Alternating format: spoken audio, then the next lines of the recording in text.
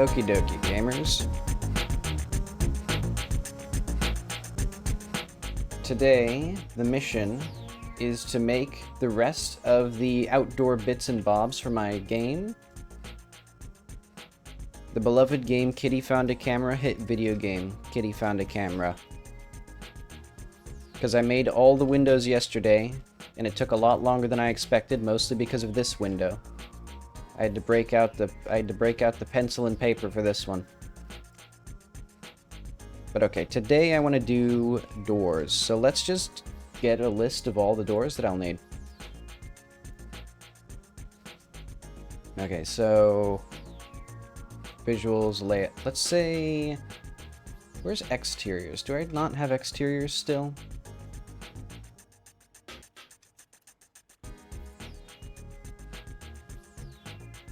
Let's just put doors up here. Actually, wait, did I do... Oh, I see. I still need these two. But those are less important at the moment. So what I'm going to do is I'm going to try to... I really liked what I did with this family's house, where I went through and I listed out every single window that I needed, and then modeled all of them, and then put all of them in at once. Where before, you know, I often tend to do a hodgepodge of work. So yeah, let's do that. Doors. So I think the right family, again, will be a unique one.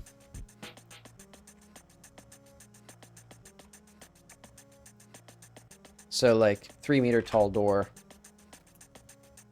So front, say 3-meter front door.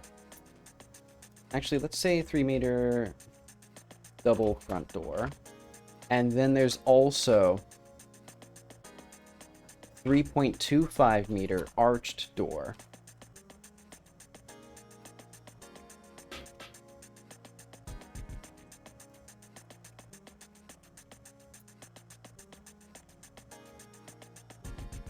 And then our back door.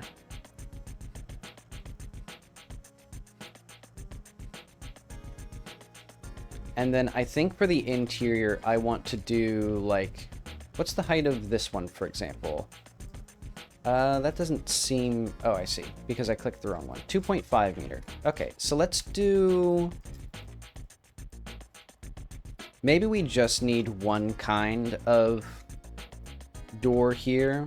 Or maybe we do, yeah, let's just say for now, 2.5 meter interior door. So, because I'm thinking if I want any variants of it, but I think for now, I'll say that's fine. But yeah, they have their special snowflake house. And then for... So each family, I think, might have one custom door, one regular door, or at least a retexture of a custom, or for a common door. So Blue's house will be custom front door. How tall should this be? 2.3 meters.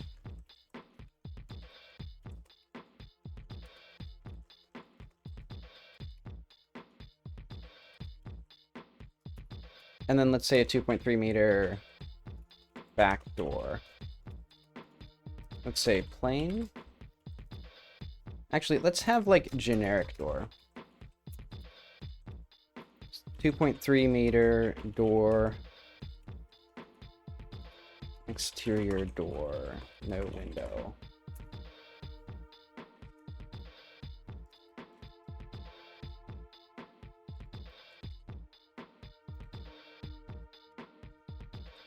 Oh yeah, we also need a 2.3 meter, let's say 2.2 meter for the interior. Oh wait, hang on. I just noticed. Boom. In fact, I think all of these are also... Let's just bring this down a smidge. So that way, like, the window intersects there. Okay. How tall is this door? 2.2 meters? Yeah. 2.2 meter interior door. So I'm thinking if I want any, like, fancy things... Also, I should check how big the... so X is negative 3.3, 1.7. I think this is too wide anyway. I think it would be... I think most of these doors are going to be 1 meter wide. So let's just put that in here. I think that's slightly larger. Or slightly wider than the typical door. And let's also have... make sure the door frame is a separate object. And that it's...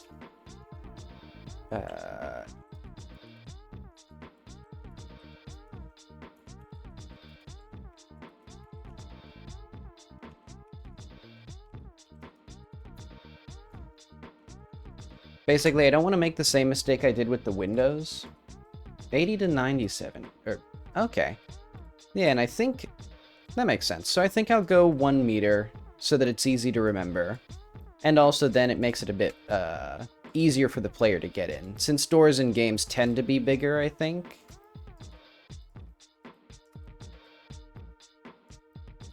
Yeah, that makes sense. Because, yeah, the player tends to move a lot less precisely, and also things just look smaller on a screen. So yeah, I think 1 meter will work nicely there.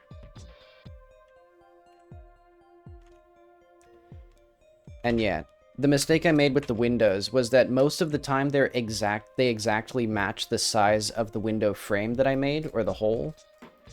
Well, at least on these ones.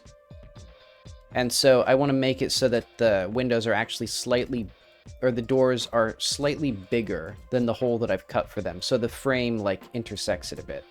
Oh yeah, I also need garages. Yeah, so we'll have a custom front door. And then for the duplex, we'll have garage door. How big does this garage door need to be? Oh, wait. 4.2 by 3. 4.2 by 3 meter.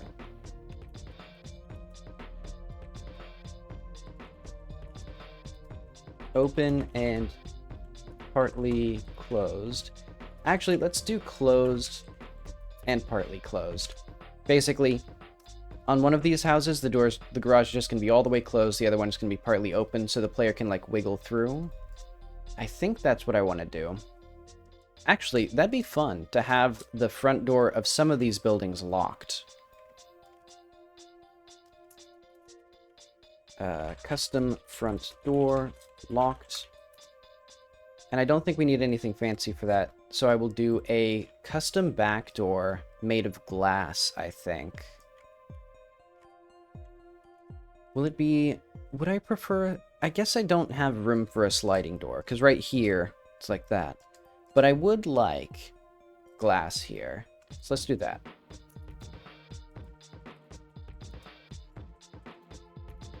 Yeah, so I think what's going to be funny with these two, their front doors will be locked. One of these will have the garage door partly open, so the player just squeezes in. Then they can jump from the patios to get into this other duplex.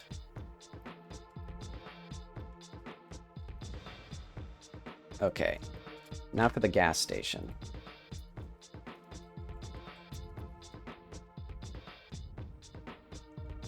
They're basically going to be taking photos, though actually, I have been thinking of making a trick-or-treat video game, so that could be fun in the future to add like a Halloween update or something.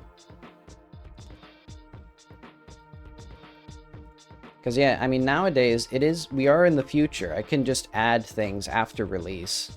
That'd be fun, actually. I'll think about that. Glass double doors. Wide. Actually, I should double check. I gotta remember to actually get the size of these things. 3.5. I think this door is just too wide. I'll do 3 meters by 2.5 meters.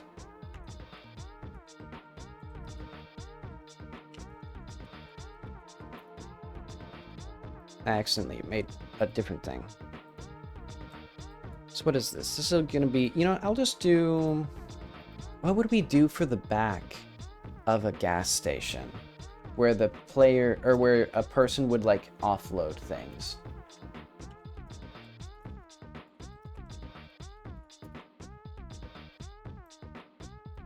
I'm trying to, let's see if I can back room. Or convenience store.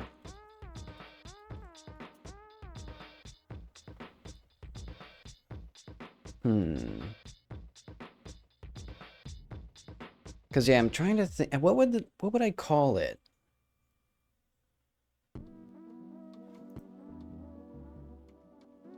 Yeah, because I'm trying to think what kind of door would we have in the back of a little gas station. I guess just a regular door. Like maybe we just have like double doors. 2.5 x 2.5. Yeah, it's sort of a fire exit, sort of a... Also, this connects to the coolers right here, and the office right here. So I also imagine it being like, they back a truck up to here. I mean, it's a bit of a squeeze, but you know, they back a truck up maybe to like here, and then they offload stuff into this area. So I envision this door should be wide enough that they can like hold it open and then cart stuff in.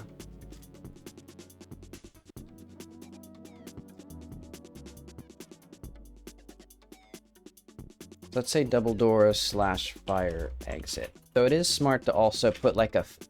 It'd be a fun little bit of like scene dressing to put a little fire alarm or something right there.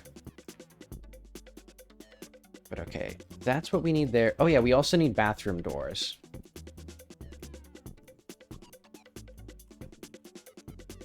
Men, women.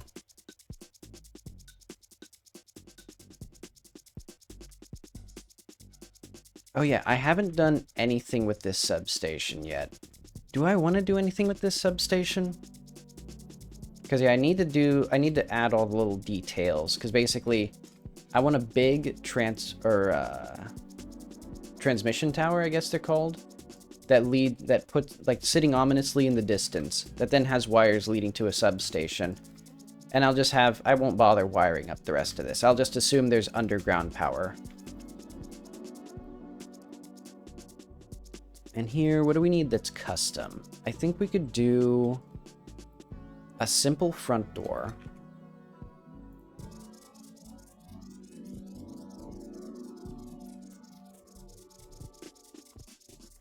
Simple front door, shed door.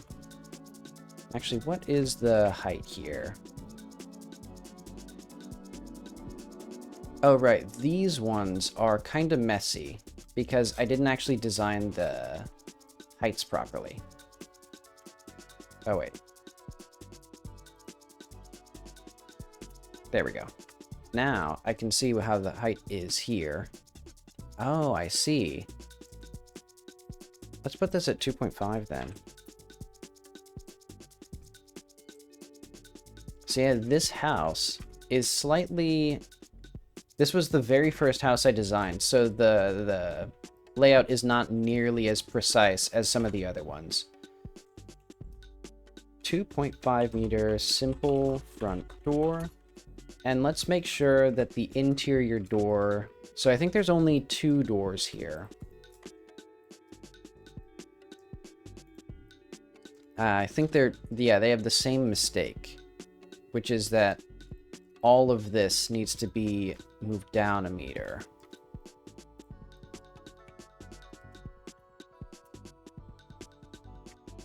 Okay, so now this is 0, basically.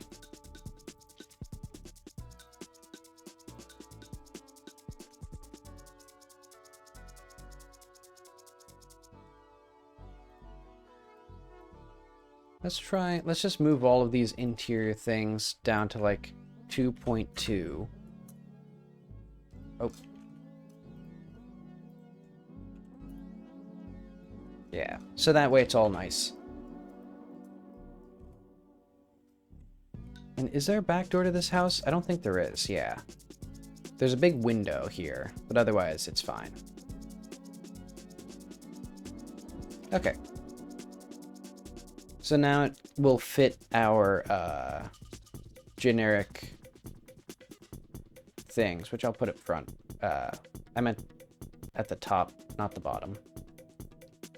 My to-do list is still slightly broken, where like sometimes it doesn't let me put things in between, like at the top here. This means it's going to be put at the bottom of the list rather than in between two items. But I don't know how to fix that, because it's basically using the built-in Windows system. But okay, the Westcotts also have a garage door, so let's see the height of this thing. So that's... okay, so this is the height here. 2.3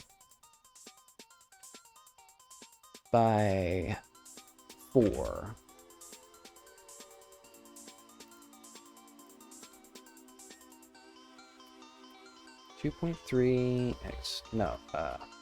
Width by height.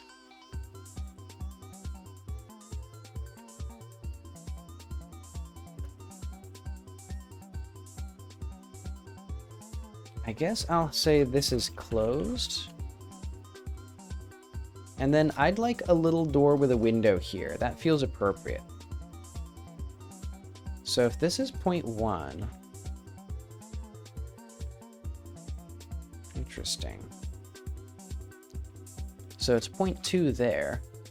So 2.1 meter. I'll do that. 2.1 meter garage interior door. Little window.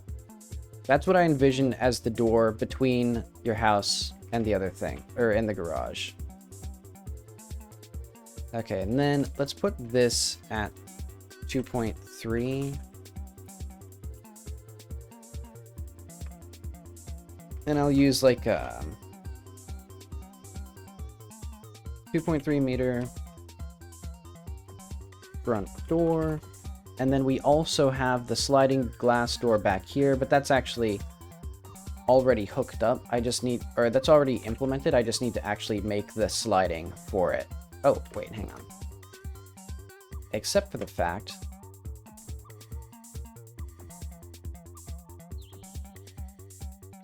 there we go. It was slightly offset, but okay. Now we just rig up the glass door. Because basically the way the doors are going to work is if the door is not locked, it has no collision and it instantly slides out of the player's way. Because basically I want the doors to be as unobtrusive as they are in real life, where it's just like, is it locked or is it not? And then I think in here we can just use the generic interior door.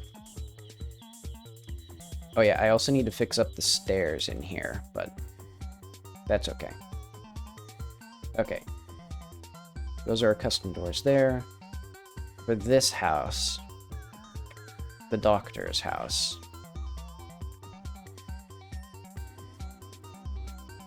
we'll have this be 3 meters.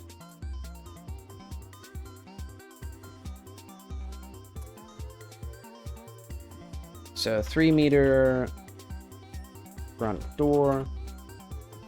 Probably just the generic back door, so that'd be 2.3 here. Ooh, that feels wrong for this house. I think we'll just need another 3 meter custom door.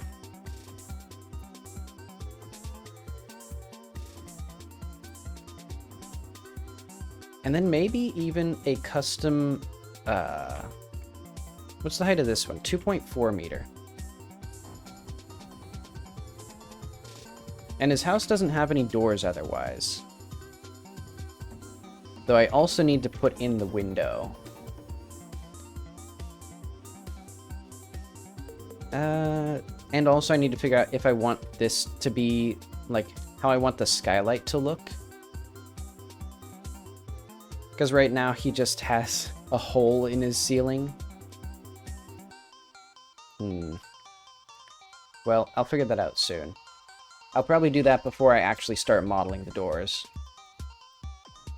So for this house, I'm going to say we do nothing fancy with this one. It's just generic stuff.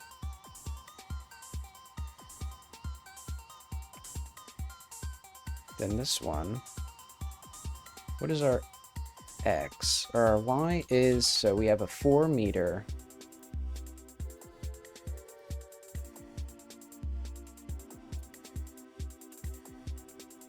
Probably 2.6. I could do 2.6.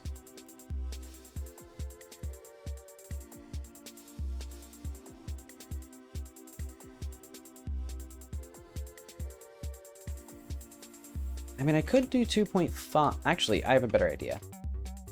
This garage door is too low for the truck to fit in, so let's just fix that by having this be 2. Oh wait, did I make something wrong?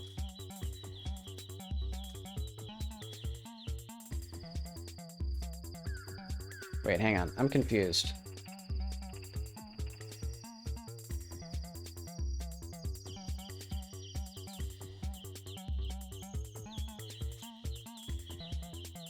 I'll try to make this look right.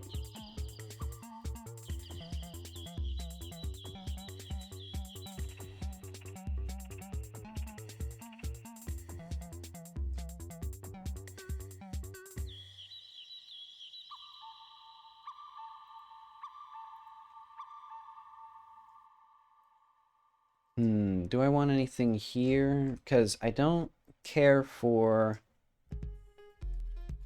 how this roof is structured.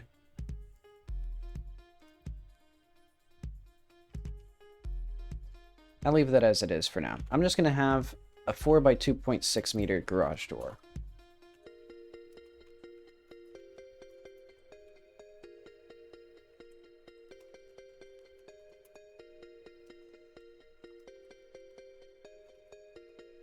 Partly, let's say closed. So basically, we're going to complete these two.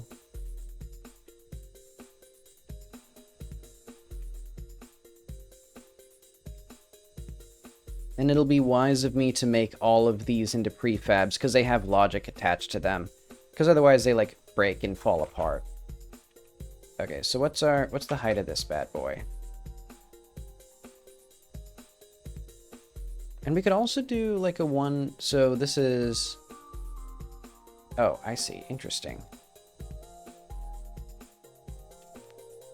Let's get all of this. And then I'm gonna do that to basically get the wall aligned properly. So that way I can see what this actual height is. Let's say 2.5. Yeah, let's say a 1.5, well, let's just say a 2.5 meter front door.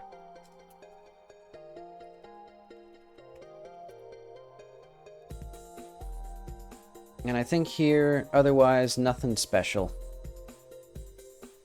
The church, though. Actually, I need to do the church. Ooh, I need to do the church windows as well. I forgot to do them. But for now, let's ignore that. Actually, do I want the... I'm going to have these be the same between the church and the gas station, just for laziness sake. But okay, 3.5 meter by... which one of these... So 2.2 by 3.5 meter double doors. Let's say 2.3 by 3.5 double doors. Anything else fancy that I want in here? These are 3 meters? No, they're not. They're 2.2 meters still.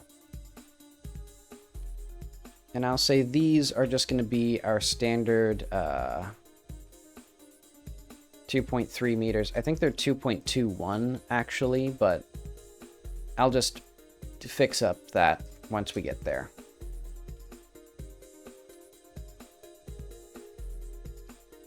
So I think, yeah, we'll just use the bog standard interior doors for that.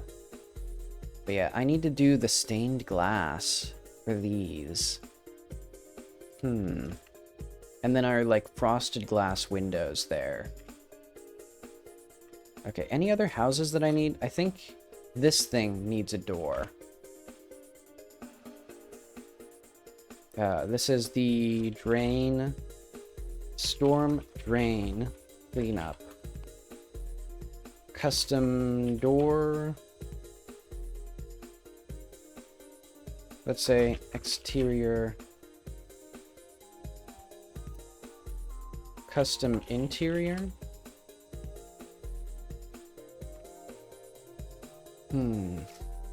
Okay, and I think that's the last of the doors that we need. Unless I want some sort of doors on this thing. But I think I'm fine with not having any because it's already, like, I've never seen a substation that actually has a building on it. So I think this would be like a shed where they're fine with, like, it raining on it. Or, like, you know, moisture and stuff. But okay, so we got a lot of doors to model. But first things first. I think we finish up the windows. Yeah, so let's just start nabbing windows. I'll need to look for, like, small ones.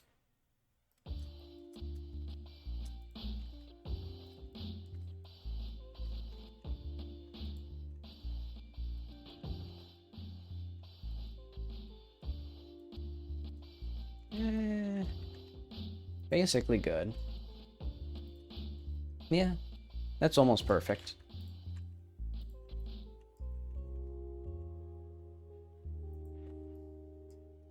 Actually, I have a good idea. Oh wait, no I don't, because I need a mirror modifier, or I use a mirror modifier, so I can't just, like, snap to the selection.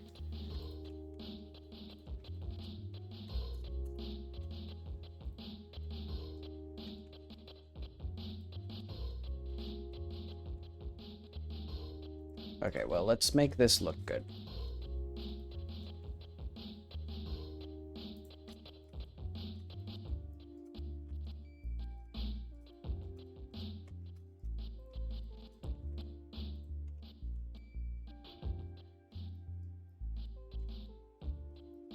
Okay. Then maybe just the same windows on the bathroom, but they'll use frosted glass once I do it.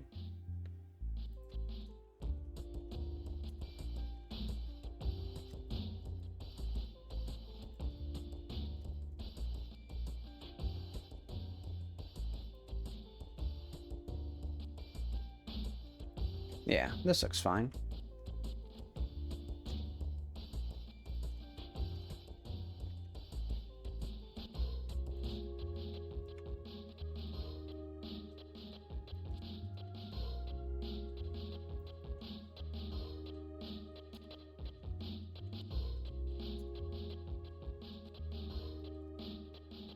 Convenient that this is also aligned with the grid. Okay, then we have a few wide windows, a few, let's say, this size of window. Yeah, good enough.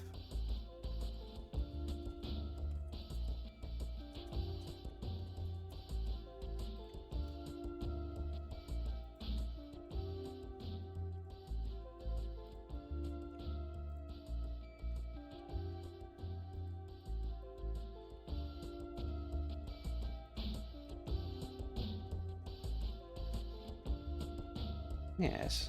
Okay, there we go.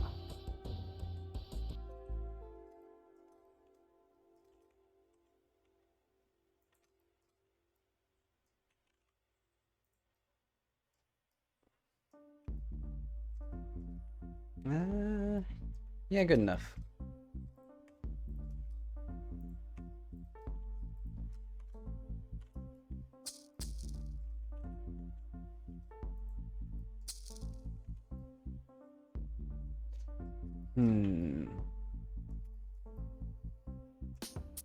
And also, let's do right here.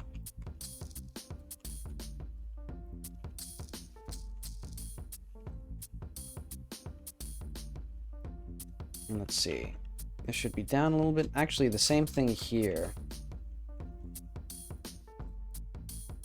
Did this one match just automatically? That'd be pretty cool. But okay. This one almost matches. I'm, like, impressed by how little adjustment all of these windows need. Like, I guess it's just windows feel right at particular sizes. I think this one might be a little small for this window.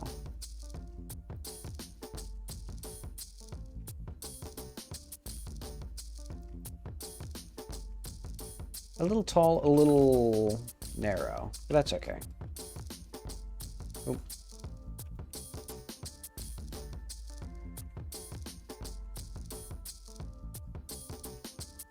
Because by the power of editing.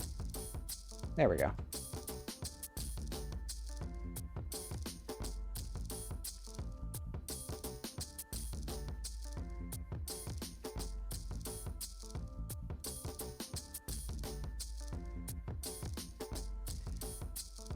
Okay, so now the unenviable task of designing stained glass windows. So let's at least get the measurements on this.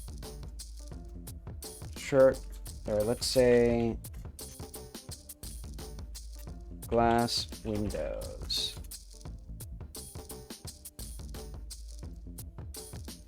So what is the size of these? They start at 2.5, go up to, let's say 6. Let's also double check the distance here. So negative 7.1 to negative 5.4. So that's 5.4 to 7.1. So that's 1.7. Let's say 1.8 by 3.5 plus, what's the height here? 7 plus 1 arched frame. Now I have to think, what would actually be in this character's place? What does she want exactly? Or, like, what does she want to memorialize?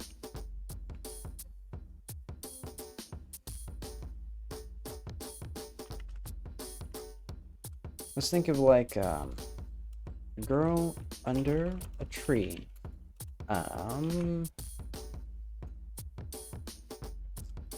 Because basically, this whole place is kind of like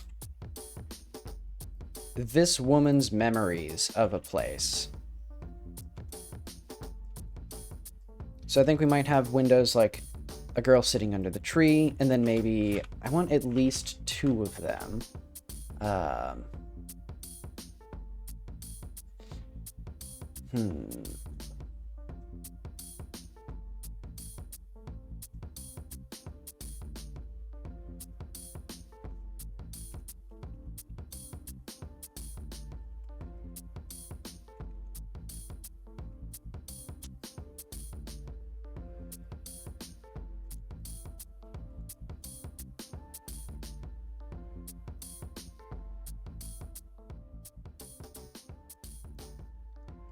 Yeah, so curious things. I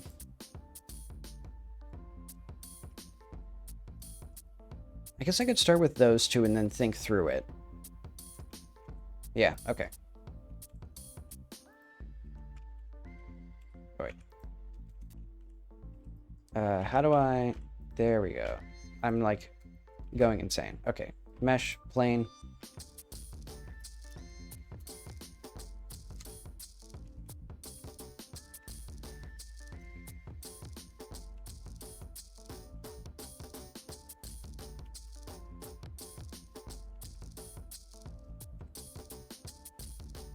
So this is the initial dimensions that we've got for our thing.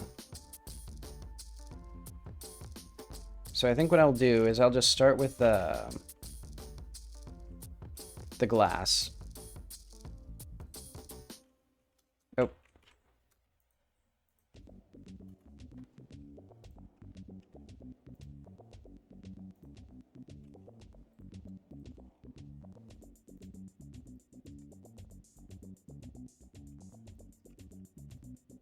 Okay, that looks like the start of it. So this is going to be glass S body.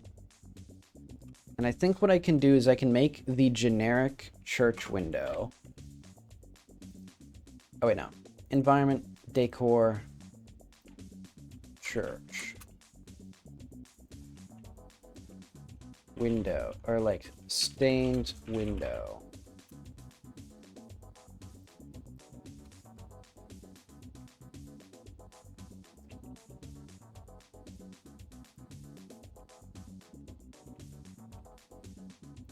And I'll remember to make it so that, like, I can parent this directly to the place where I want it to be.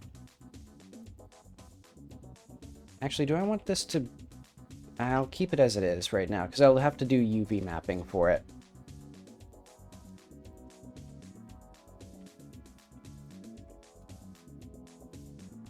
Okay, so this is going to be frame collision.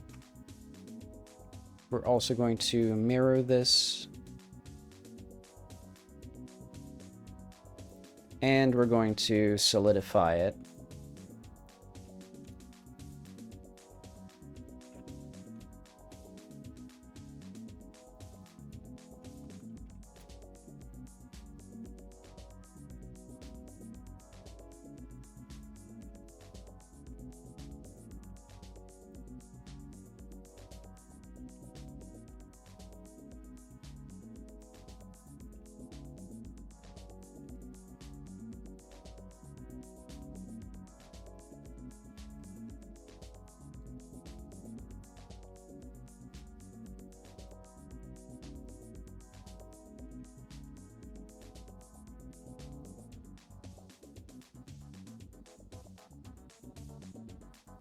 Just come forward a little bit. Okay.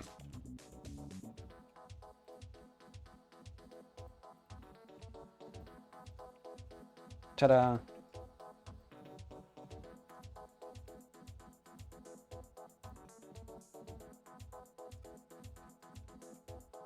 There's our beautiful first attempt at it. And so basically everything fancy will be in this glass, which actually, let's just UV unwrap it now.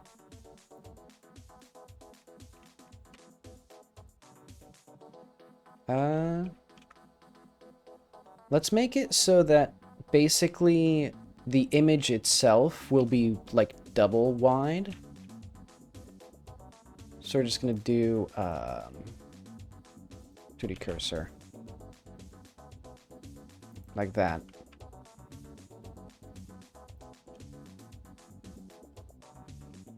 Actually, I better double check. So let's make sure these don't exceed the bounds here.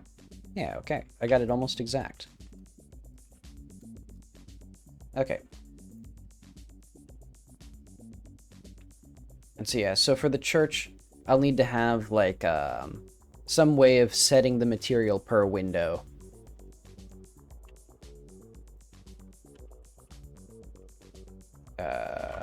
Interesting that this is not... Oh, because it's called stained. I was getting the folder. Okay, new inherited folder. And for now, what I'll do, just to make sure that it all works,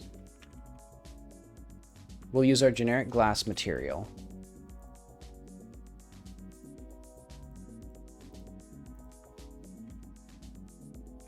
Environment, decor, church, stained window. Okay.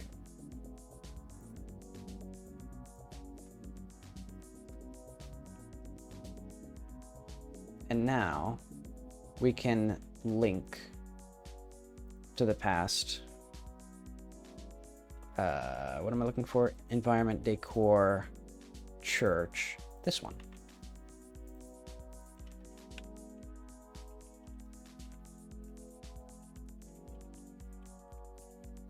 Haven't I called it stained window? I should have called it window stained, but oh well.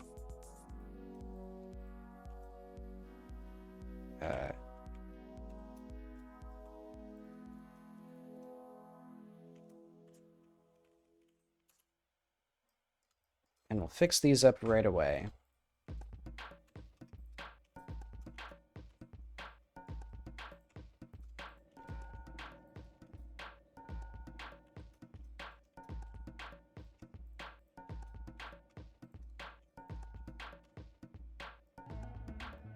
And then, yeah, okay. These stick out a nice amount. And then they're in here a nice amount. So yeah, once we fix up these little edges here, that'll be all good. Now the main thing is figuring out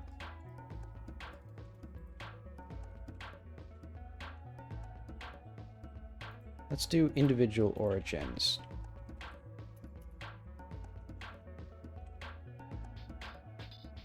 There we are. And now basically just eyeball it, make sure they're good enough for me. Yeah, good enough. Okay. Now the trials and tribulations begin.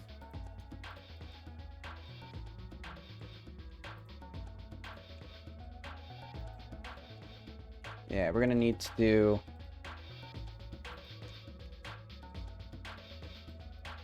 I mean, I guess it would be easier to just slightly adjust the door, or slightly adjust this window.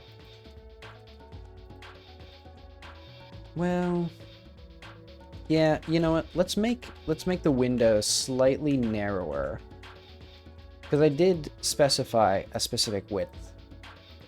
Oh wait, but I made these slightly narrower, or I made it slightly wider than this by choice.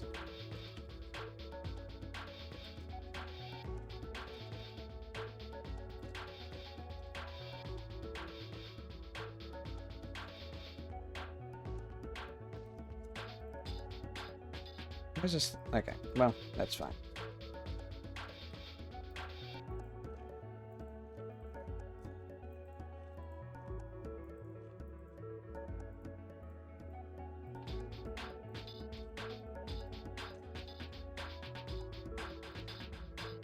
Oh, now we need to personalize each of these.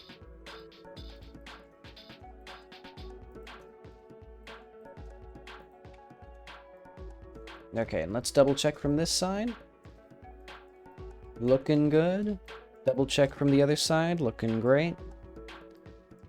Now the real secret will be... Are there also any interior windows? I remember there was one... Oh wait, no, it's the duplex that had the interior windows. Oh, we also need an interior double door for the church. Gonna be lower than this one. 2.2 meter double door within our church. Got so many doors. So 2.2 by 3.5 interior double doors. Oh wait, no, 2.2 by 2.2, I think.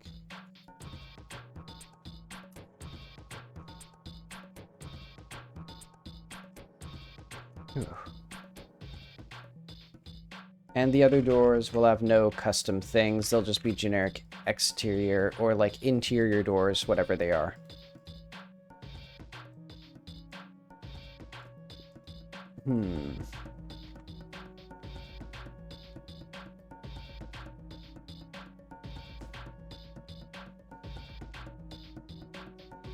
Yeah, I think I gotta figure out who is the mysterious woman, because I've decided that this home will be empty because it was the girl's home. And so she's remembering everybody else's place in the neighborhood.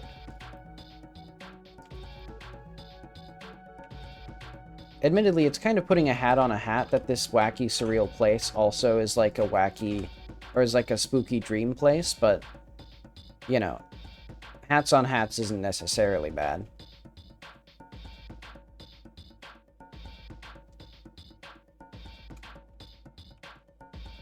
Okay, these do look right. It's basically just, from far away, they turn to triangles because of the LOD system. That's fine by me.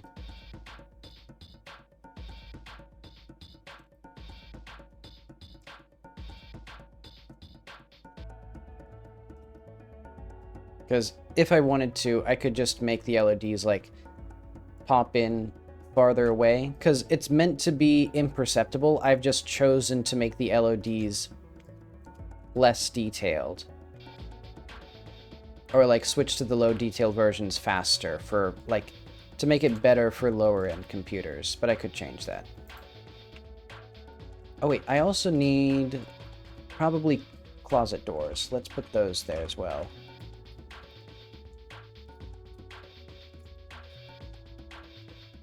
This place is coming together. It's starting to exist. Oh, this is 0? Huh. I guess I'll do 2.15 meter by, 2? Let's say 1.8 by 1.2 double closet doors.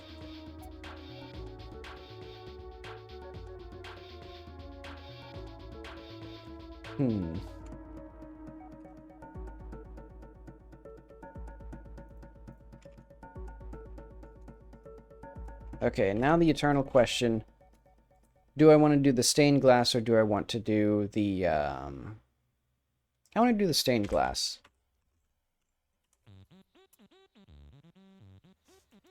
We'll break out the big guns for this. It'll be like 128 by 256. Real high-res stuff here.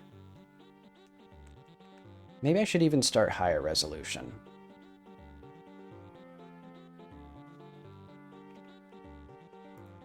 Let's also go to the stained window. I'm going to export our UV layout here.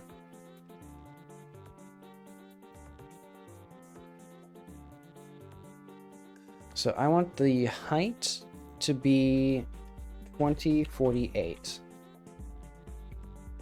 And I want this to be in concept art. Or like out of here.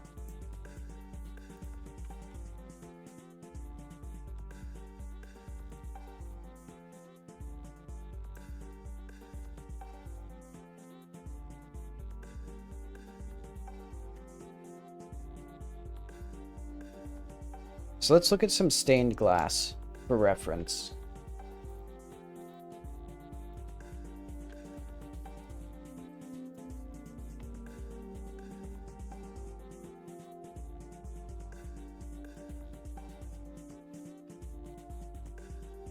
I like the mix of bright primaries.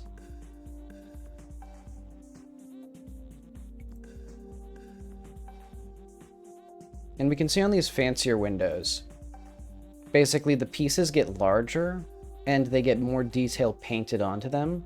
Like it seems like this hair, for example, is just one massive piece.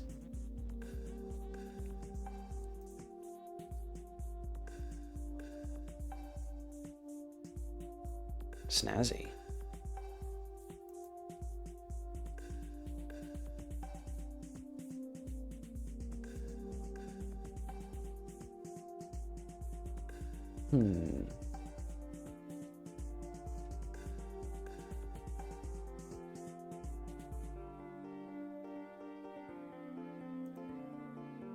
Yeah, I think the stained glass look won't come through unless we, like, have them really, have a pretty high resolution. But okay, so I'm thinking we start off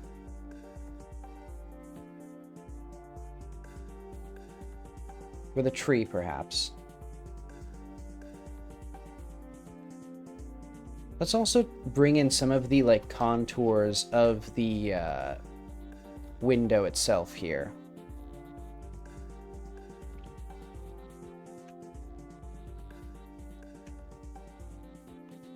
So if we have, like, branches like this, and we could have the different branches also be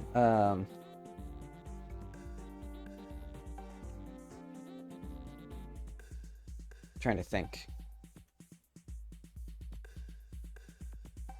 We'd have each branch be like one piece or like two pieces like that. And then there'd be sections of leaves that are also like, they could be kind of standardized like pieces that are fed into the texture. And I think we can go lower resolution than this. Project, environment, textures, church. Let's call this a Krita file.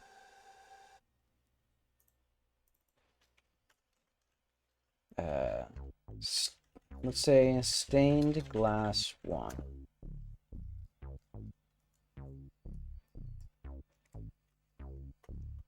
And I'm also thinking, how do I want this to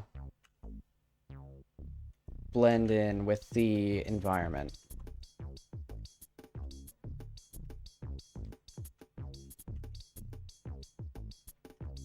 Let's have something here. I want this to... I know.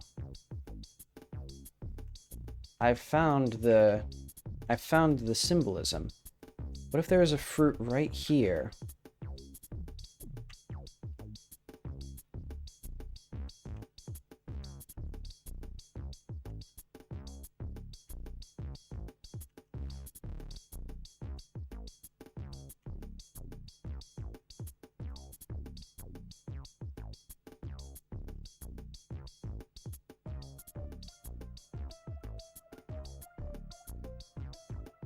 So one of the things that I want is for it to look like an eye in here.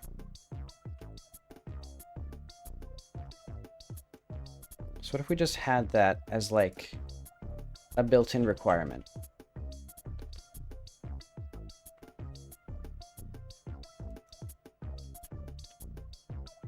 And then I just make everything else work around that.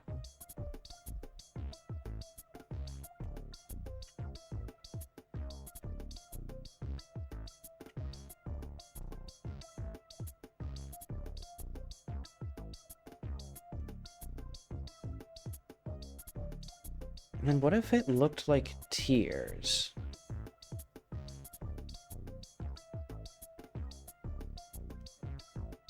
Where's this leaf? Where's this branch coming from, anyway?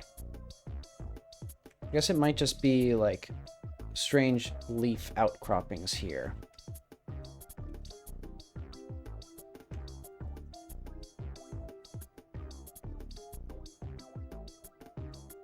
Put this exactly where I want it to be.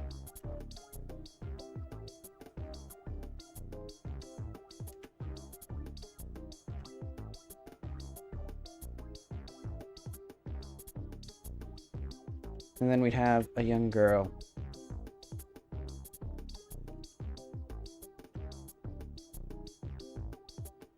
Sitting here. What would her hair look like?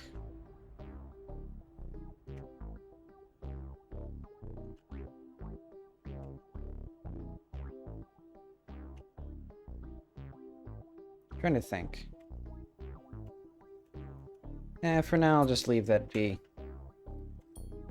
Basically, I mostly need her for, like, the sake of getting the general vibe of this thing.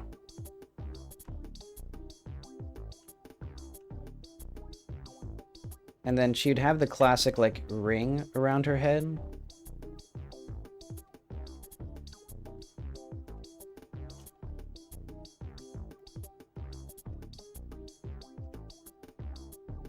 And then I want her actually to be more encased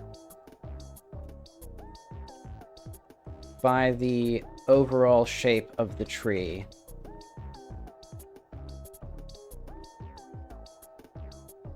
Or at least to be like where you can actually see her like full body, basically. Okay, this feels better. And then we move this back to here. So she's sitting like that, with her hand on the tree. So now it seems more like, because it's basically what I envision is sort of like a childhood memory of like sitting on a tree.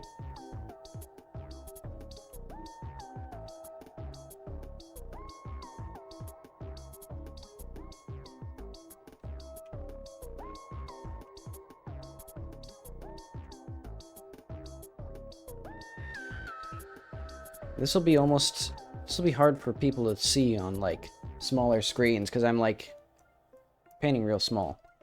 But okay. I'm gonna get in the basic vibes in color. Full Technicolor. And I think with what I've seen, let's look up a tree. How would people do stained glass trees?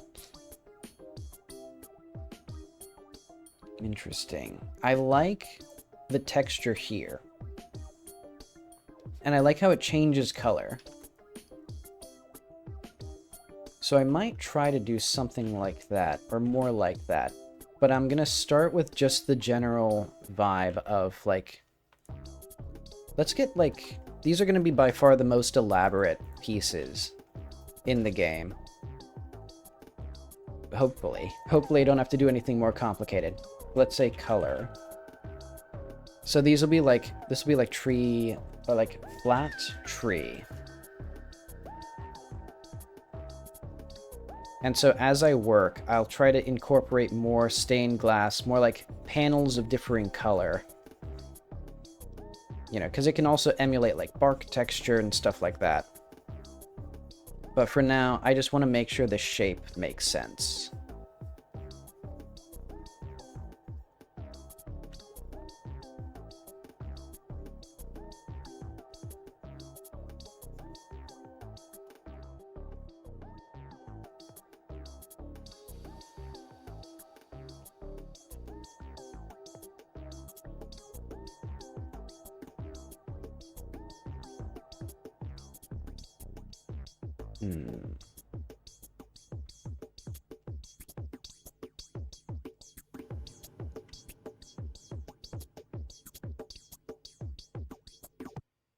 Let's keep this to one object per layer.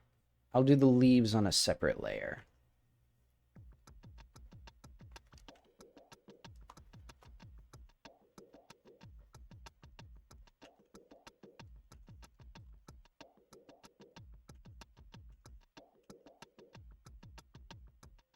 And I think what I'll do for the actual material is I'll do a multiply mask. Or basically, yeah, I'll have like my most elaborate material. I wish there was LODs for materials in Godot. Well, maybe there are. I'll have to figure it out.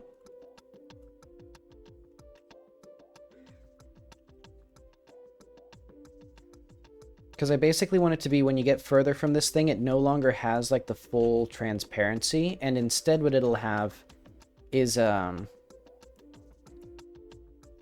opaque texture with the same color.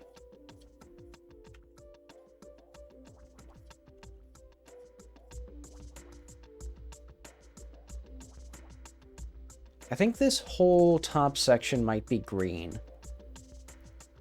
And then we intersperse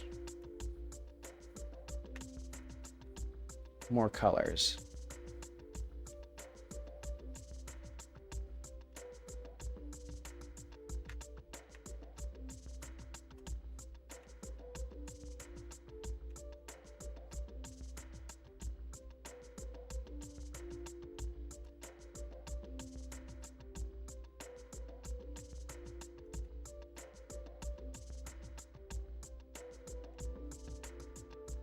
And what would be really cool is to have the stained glass cast shadows, but I'd have to basically like modify Godot's, like deepen Godot's rendering to make it render colored shadows.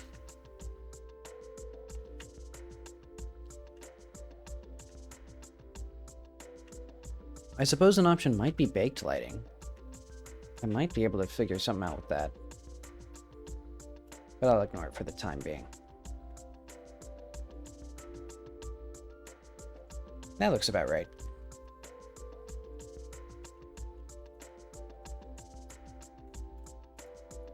Get our greenery in here. I think almost all of this will be green, so we'll have like a...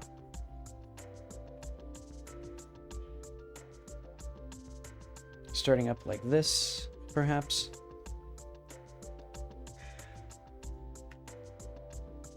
And do I want the green to then come down here?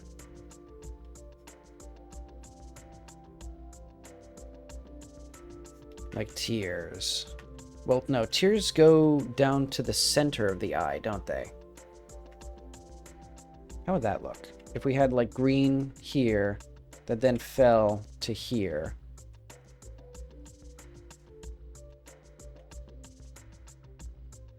You know, instead of having any of this over here, we might have like a little bit off to the side. But I think the main thing is it'd look more like crust than anything.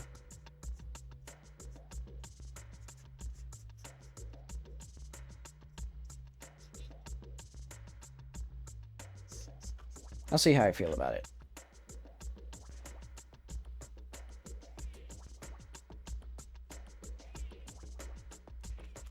And I can also like tint and hue the colors to be more wild and strange. And like actually like, you know, make this feel like the interior of the eye, for example, and this feel more blue. So that it's actually like recognizable as tears, perhaps. Why is she crying though? What's she so sad about? Do I have an answer?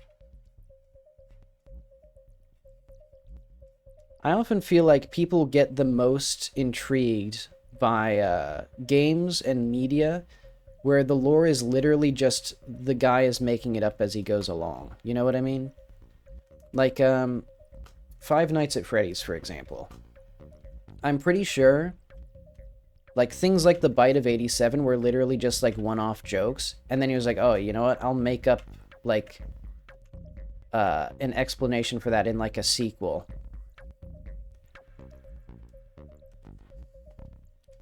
Like, where people get super into these things where, like, the reason it's so mysterious and appealing is because there's no answers. Because he literally made it up.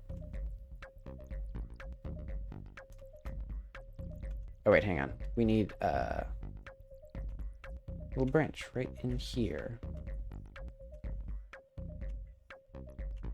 This also looks like an eye.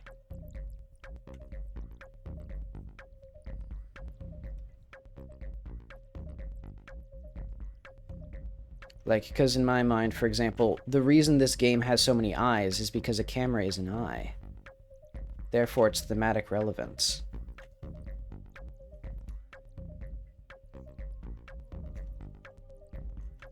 Speaking of the devil, what if we just had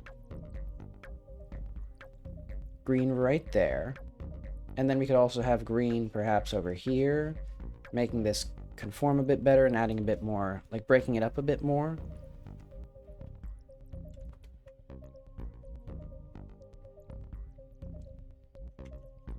Let's have this go this way, this come this way.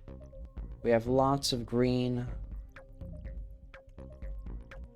So I'm thinking perhaps this whole thing up here starts turning green.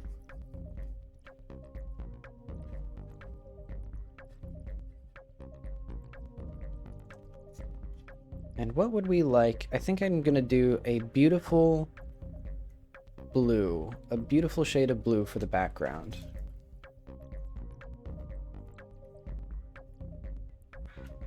Oh wait, we need this as well. Just as our, like, reference.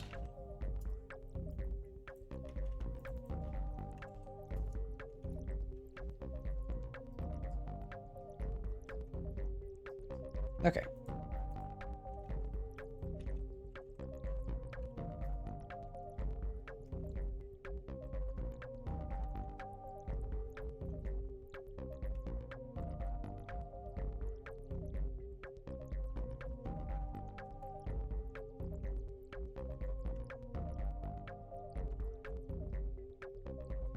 And I think for this apple, what I'm going to do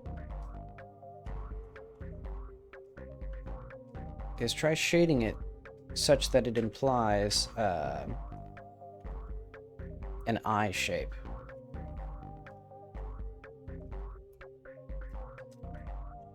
Let's see what it looks like without the sketch.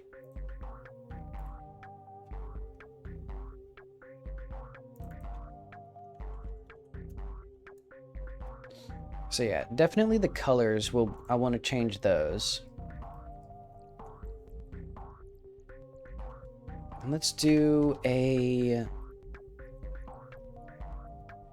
color.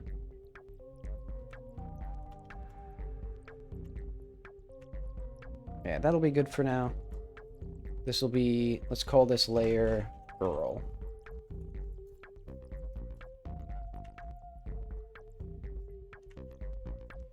And then what I'll do eventually is probably crunch this down to a lower resolution. Once we've actually gotten, like, the vibe that I want.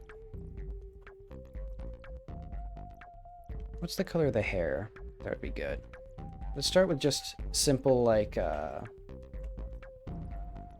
get the face in, first of all.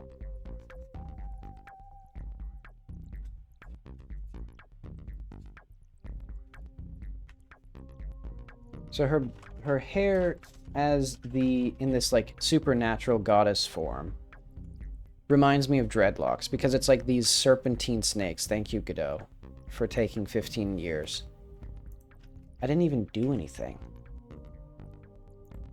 Like, it's literally just... Okay, whatever. Okay, take your time, Godot. Yeah. Supernatural. Dreadlocks. So we can start with that as, like, an idea. This looks like boy's hair, though. I think because... What I've found is that if you draw hair too full, it looks like boys' hair. Because boys just naturally have, like, very thick hair. And also tend to, like, have it unkempt. So you actually have to thin it out a little bit. When I'm rendering, or like drawing women's hair, I have to, like, thin it out from where I initially expect it to be. Because otherwise it's like, it's easy to make, like, surfer guy hair. Yeah, I'll have to think about better hairstyles for her. I mean, these are her memories, so she'd remember who she is better than me.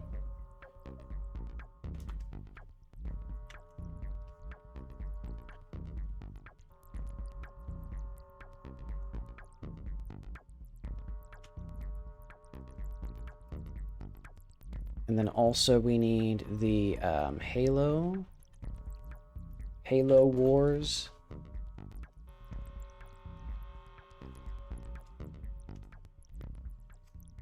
There we go. And for this one, I should probably do, like, proper, like, lines. But for now, I'll just sketch in these little, like, cartoony lines like this.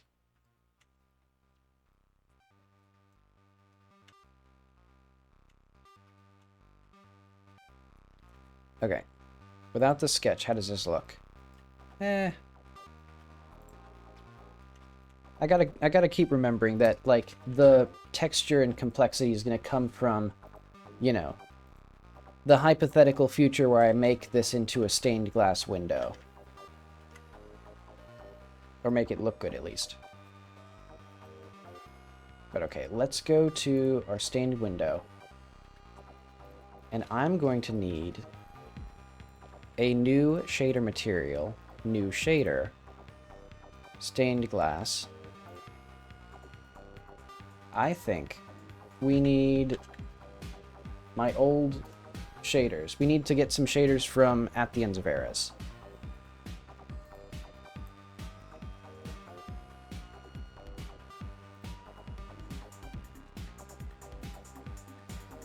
That'd be under Material Shaders. Gem.shader, I think. Gem Transparent GD Shader? Material Gem.GD Ink. Or GD Shader Ink.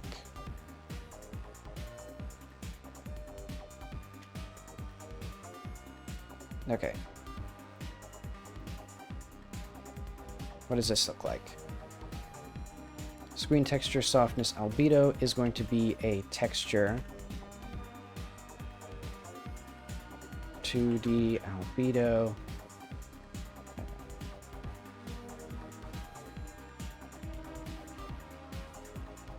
No, and then we don't need this because we're just going to do like shading Lambert.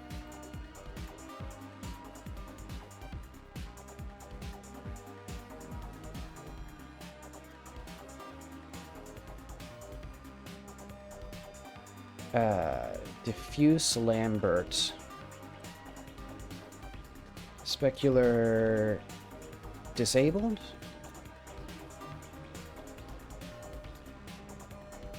Let's do or texture UV.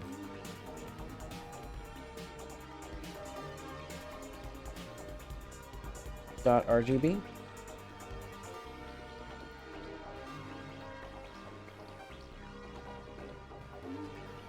Oh, right. We should actually have the albedo. So we need this to be vec4 color equals that. So we'll do color times.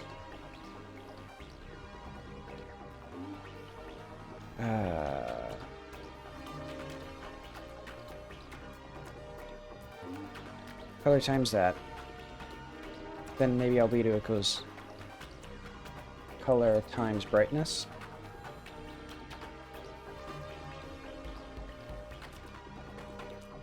There we go. Okay. And then this should be like 0.4.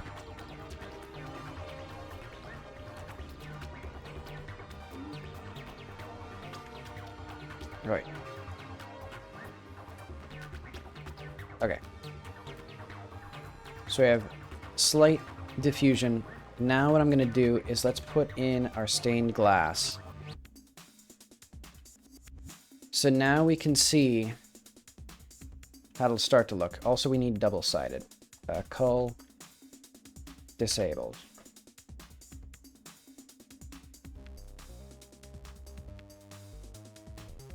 What if we had no albedo?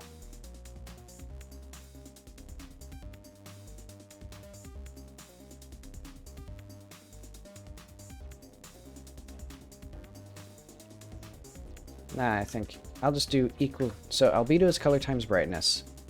Our emission is this. And I don't think we need this anymore because there's something weird with like HDRs. And then we could increase the brightness to add some albedo to it.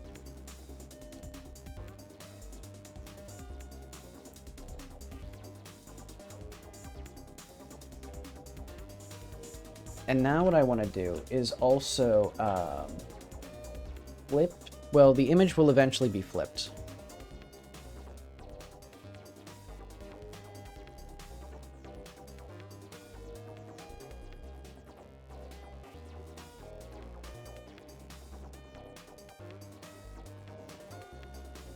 Okay. And if push comes to shove, I can just have one stained glass window here.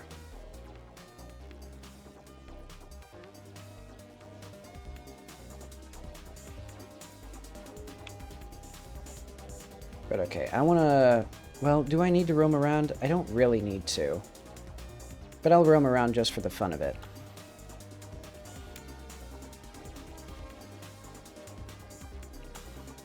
And I'm thinking also, will I need custom colors for the frames on the different windows?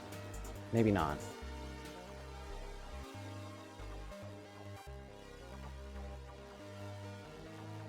Hmm.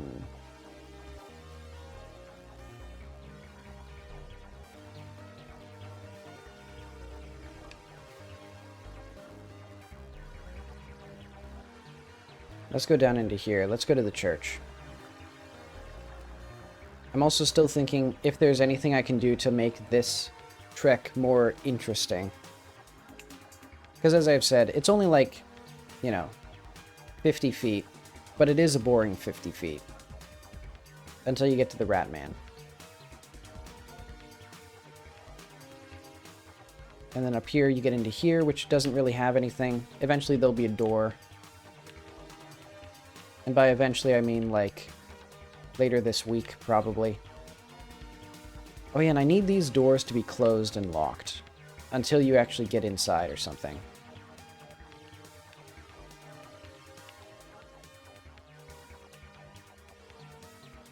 Oh, I forgot. This is where we are.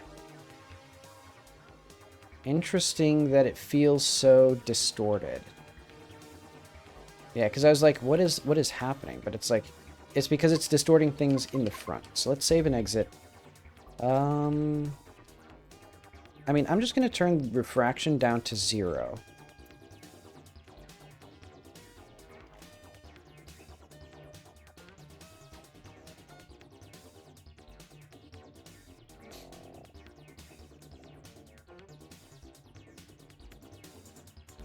Because then it won't do anything funky with that.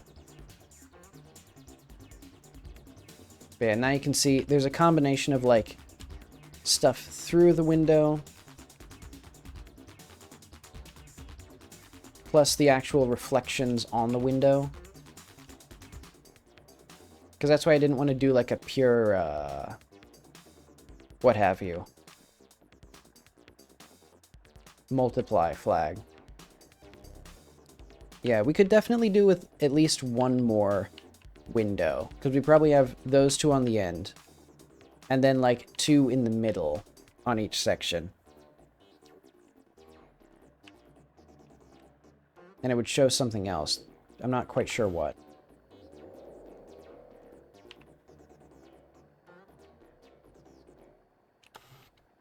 Okay.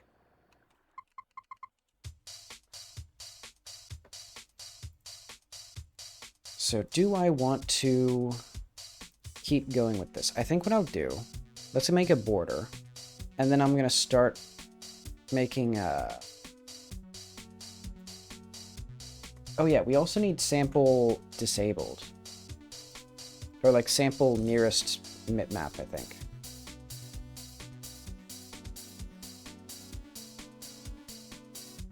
I guess we change it in the sampler settings? No.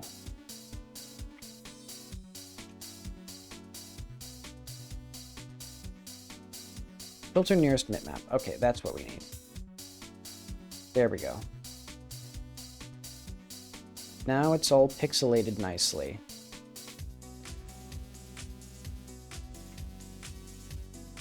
Because yeah, I think eventually I'm also going to reduce the resolution here.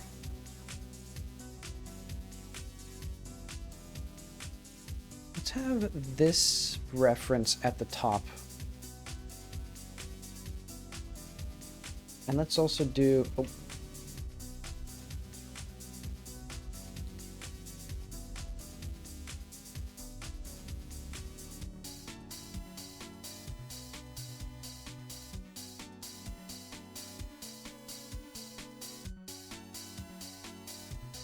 And eventually I might do something more, or like a more interesting color here, like make it modeled, make it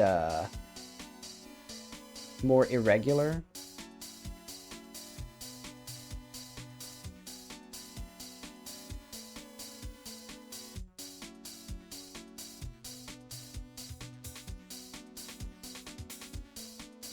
Yeah, let's, I guess, start just making some colors. Let's do a more, like, regular shape here. What is the shape of a hemlock flower? Or a hemlock leaf?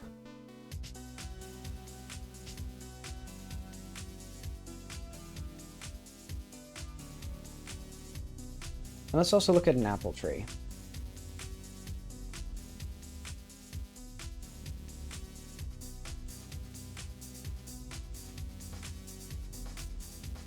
Because I think it would be very interesting to have... So what is a hemlock actually... Like, is it a plant? Because we see hemlock... I see hemlock trees. But I don't know what the difference... So what is a hemlock tree?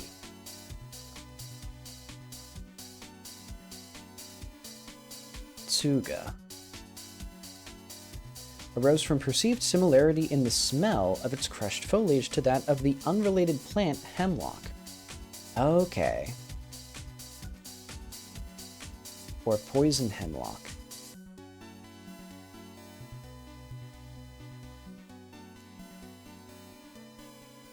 Okay, so it has no wooden parts.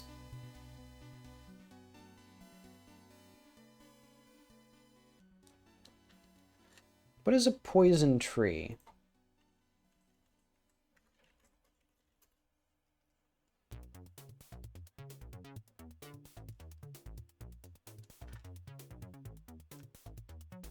Poison oak.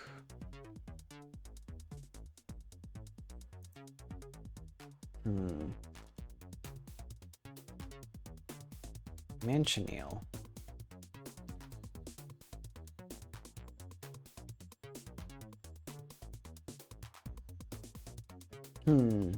Not quite the vibe that we would get from this area. Yeah, I'm just gonna stick to leaves on an apple tree. Which admittedly aren't terribly exciting, since they seem to be just kind of like leaves.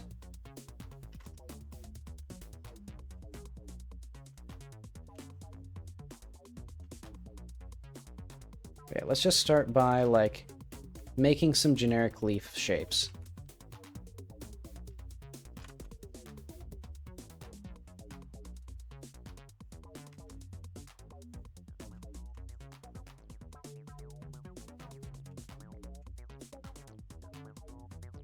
I'm also seeing leaves also have eye-like shapes. You know, the shape of a thing around a sphere seems to be very common, like very easy to create.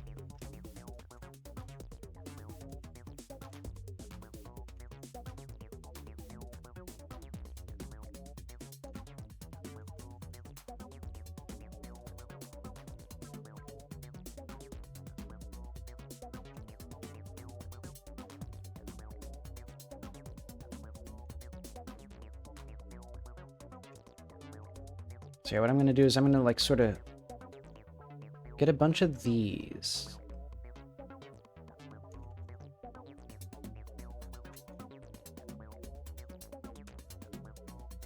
What are some other shapes I want? A much more simple teardrop shape, almost. Something more pointed toward us.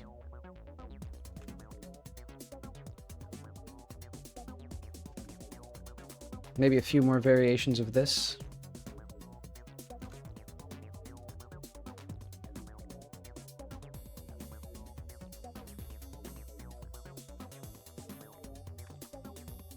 And then more eye-like shapes as well.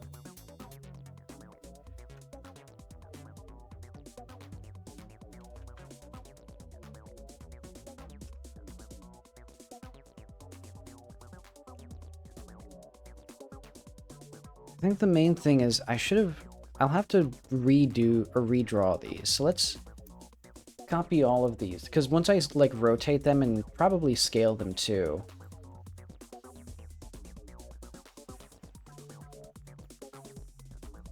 So let's just have this up here as, like, a reference.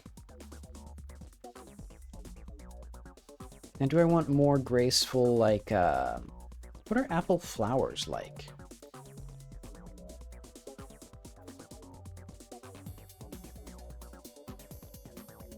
Oh, nice. I guess the apples would be long gone by the time the apple itself is there.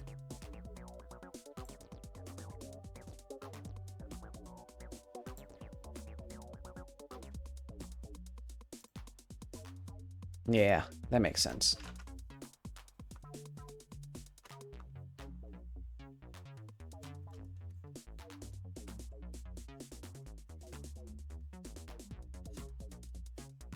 But okay, let's start trying to move some leaves around.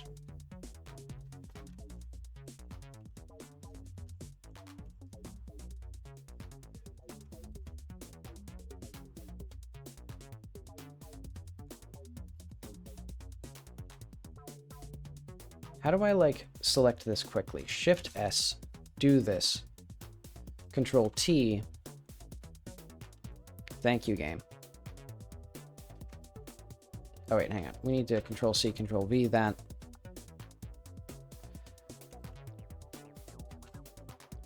Is this... There we go, okay.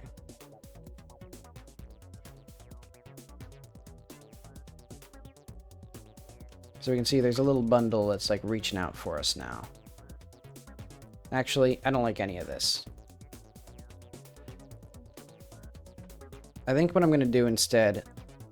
Those leaves served as a study. So now I'm just gonna hide them.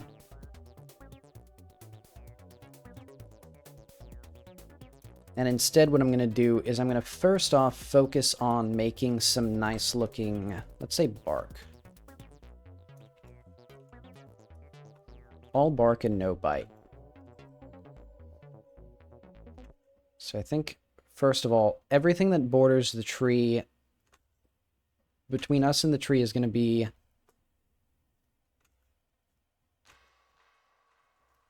thicker.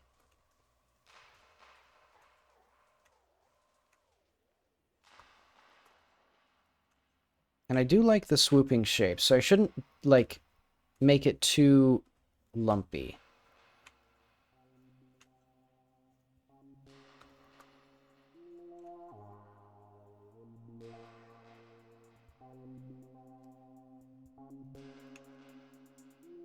I should probably, like, have thoroughly drawn out the shapes first, but oh well. And then I can, like, cut this in half and then export, or, like, cut the resolution down, export it.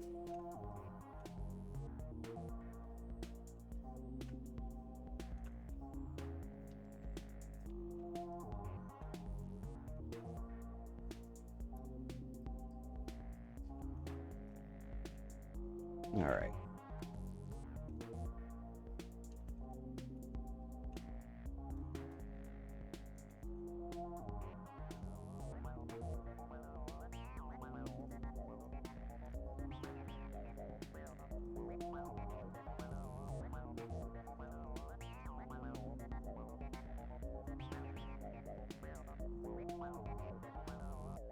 I like that little lump there. I guess I should think also, is there anything that I'd like to change here? This could be more graceful. Yeah, before I, like, zoom into 50,000 pixels and, like, start doing this, I should probably make sure that, like, you know, all of the shapes are the shapes that I want. Also, I just remembered, I can, like, go slow. It's not quite as nice, because I don't have very steady hands, but it'll probably be fine. And I should probably be, like, narrowing down. Hang on. Get this cut down a little bit. Like that. There we go. So we'll have, like, a slightly lower resolution. Or slightly thinner border as we go up into these branches.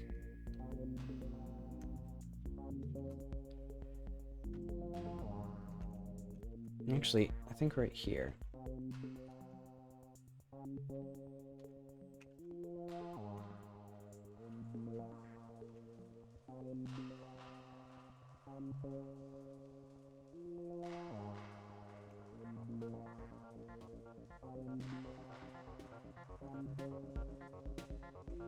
Okay.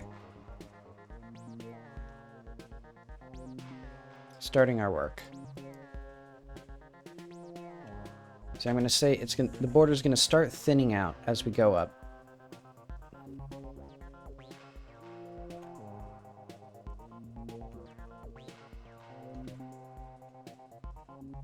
And then I'll think about ways of making it so that the interior bark not only looks interesting and makes sense as like stained glass pieces, but also like implies the sense of bark.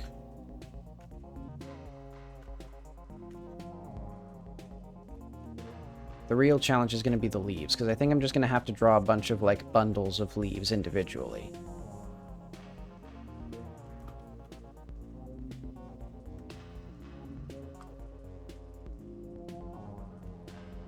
Let's say here, it's actually going to just connect right about there.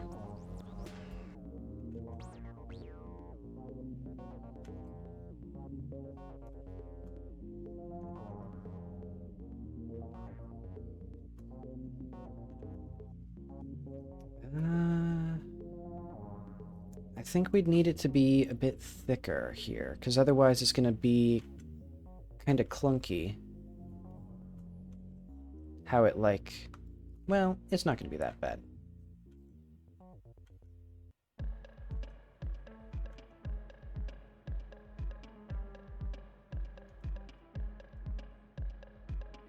Boom.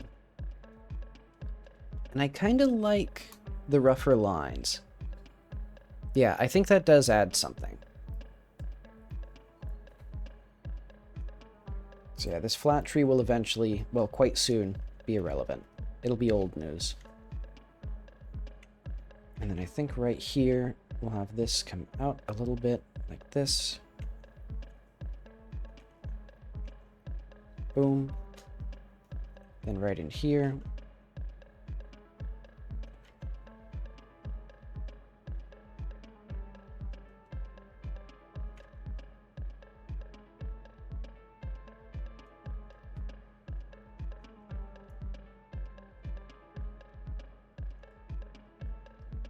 Okay, this is turning out. Actually, let's make sure that okay, good. I'm on the right layer. I tend to accidentally get onto the wrong layer through events that I cannot possibly understand.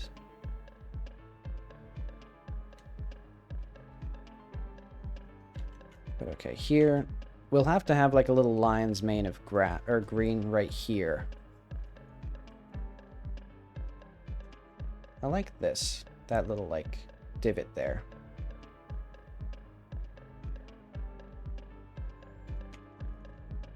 Oh wait, hang on, I like that. But I don't like right in here. It should get a bit thinner by the time it actually touches the apple.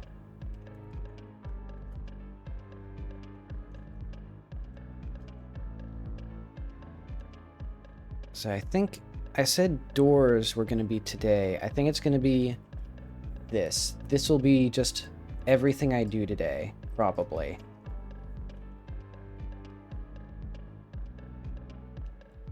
Thankfully, none of this is too important because it's all going to be obscured. Well, almost all obscured. But I need it anyway. Because my next step is to paint this, or paint the interior edges.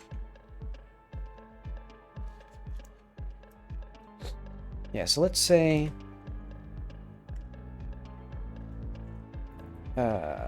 bark or like tree outline, and then we'll have inline. And then we no longer need flat tree. Well, we won't need it eventually, but for now, it does help us. So let's look at some bark. What does the bark of an apple tree look like?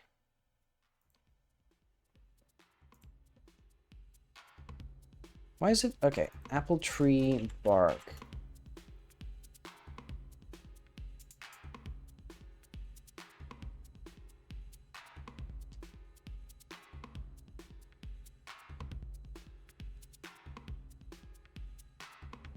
How is every single... I guess it's like skin, where it's just like, it can be varied quite a bit. Because, you know, we have some that's quite scaly, like this. We have some that's less so. Some that's very little, like, scaling, like it's very smooth. You know, so, like, who do I believe? They're all on the same site.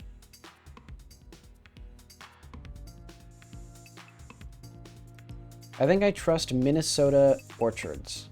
No, Minnetonka orchards or Minopa orchards.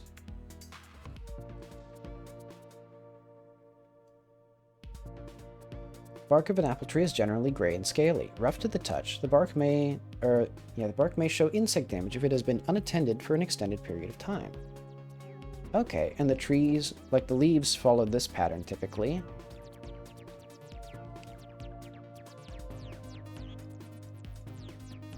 Greenery has similar characteristics. Leaves on apple trees are alternate, meaning they are not symmetrical as they move down the branch. This is useful stuff.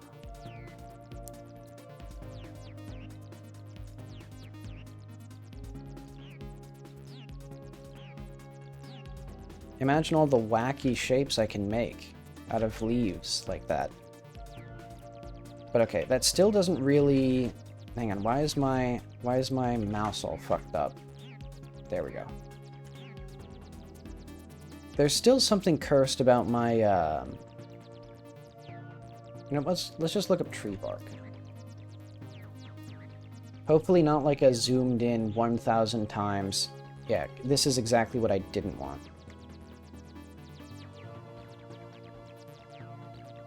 Because the problem is there's no, like, medium shot of a tree.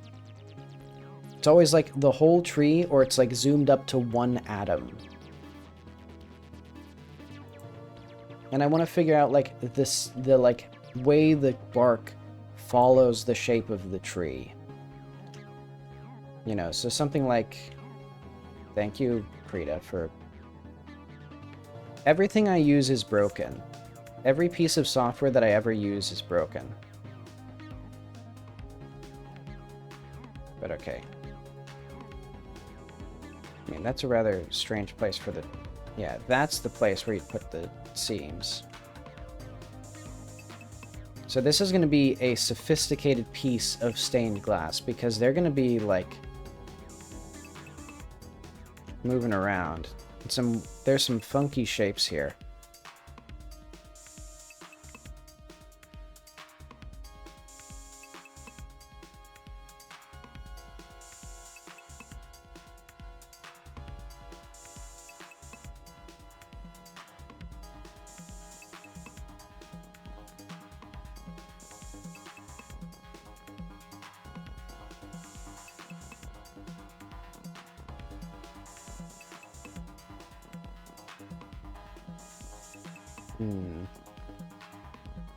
Say that's fine, and that's fine. Okay.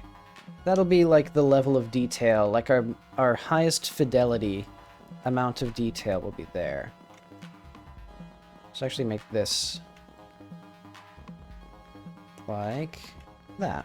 There we go.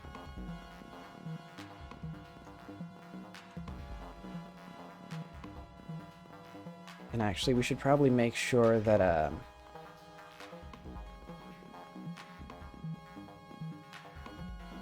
these have like a reasonable amount of spacing. So let's keep zoomed out like this and not get too lost in the weeds.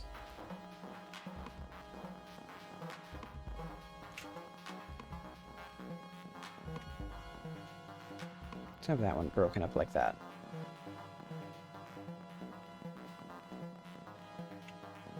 Actually, what if we had larger pieces as you go, like, into the center? So, like, to mimic the effect of perspective, you know, we'd have, like, thin, long pieces here, and then as you get closer to the center, they're a little bit larger.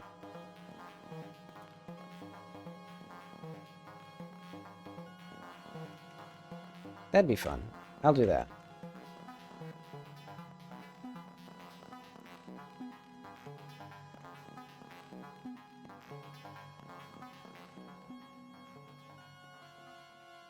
And I think should have some small pieces here to make it so that it's not so uniform.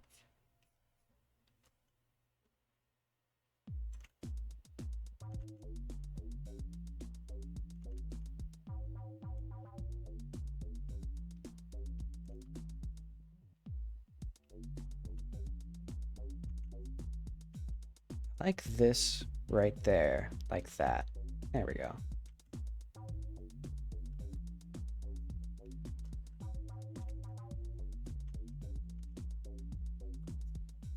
And I think we could do some of those fancy, like really big pieces of stained glass.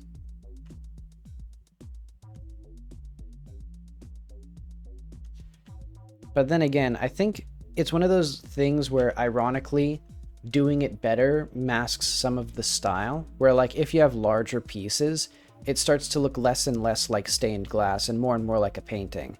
Which, like, for stained glass artists, that was probably at some point the goal. The same way that, like, painters historically would try to mask the strokes. Like, if you were a real painting master, nobody would be able to even see the individual strokes on the canvas.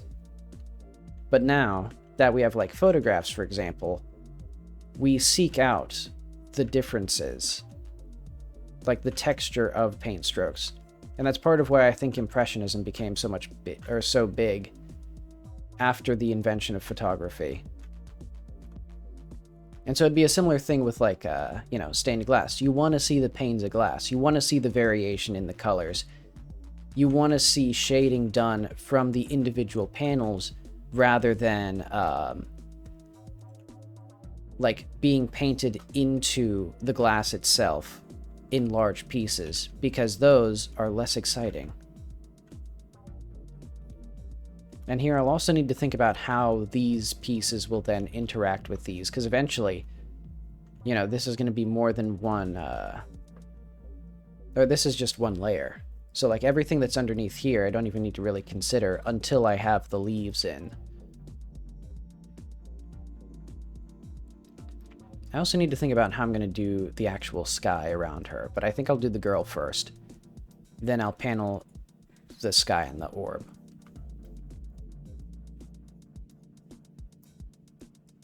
But yeah, all of that to say, I should probably stick to small panels and not have as much shading within the individual panels, which is good for me because that also makes it easier for me.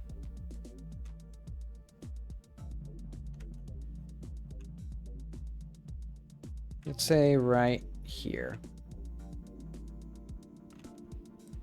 I also need to think about how these are going to flow together. Yeah, because we want longer pieces here, of course. But would we want them to, like, swoop in like this, for example?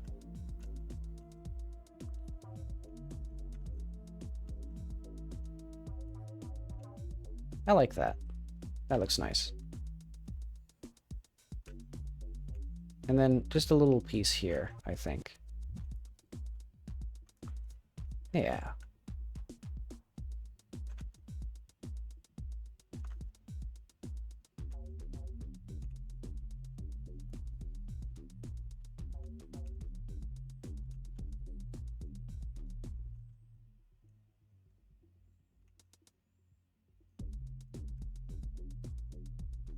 And we actually want these pieces to not be perfectly aligned, because otherwise it's less identifiable as bark.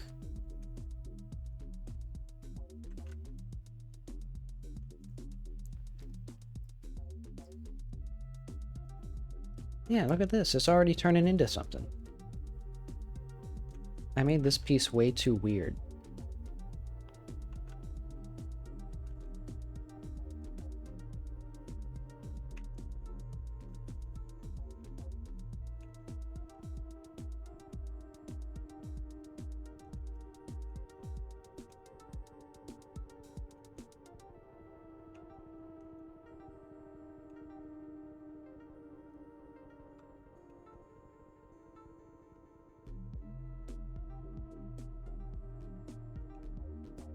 I kind of like...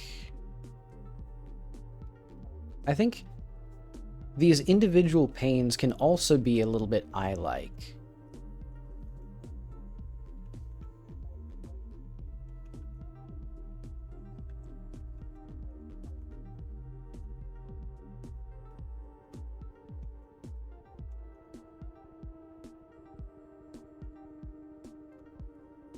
All right, let's have some... Gonna have some longer pieces here. How do I want these to all wrap together? Ooh. Look at that.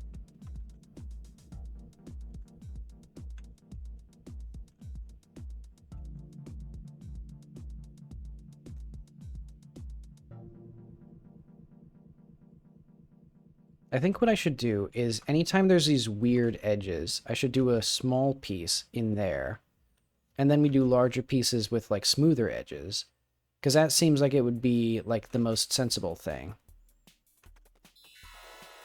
For like from a glass cutting perspective as well, of like have big things with smooth edges and simple edges and easy to cut edges so you don't waste a gigantic piece of glass. Okay. And the next step will be figuring out how to do the individual panels. Or how I want to color each panel.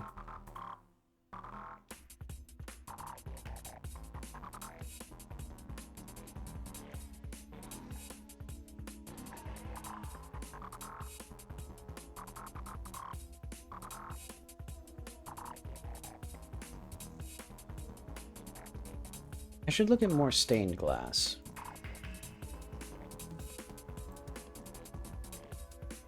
Because yeah, we can do... Actually, wait, hang on. Is this a real image? I'm realizing this could be fake, because I'm seeing some artifacting. Yeah, this is AI.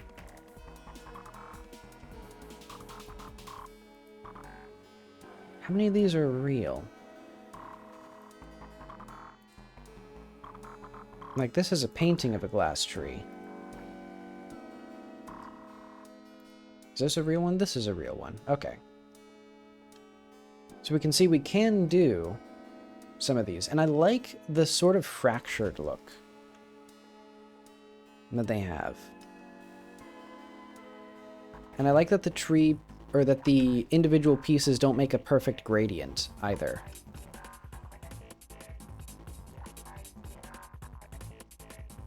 And I like the overlapping shapes of the bark. That's actually something that I'm not really doing here, that I could be doing more of. You know, just have like lines that go from one place to another, and then have lines that intersect those lines. Well, I think maybe it's too late for that, for this one. Ah well, I'll try it anyway. Yeah, I like that. And it's not so different from this section.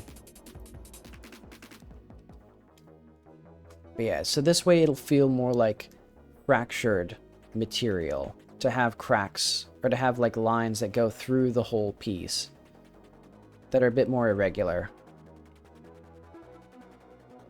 And then we have them like crisscross, different sizes.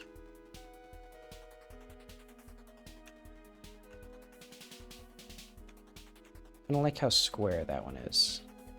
Ooh, this is a good line. Boom. Also a bit less, yeah, let's go through these and make more, like, lines that are a bit more visually interesting.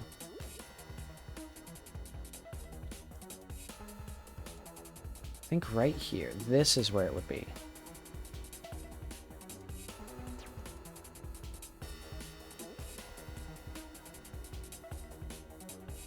And this one is going to go right here into this line. So then it's going to come around here to there. There we are. That's looking more interesting.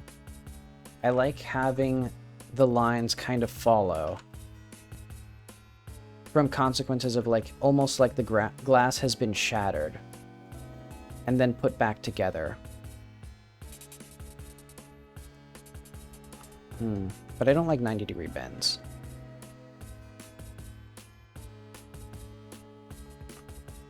So we'll need to make sure that we have like not as many of those, which I seem to be like that I can't help but make 90-degree angles.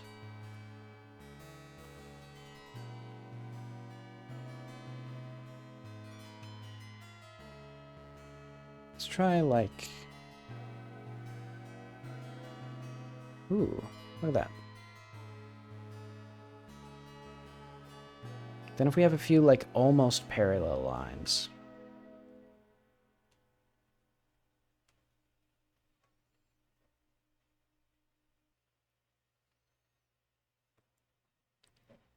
All right, I'm still going through, I'm still making the same mistake. I'm still thinking in terms of grids.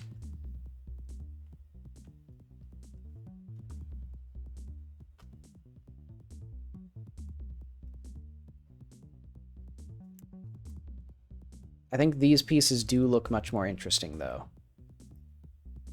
Like, because these ones are fine, but they feel like a person drawing stained glass, you know? Where up here, it starts to feel more and more like actual stained glass.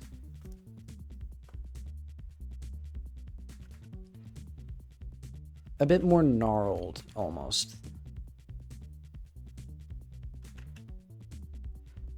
Let's make this go this way, making lots of almost 90-degree bends again.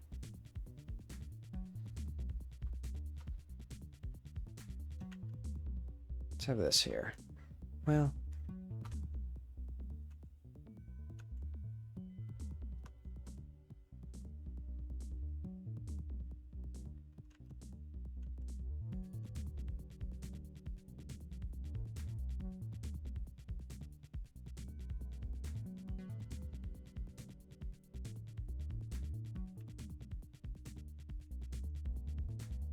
yeah, I can't help it. Something about my brain says meet at a 90-degree angle. Okay.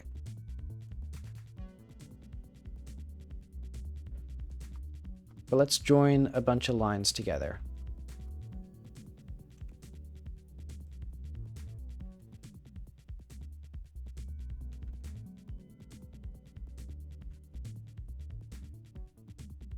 I think it's just because I can't help but think, like, either it's mostly, you know, that I have to do the opposite, you know, the most interesting thing would be the opposite of parallel, which is perpendicular. But no, the thing that'll make it interesting is having a variety of angles. Like that. There we go.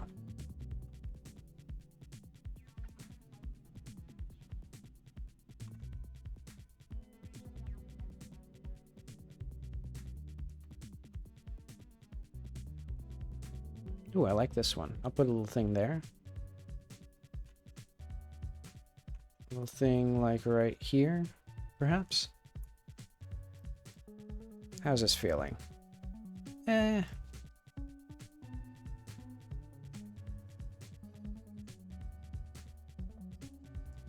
Could be better. But it could be worse. Oh yeah, I forgot. This area, I don't need to do anything with yet. I just need to seal it off. Almost similar with this one, but I'll do like this, and then we'll have like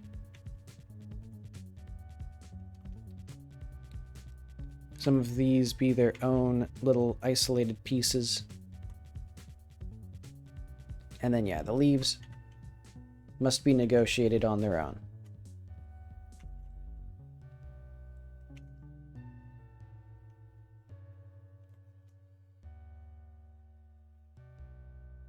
What does it look like without this reference here? Yeah, because now we no longer need that.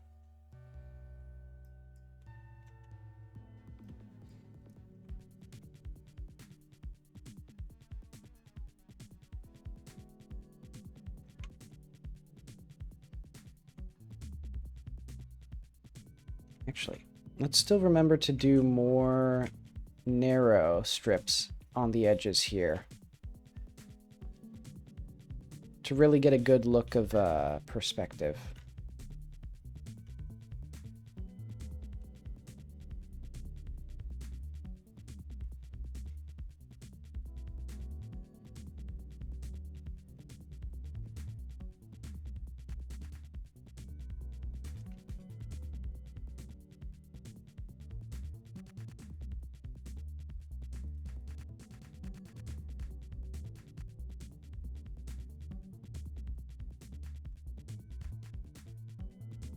Okay, there we are.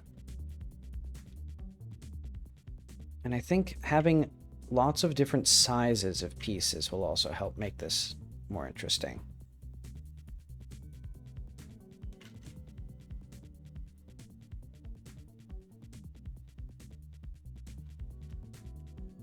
Oh, wait, I forgot. Leaves. We don't need much more there.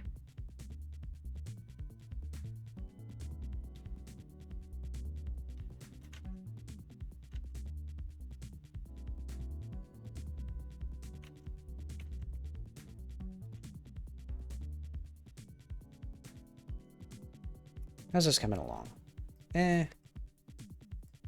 Admittedly, I think I lost the plot. I think here is the best work. As I was transitioning from this style to this style, I think this one kind of sucks.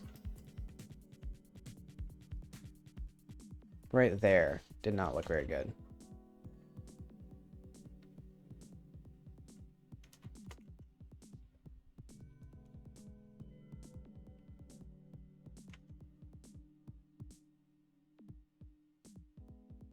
See, I think I got too simplified.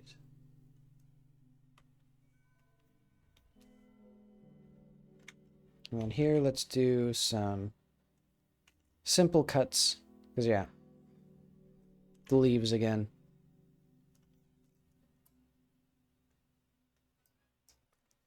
And then, last but not least,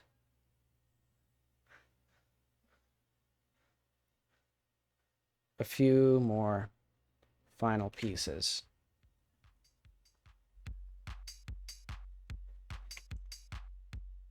And it will be one with the leaves when they're done. Okay. So we don't need this, we don't need this. Did I draw this on the flat? No, I didn't. Okay, good. Now we go to tree, we go to color. And I think we're gonna start with, oh wait, hang on. Oh wait, yes, I did draw on the flats for a little bit. Did I? Or did I draw on the green? I drew on the green, dang it. Oh wait, no, I just realized. I have the power here. Remove those.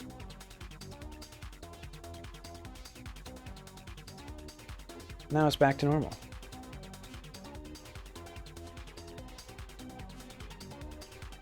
Okay. Yeah, you see what I mean about, due to reasons beyond my understanding, I accidentally painted on the flowers, or on the green layer.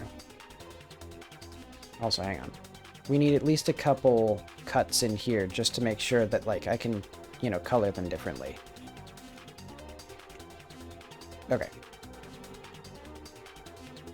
So what color do we want for our tree? I'm thinking purple.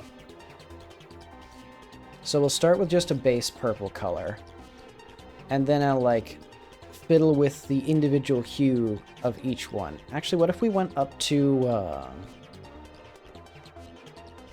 what if we went from almost black to purple as we got up there? That would make sense. Well, I think what I'll do first, I'll do that slowly.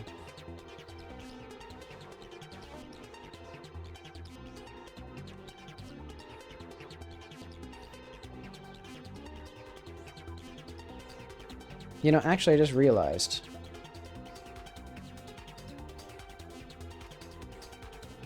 If we have this outline fixed,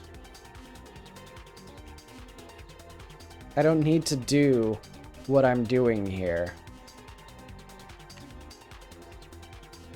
Yeah, That's what I needed. And then we can do like this, that. Actually, I think what I'd want instead is very dark blue. And then we go up to a light pink. Actually, maybe more like this color. And then what I can do is, now that we have this here, I can just, like, grab random things. And then, ooh, this is gonna be tricky, though. Actually, it's not gonna be... No, it will be tricky.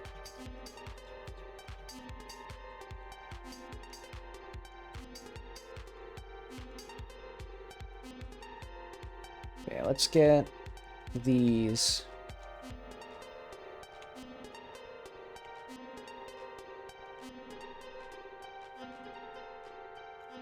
I want this color right there. There we go. So now we can see how this is going to operate.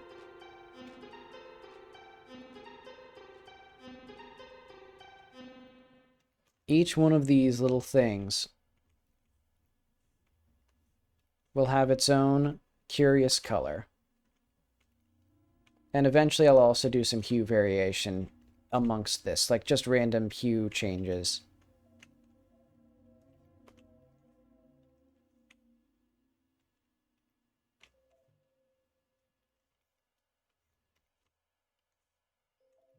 Actually, I would like lighter colors for these endpoint branches. Like this. Boom.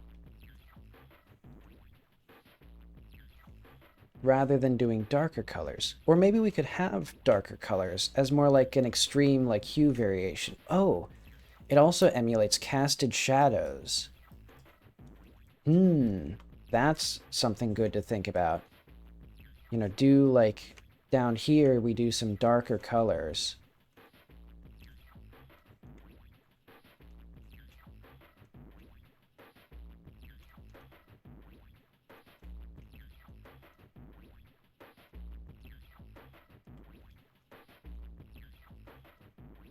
Look at this. See, now we're plotting. Now we're scheming.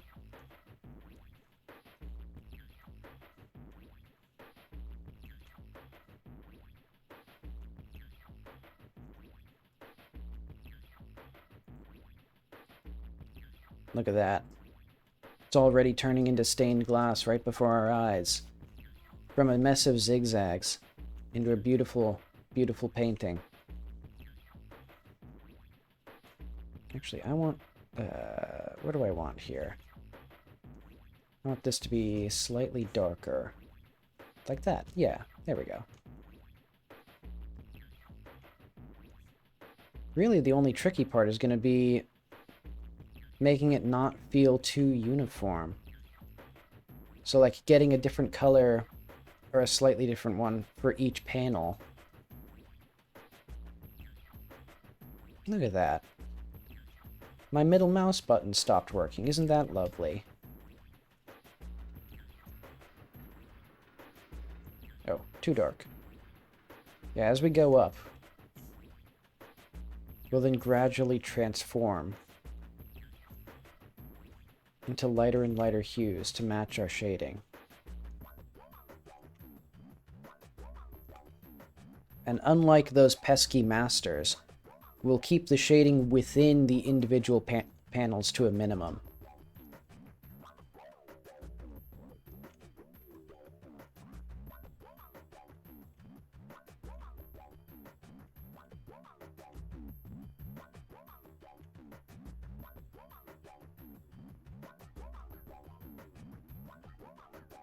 That's an interesting one.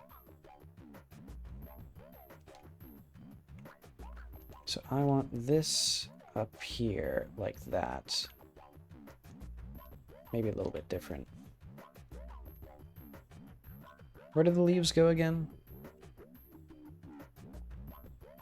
Yeah, so the tree is the bottom layer here.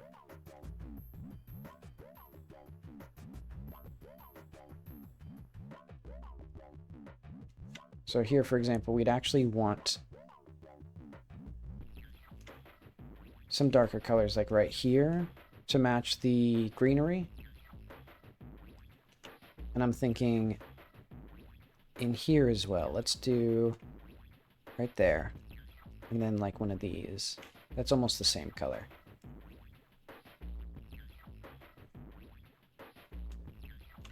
Let's keep that there.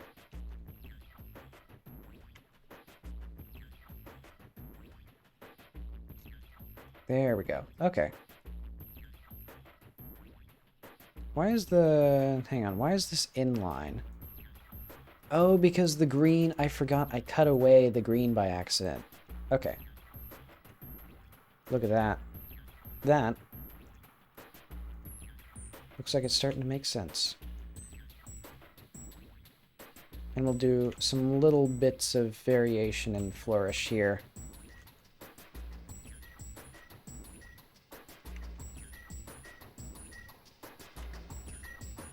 What if we did some lighter ones right in here?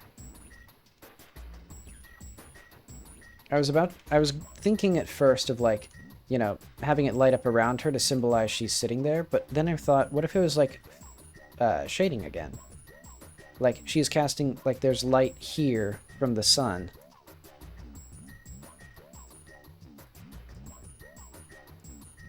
Look at that. And that looks lovely from a distance. Oh wait, hang on. PNG.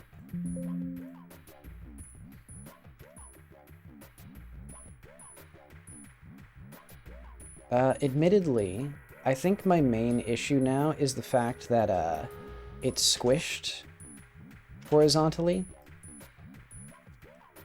Probably because it's squished horizontally physically. What's the scale that I put on this thing? 1.8 times 4.5. So it is noticeably thicker. So I think what I should do is I should just make it a 2-to-1 ratio.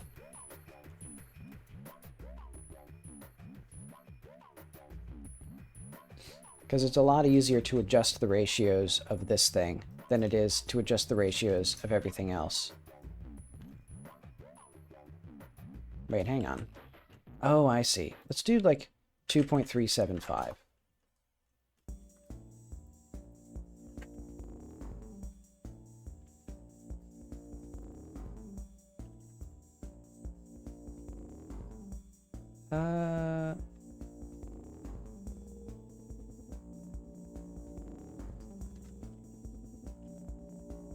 Okay, let's go back to the world now. So yeah, the main thing... Okay, not too bad.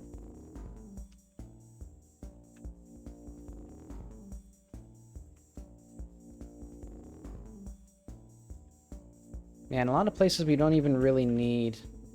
Yeah, we just need the smallest amount of, like, adjustments.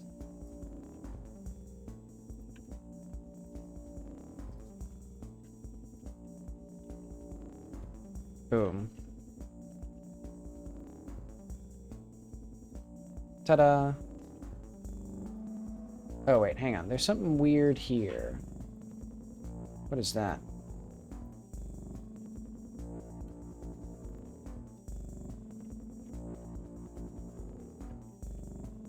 There we go. Okay.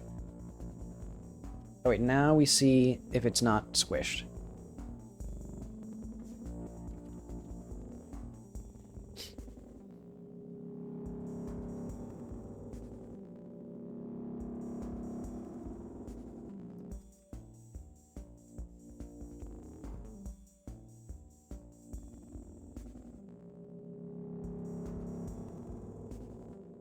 Okay.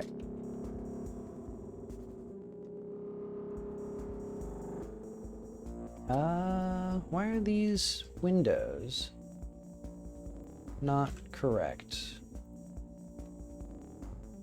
Okay, there they are. So yeah, I think actually while I'm in here, go back to the, no. Go back to the window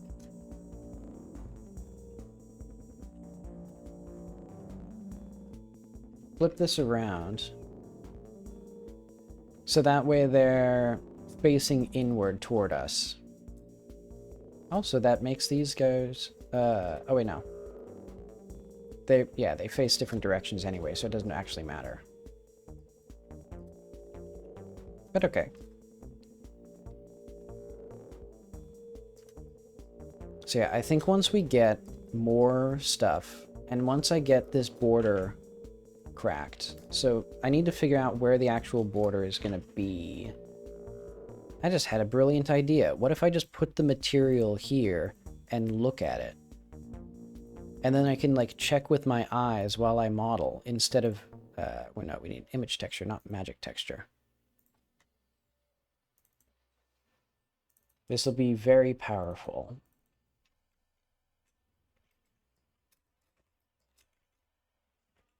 Let's try just scaling it and then doing like this.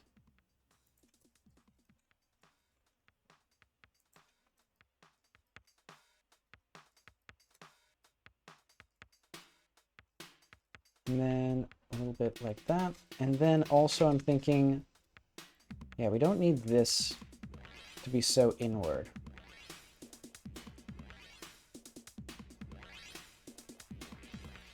There we go.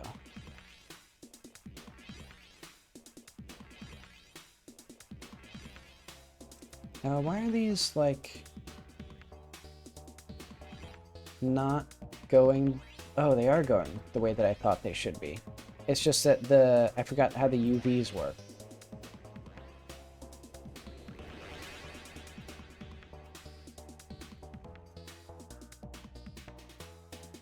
There we go. Okay. Now there's a bit of a border.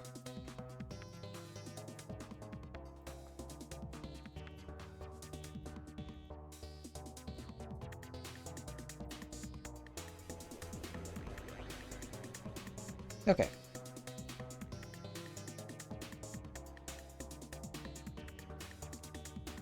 Something that I might want to do is have the, oh, right. Okay. I see my flaw. Now that these interiors are more extreme, we need to go back to here.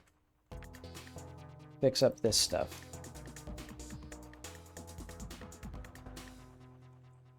All right, median point.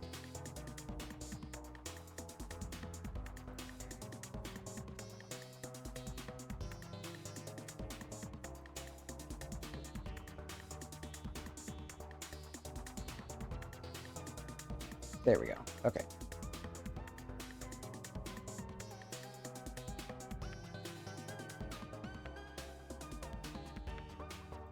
Boom. And then... Oh. There we go.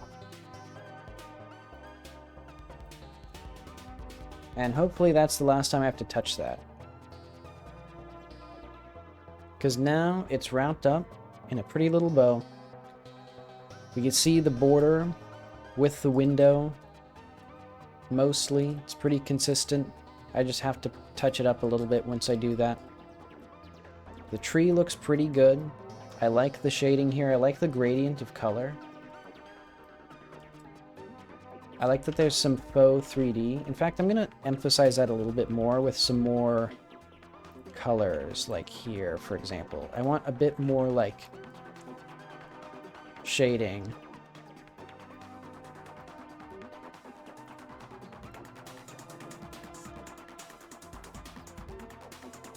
Like right in here.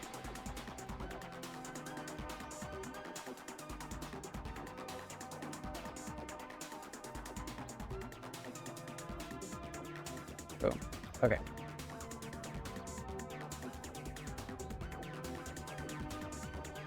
Yeah, because now we get a bit more variation and intrigue and interest and etc.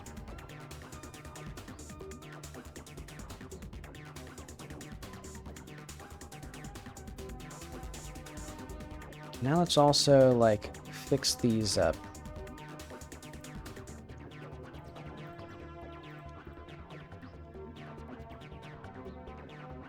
Basically get these all, like, degradiented.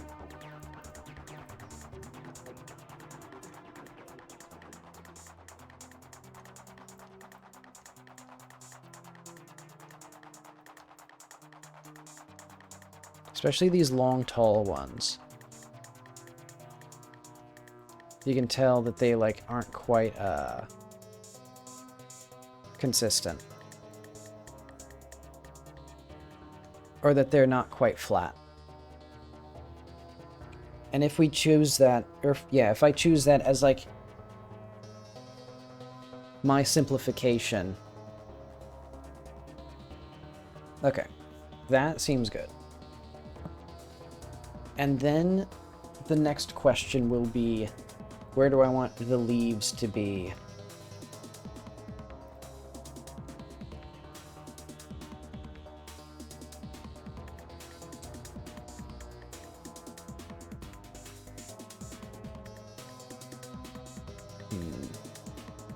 This will be like sketch, maybe, and then we'll have outline.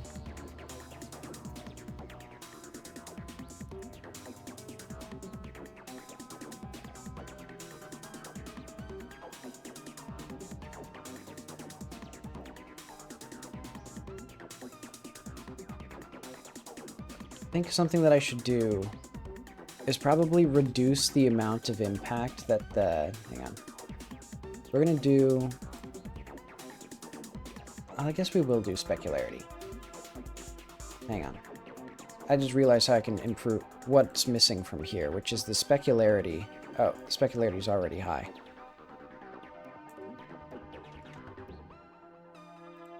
Maybe we just need some lights in here then.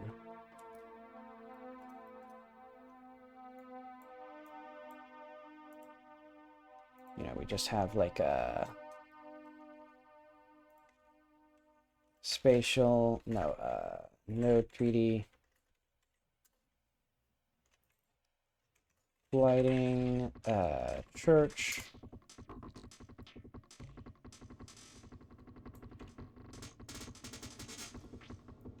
As you might imagine, right here. Oh.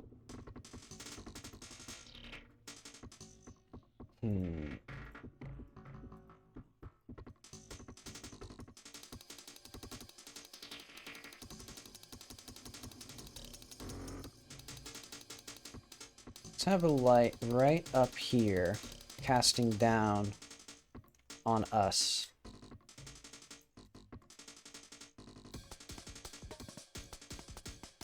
Right in here. Well, it'll be kind of awkward with this, try that.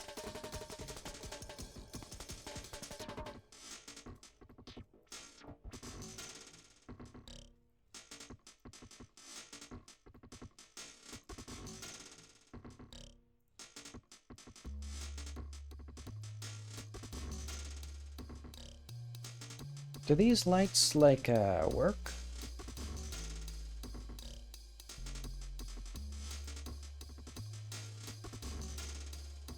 I guess they do. They just don't distance attenuate properly. Actually, I see how I can do that. Attenuation could be... There we go. Okay. Now they're a bit more consistent over distances.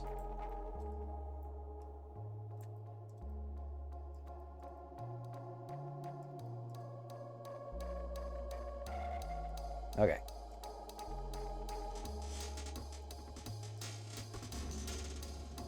Admittedly, that doesn't change much because I wanted that to be, like, on the windows.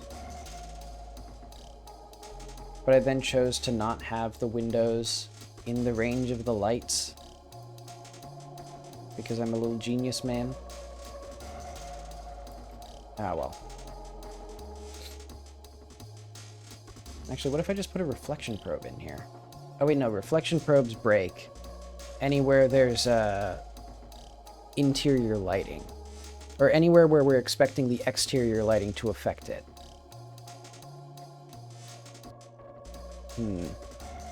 Let's see what it looks like, though.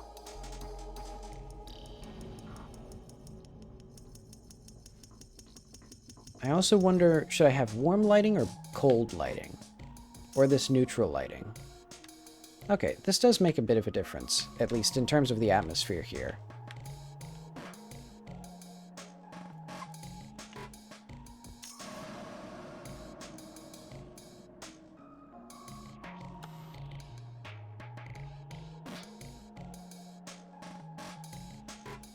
I want these to be more reflective.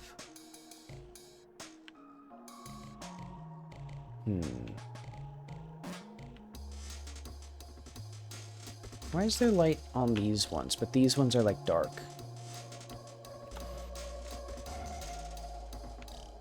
Is it the... Oh, I guess it's the moon. Yeah, okay, that makes sense.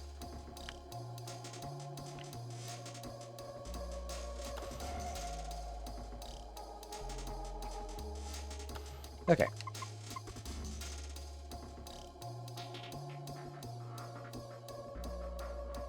More work. Let's do, first of all, let's fix up all these places where I accidentally painted on the green, which seems to be not that many places, actually. I think this and this. Okay. Almost. There we are. Okay. So I think what I first need is an actual sketch of where the leaves will be and how they'll look.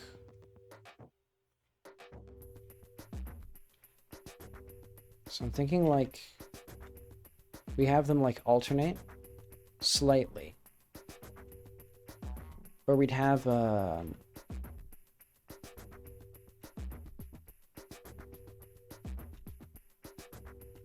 sort of fractal patterns like this.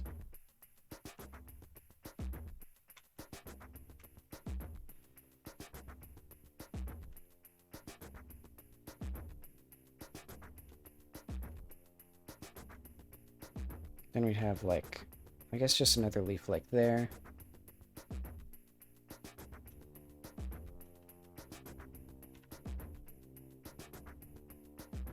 It's actually kind of working as just, like, the actual leaves.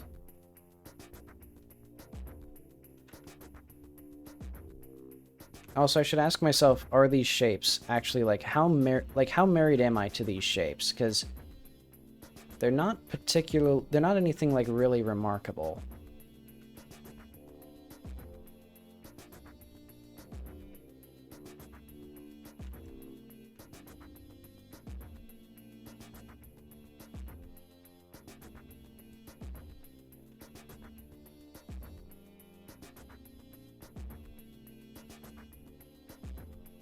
Okay, but I think these are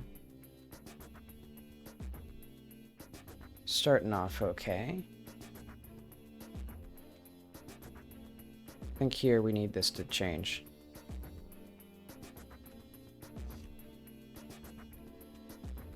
There we go.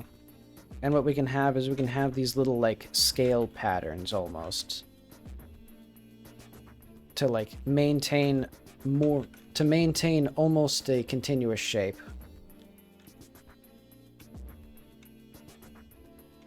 And here, this will be a leaf that's, like, let's say in front of this leaf.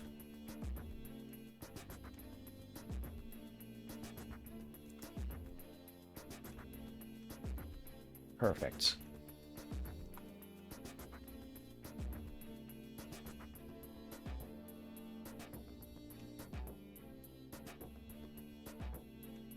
You know, this is looking less like a sketch and more like what I'm just gonna clean this up and turn it into the final outline. And then instead of doing like the outlines and then the inlines, I'll just do all the lines and then thicken up an outline when I feel like it.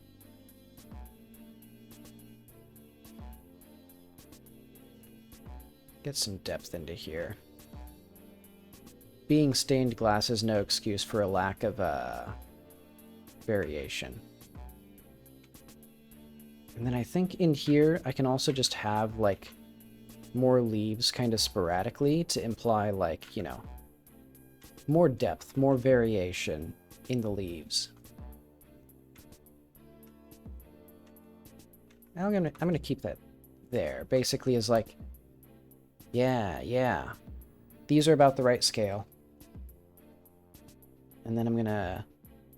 And we don't need, like, the interior branches to actually be colored, because we can use this line here to imply it. And I could also thicken it up if I want to give a better view of it.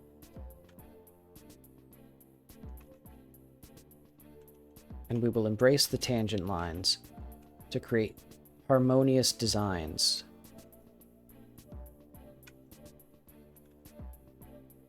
Like this. Who even knows where the leaf ends and the branch begins?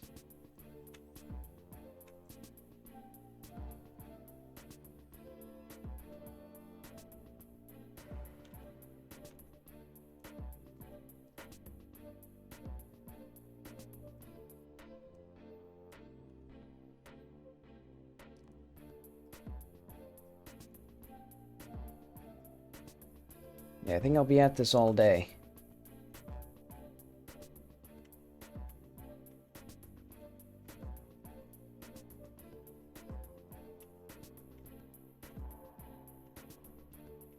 But I suppose it's better to be behind schedule because I'm doing something that I think will make the game better than to be behind schedule because I can't be bothered to work on the game.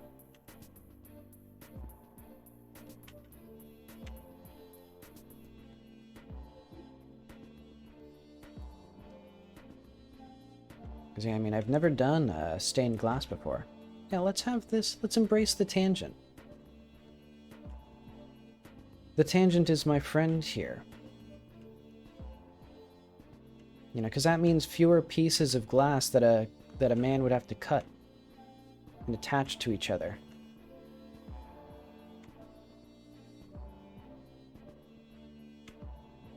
And then we're going to even have another leaf here.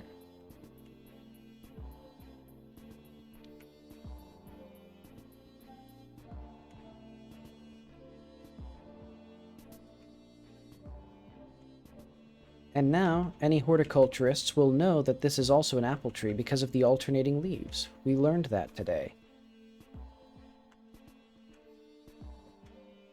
That's the power of education. Hang on, let's tangent this up.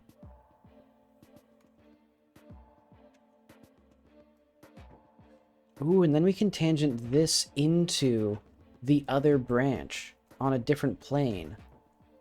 I think that'd look cool.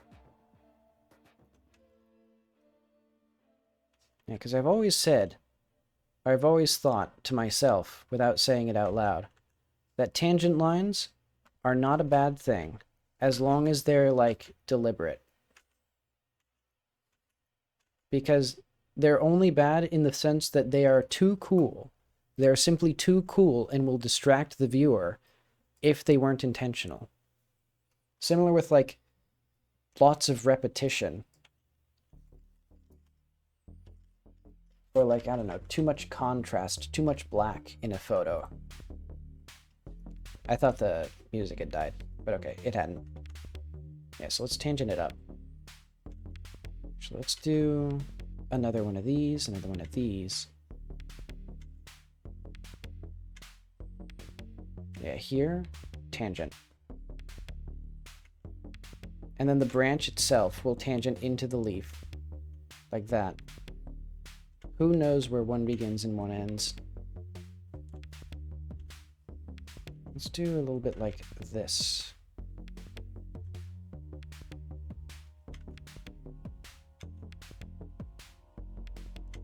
Right in here. Oop.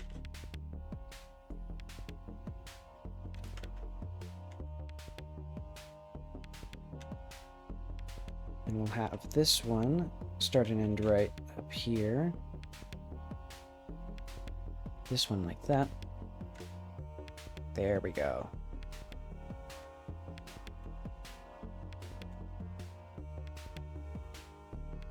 See, all those leaf studies I did, they weren't me just like badly drawing leaves. That was practice with this part. Those were studies I was doing.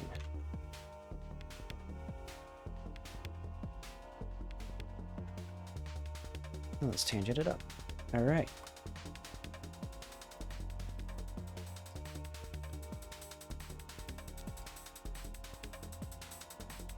So yeah, this is now going to be lines.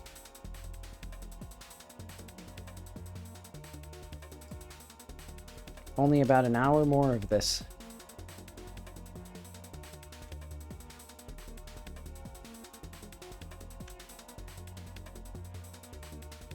And then I'll be probably done with the leaves.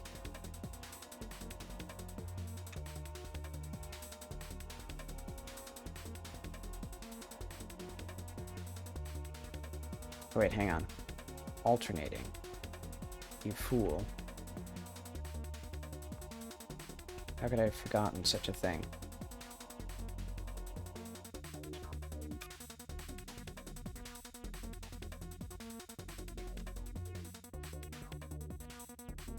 How do I... What am I missing here? Why does this look worse?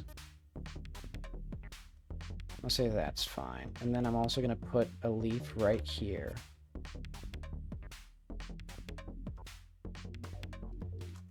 Ah, well, I can't stress over every individual leaf.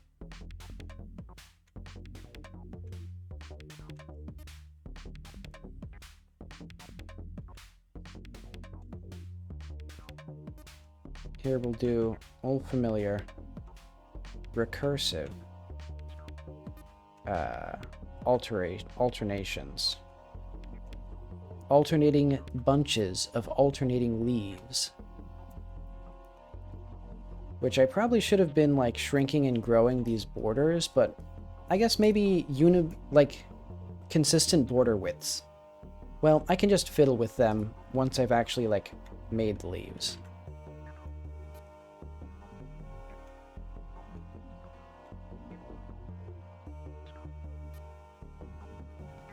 Oh wait, that's not supposed to be there. Ah, well. We can always just bunch them together like this.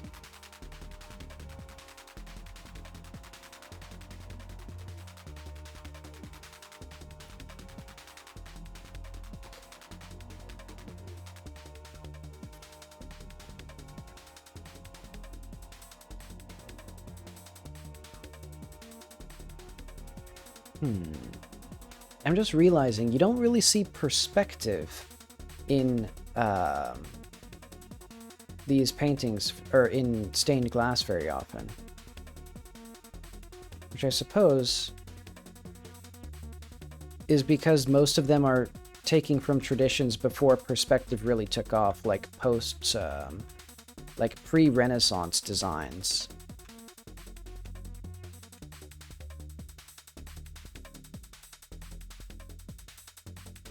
Well, actually, you don't really see a lot of, like, excess dynamism in Renaissance era paintings either. Like, because I was imagining, like, you know, having some, like, leaves in the foreground here, or something like that, to imply that part of the branch is coming out this way. And then there's, like, you know, branches here or whatever. Or, like, leaves out there. But yeah, you don't really see that. And let's just make up some leaves in here. You know, somewhere in here, more three-dimensional shapes.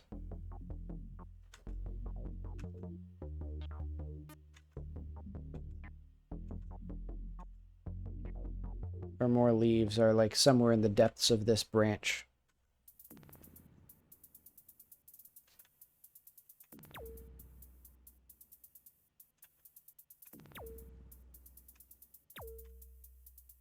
I don't even know how someone would plan a stained glass window, now that I think about it. Take a lot of work.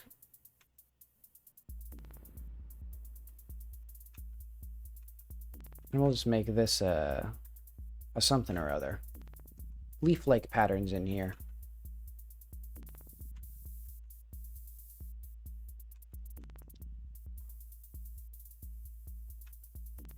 Actually, I suppose, would it be better if there were, like, more gaps? Like, you know, if I don't have a leaf to put in a spot, should I just have the sky show through? Or would it be better to have just, some greenery of unspecified shape.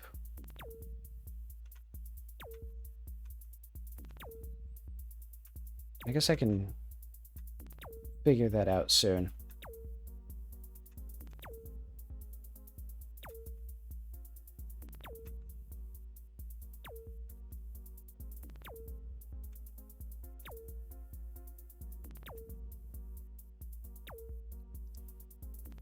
Once I've, like, long forgotten what any of these shapes are supposed to represent, then I can go back and try to, like, make sense of them. Ugh.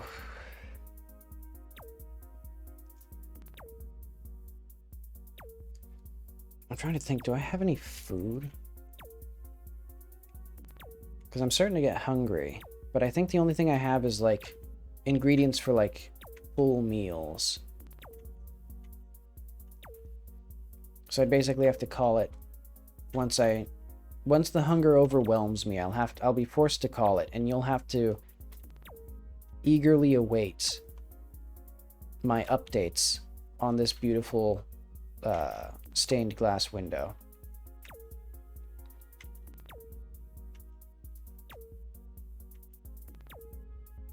All right, how are we gonna do this? I guess I'll just have it, like, in here. Yeah, we'll just do some, like, weird little hokey things in here, like that. Looks kind of bad. That's okay.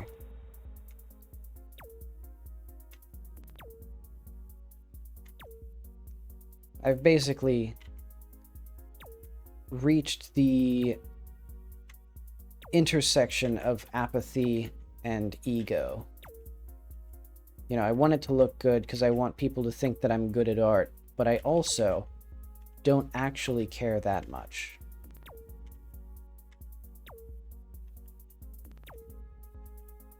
And would like to get done with this so I can make a quesadilla. Let's put a little thing in here. This feels a bit barren. And then also, I'm going to start eating into this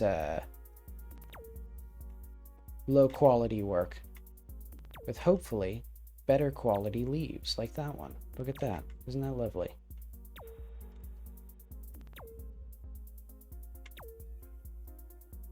And I think this is coming toward us, so these leaves would be like this.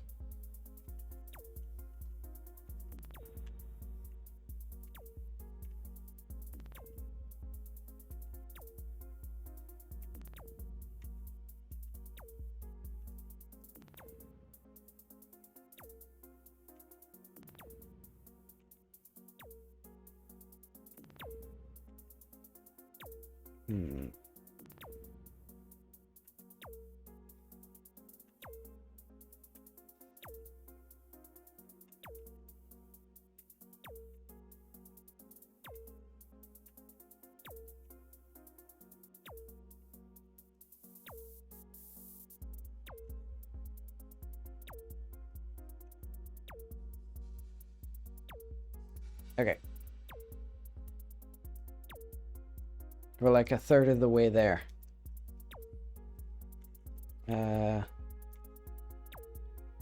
Get some more green in here. And we'll just kind of like tangent our way to victory.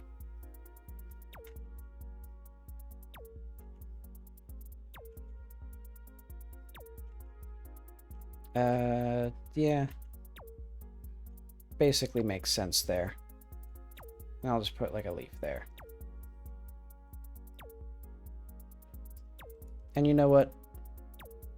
Bit of green never hurt anybody. Right there.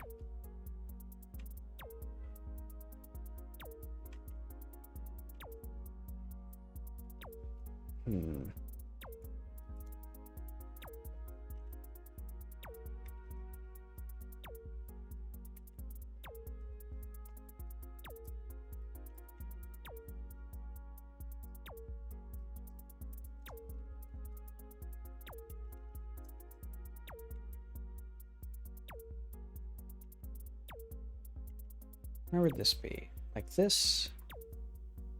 Yeah, basically good enough.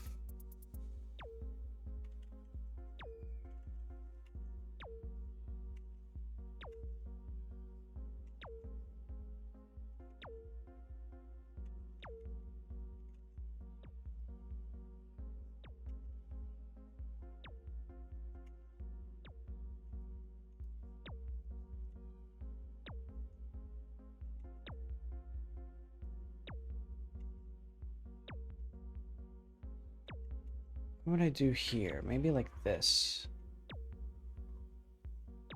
That way we can have some leaves going like this. My alternation is not quite alternating. Oh well. Okay, I'm trying to think. What is my plan after this? I guess I'll just do all the doors once this is done. And then if I have time later, I can do another batch of, or another window. Though this is quite time consuming. Surprisingly.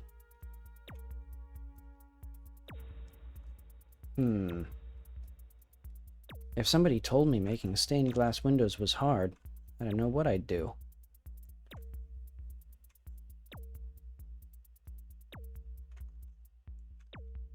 It is quite fun, though.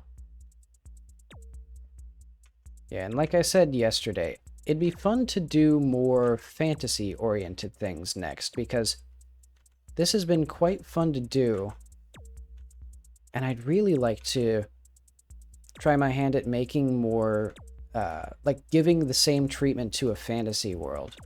Maybe I just do the same, like more environmental work in At the Ends of Eras. Maybe that boost my ego.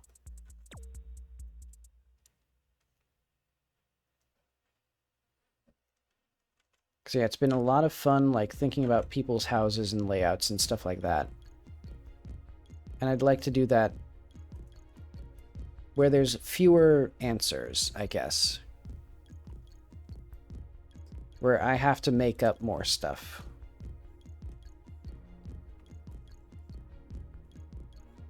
So I think this would be a separate little branch. We'd be branching off like this, perhaps. And maybe even like that. In fact, let's just do some more...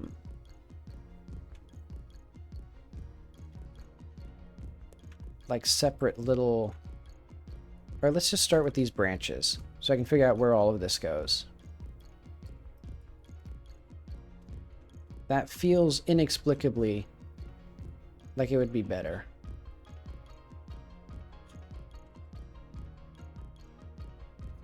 And then here I'd have like another branch maybe, and it'd go like this. In fact, we could have this one as well go like that.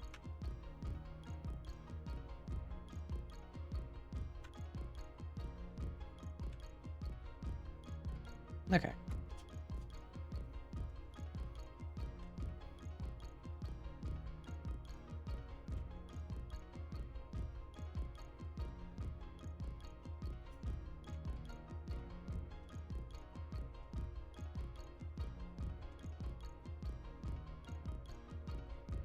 Would I want this? I think I'd rather have this come out this way and this come out this way.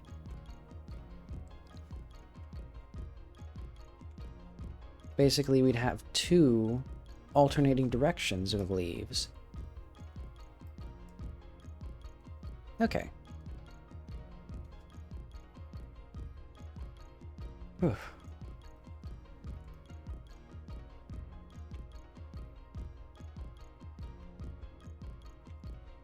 I'm like losing the sauce. I'm losing the ability to draw leaves anymore.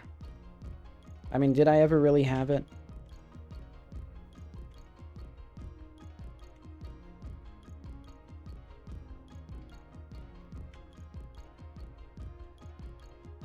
Ah, well. We'll embrace the tangent lines. Draw half as many things.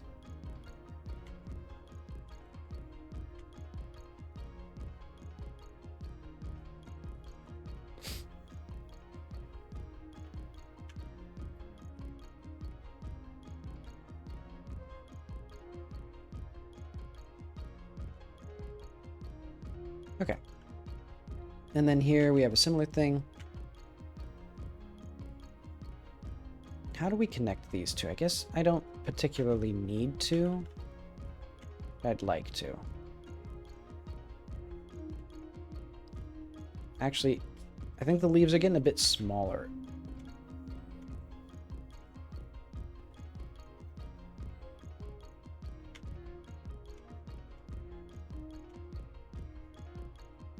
Tangent this beautiful bad boy here. Yes, right there.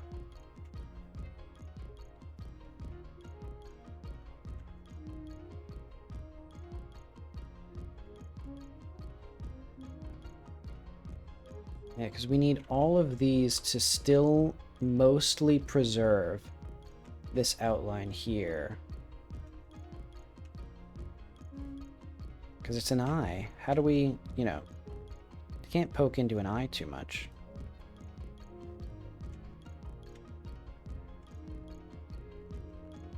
Oh, yeah, and here as well. We need these to be maintained like some distance.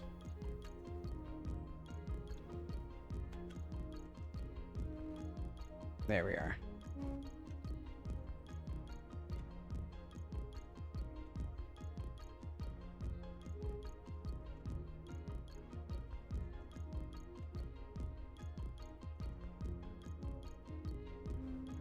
See, I guess the other news that I saw today was the Amazing Digital Circus has, it's probably some sort of new episode preview soon. Because I keep seeing images of Pomni in a swimsuit. I'm assailed by them. Because I was on the thumbnail for Glitch's new video.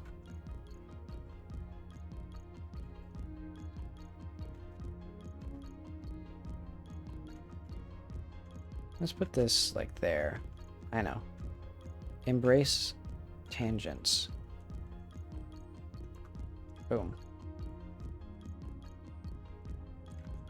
Then we have a whole lot of green here with no explanation, so I guess I'll just make another bunch of leaves. Perfect.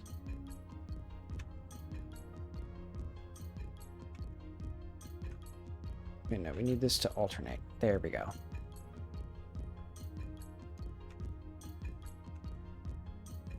Here as well.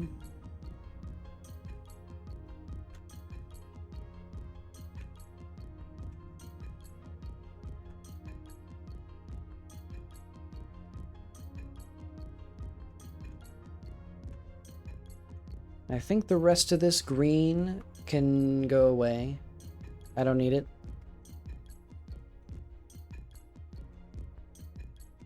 Here, let's do just the faintest hint of leaf.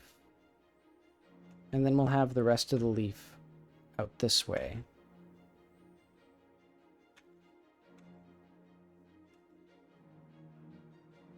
There we are. Perfect.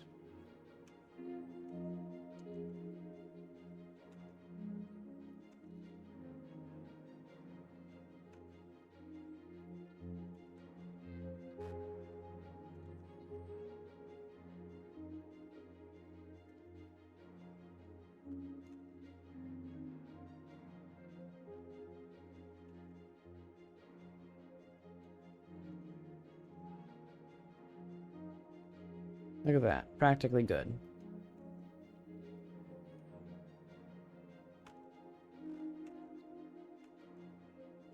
Oh, I see. The sketch here.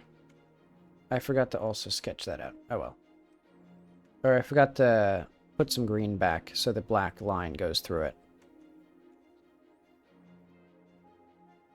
Alright, I have to make sure the eye remains intact, because this is also meant to look like an eye. And it'll be very interesting to see how well this is preserved once I have the blue all textured out.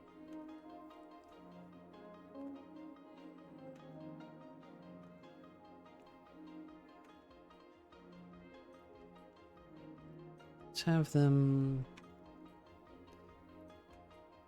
I hope all of this work pays off, is what I'll say. I think if I just put a gradient, like if I give this the same treatment that I gave to the tree itself, should look pretty good. You know, put a gradient on it, and then emphasize each little leaf's individuality.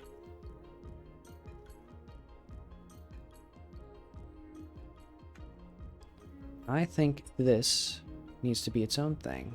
There we go.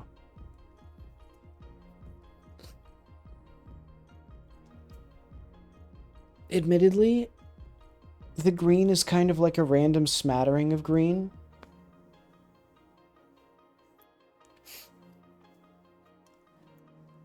But okay, we're almost halfway there.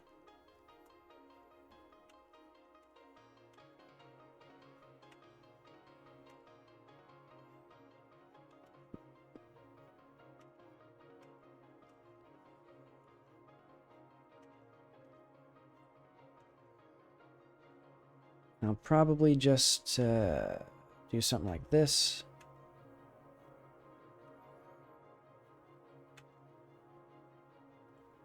Because, yeah, as I said, we don't actually need to follow these shapes. They're just for me to, like, decide if they look good.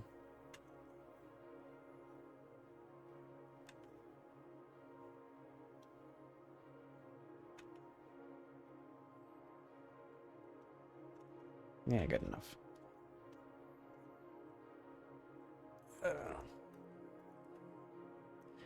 Oh yeah, but now I don't have the power of outlines. Or I don't, because I have, yeah, so I'll have to fill in each leaf individually. No paint bucket for me. Well, actually, I could figure out. No, I'd have to have, I was going to say I could select opaque and then make an outline. But that would still require me to then have the interior. I guess I could make it easier. Because I could get the outline, then erase the outline. But I'd have, like, fewer things to maintain. Well, yeah. I'll show it when I show it. Once we get there. The leaves here are a bit weak. They're kind of nonsensical.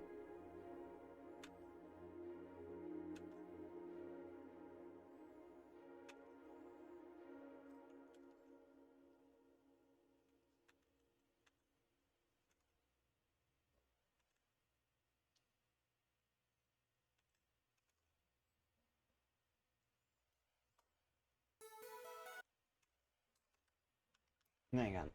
YouTube killed my music. I should probably change the stream info.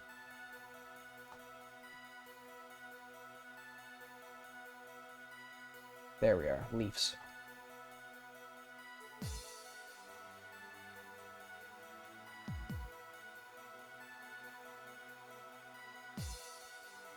This is nearly as complicated as Madame Blue was.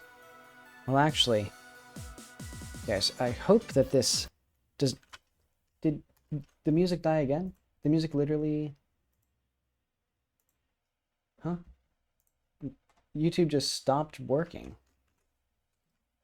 I think YouTube just officially gave up.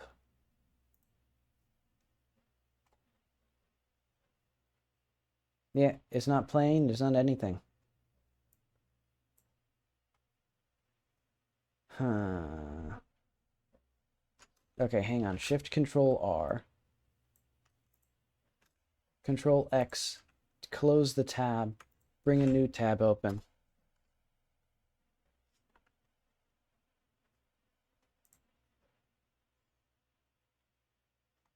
Take your time. There we go. Okay.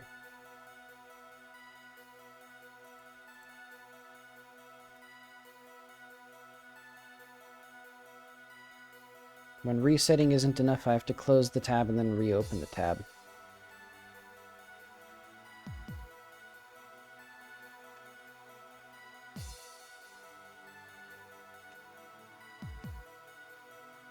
Let's move this.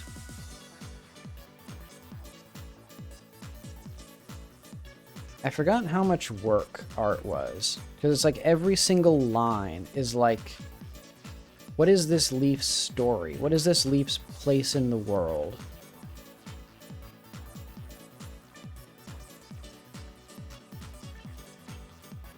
You know, what angle is this leaf sitting at? Where is it on the stem?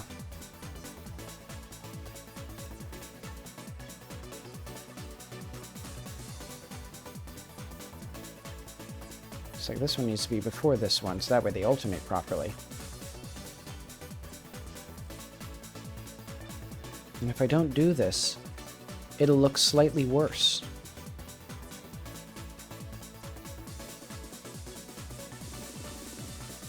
And I think this one is on top of the other ones. There we are.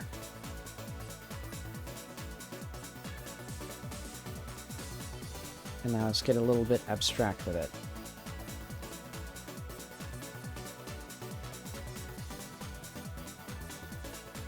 Okay, I'll leave, well... Yeah, let's have this now be a separate thing. There we go.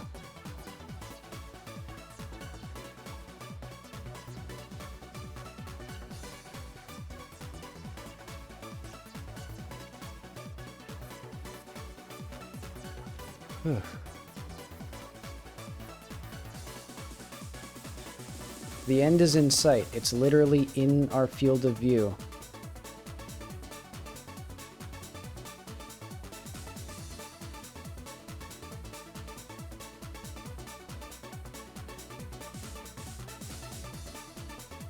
Oh yeah, I think one of the things that I'm considering for my next game project is I really like exploration in Minecraft. And I've been trying to think, how do I make a game that builds on that exploration? Did it just... Oh, I thought it just started the same...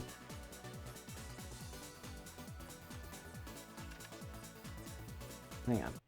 No, okay. It was just some counterpoint rhythm in there. I thought it started a second track of the music that I was listening to. Yeah, basically the game that I want to make, I want it to emphasize exploration in a procedural or like semi-procedural world. You know, traveling vast distances. But I don't actually care about any other aspects of Minecraft, at least for this specific game. So things like blocks, mining, crafting, survival mechanics, none of that, in my mind, is strictly necessary to get the feeling that I want to get. Because I think that's one of the ways to make an original game, is to, like, just think of a game you like, think of a specific aspect you like, and then try to make that a full game, rather than trying to recreate every little detail of it. Or, like, try to improve on every little detail of it. And so I've been thinking, like, what makes exploring in Minecraft feel so good? And I think part of it is just the fact that you don't have to do it. Like, you can just sit in a little home base forever. Just like mining and building things. And it's only if you choose, you can just walk out and, like, you know, walk 1,000 kilometers in any direction and find things that are different, where it's like the actual generation matters. I think that's another big thing. Is the fact that in Minecraft, procedural generation actually has a meaningful impact on how you play, of like what resources you have, things like villages and stuff like that.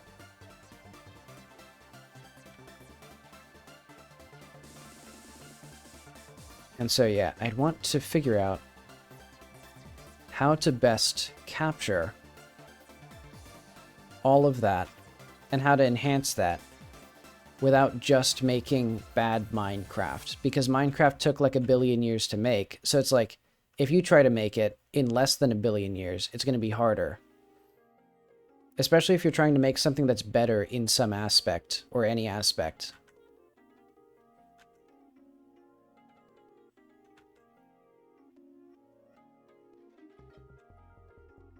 So yeah, I'm thinking one of the possibilities is I was making that space game for a while. That was a couple years ago, I think. Where basically I wanted to recreate Garry's Mod space build, but now I'm thinking, What if that were in a procedural solar system? So like you're building your little spaceship, and maybe you can build other things like bases and stuff using like, instead of like Minecraft blocks, you just use something like Gary's mod where you're placing props down and combining them together. And so it'd probably be simpler on my end, easier on my end. And then you could have things like, you know, gathering resources on a planet, exploring an individual planet, or like building a ship to go and explore different planets. And they could be procedurally varied. And I actually have some interesting ideas on how I would do that. I'm imagining, for starters, the game would take place on one solar system and everyone would have the same planets, but they're all generated differently. Like that each planet has its own procedural algorithm for what it generates. But there's like archetypes of these planets. So, you know, you'd always have like one very hot rocky planet near the sun, one like extra hot planet with like a toxic environment, then an Earth-like planet, habitable with water, etc. Another rocky one, 2 gas giants. Actually, isn't it 5? No, it's 4 gas giants then after that. Because then you'd have, wait, no.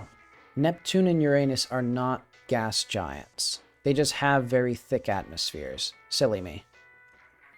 But yeah, so you could see, like, you could have those always start, but then each one is generated differently for each player.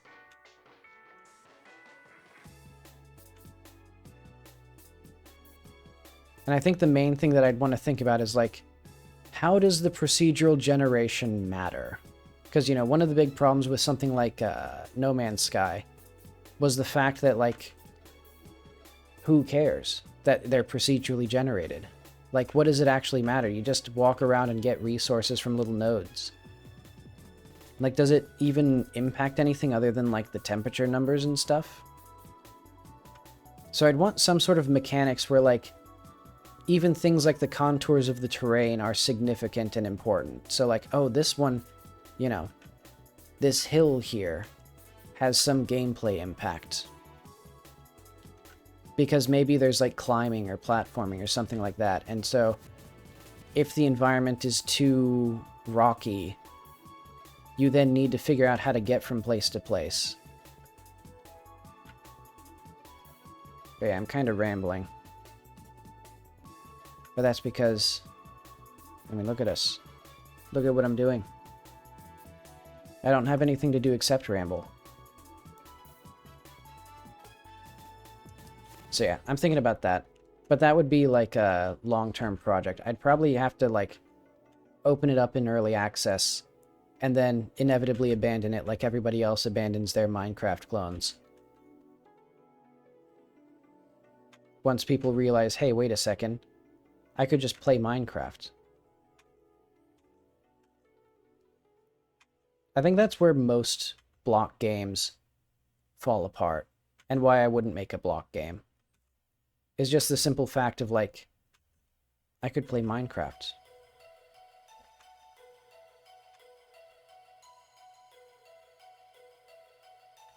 They already did the 10 billion years of early access to get to a, like, interesting point.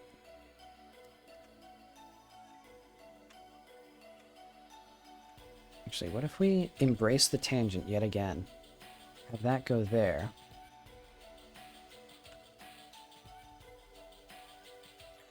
Do I need? I don't need.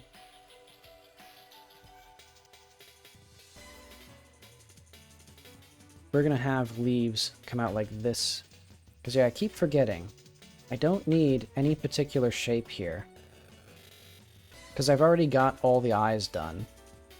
So we can just, like, have this look nice. And then, you know, we'd have like a billion leaves in here doing God knows what.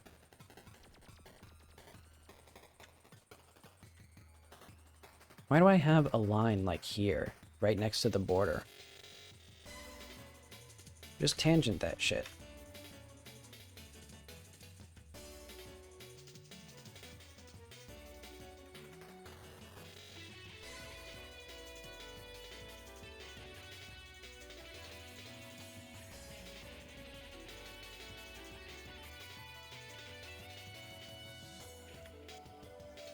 Ooh, okay. We're approaching the conclusion of this adventure. Oh, and I forgot to say, for the procedural planets, you'd start with a fixed solar system, and then I could, like, have more wild, like, different solar systems afterward. Both in terms of, like, more endgame content that's, like, less curated, and also in terms of, like, an early access release of, like, you know, it starts with one solar system that's semi-scripted. Oh, wait, hang on. We need to, first of all, get those. And then we do color. Actually, select opaque, outlines, select, grow selection by like 4 pixels. No, we would do like 1 pixel.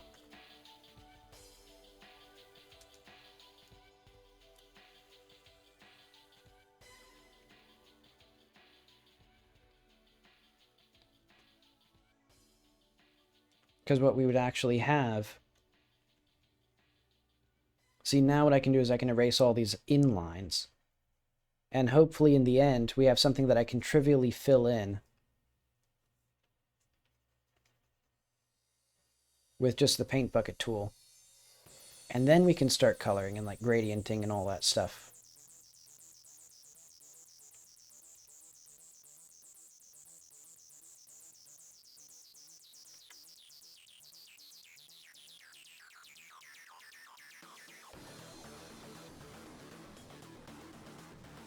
All right.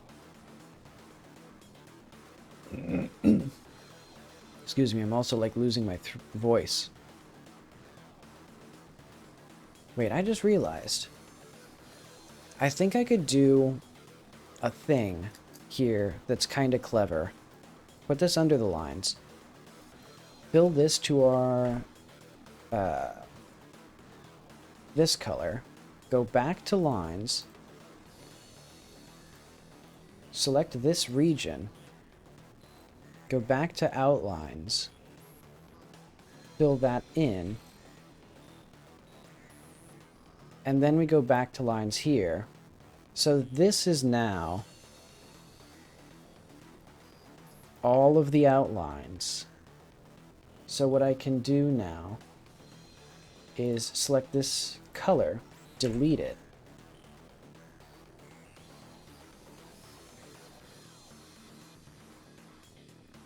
Also, I really like these 1 pixel lines, but that's neither here nor there. Because now what we have, look at that. Perfect outlines, perfect colors, mostly.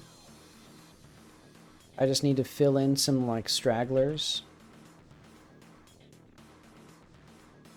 I'll keep that there, actually.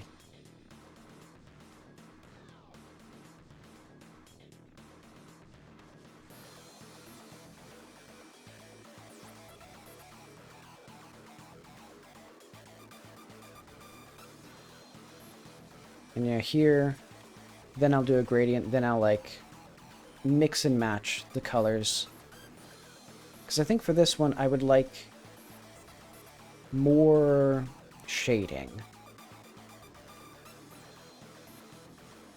Because I think these leaves are now going to be the bulk of the complexity of this. So I think... What would I want here for the tree? I think this is fine. Do I want these, like, little interior areas to be filled in? No. I want... Yeah, okay, yeah. This is what I want. And then this one there.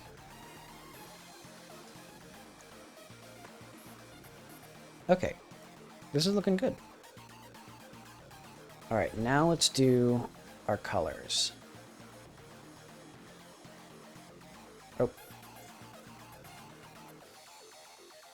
I want to get dark green, like this.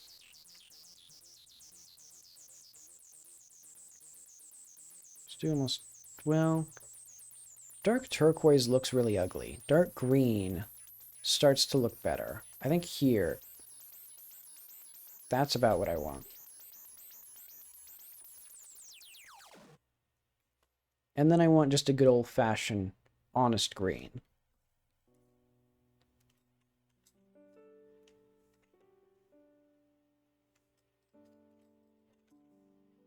It feels like... There we go. Okay. That's what I needed. So what I want is to fill in a bunch of, like, mid-ranges, basically. Or I'm going to start, like, shading these real delicate-like.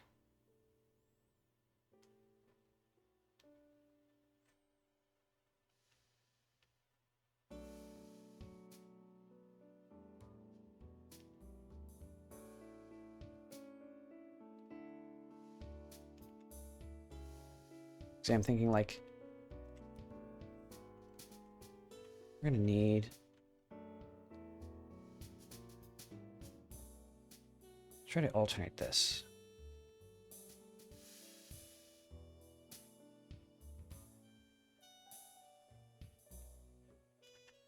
Actually, what if I just had, like, off to the side here, my, like, colors? In fact, I'm going to have a palette.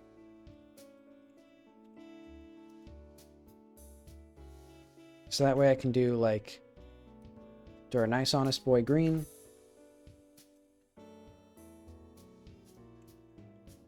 And then our deep colors there. There we are. Now what I can do is I can pick from here at random. And I don't have to worry about, like, accidentally, like, losing the colors as I start putting things in. But yeah, basically, my goal, I believe, is to just shade these such that the light leaves on the tops of these bunches are light, and then the dark leaves are dark.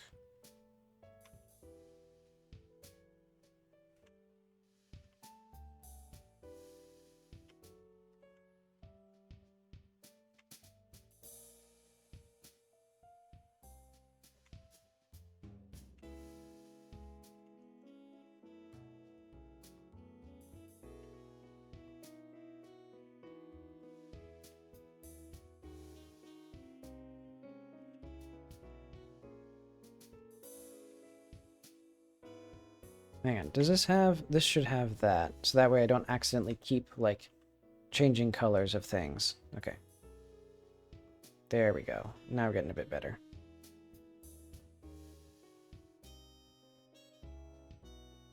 Also, I kind of like the structure that this has currently of, like, the top and the side are darker and then it gets lighter out here.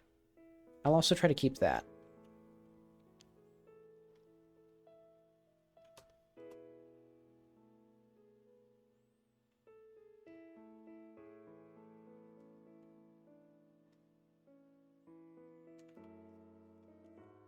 But okay, let's do a bit darker down here. Oh, I see. Let's do, like, that. Yeah.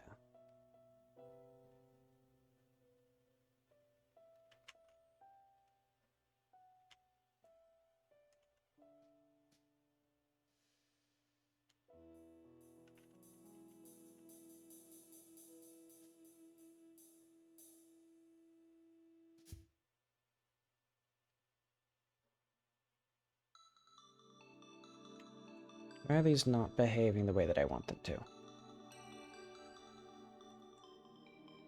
I guess because they're, like, all, like, different colors. In fact, Well, what I could do is I could go back in and, like, reset all of the colors, but nah, that'd be too much. Too extreme of a measure.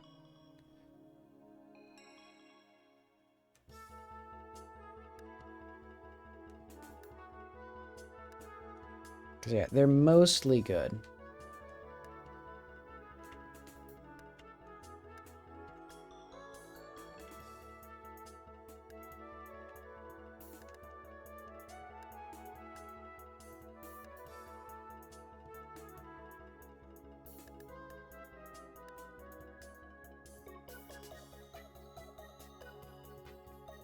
Let's get a bit of a darker leaf here. Boom, like that.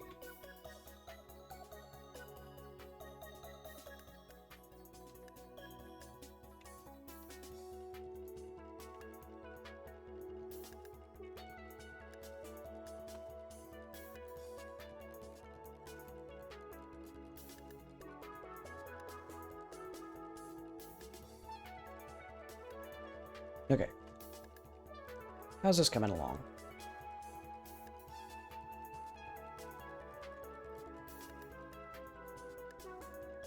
Kind of think it's good enough, except I'm going to put some darkness here.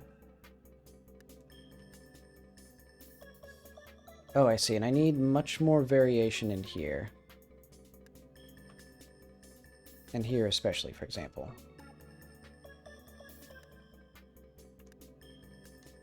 Which makes sense, because these are, like, the least diverse areas.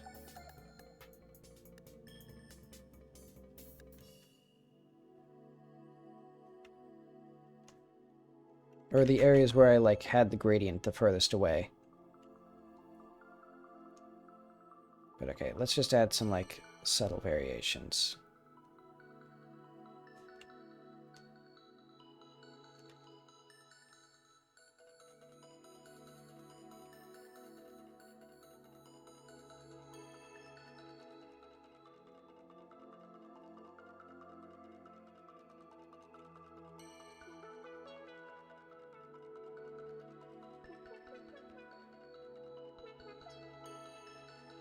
Feels like it actually gets lighter down here. I think because there's green and blue.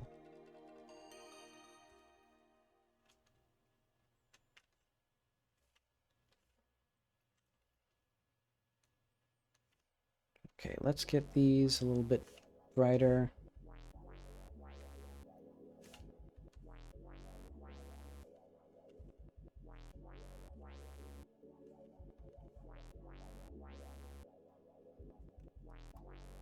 Okay, does this feel right? I think need a bit more fixing up.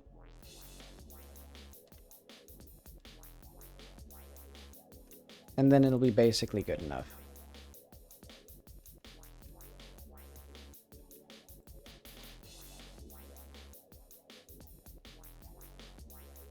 How does this look?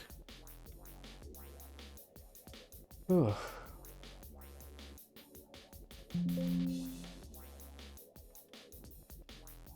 Let's admire it in-game. Or in not Blender. We don't need Blender anymore.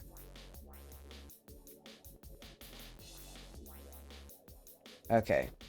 Turning more and more into a window by the second. Or into stained glass.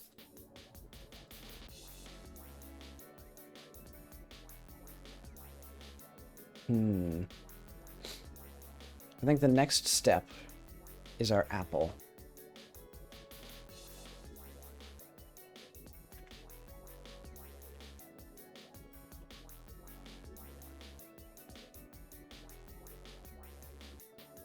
This one should be pretty simple. Oh, wait, hang on, I'm going to do this again. So we just need...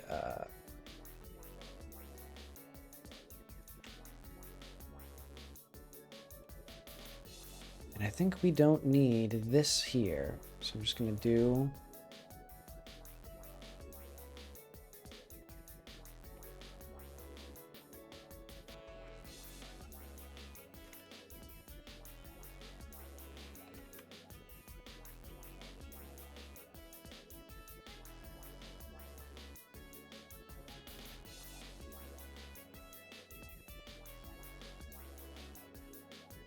let's have the apple split out into a few different chunks. And all of these chunks... Actually, I kind of like the idea that they all look like a fracture. Very specifically.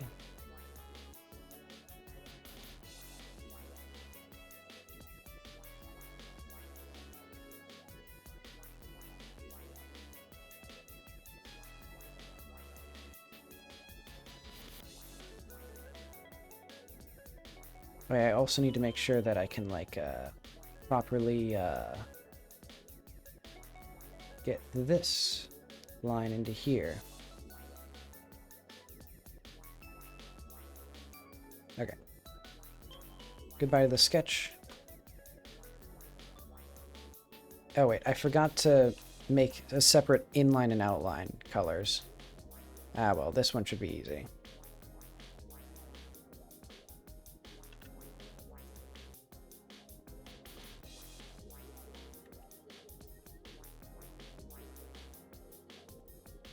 You know, yeah, this is fine. How long did it... I'm gonna have to look back at the footage and see how long it took me to paint those leaves. Why does this not... Okay, there we go. My brain was just, like, not cooperating. Okay, so now we should have... different colors.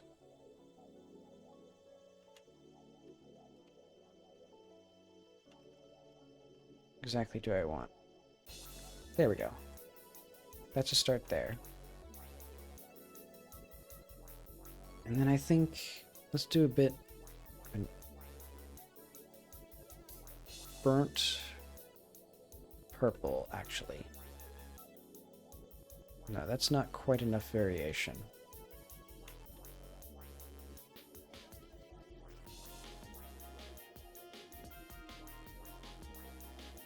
What if it was like outright full purple?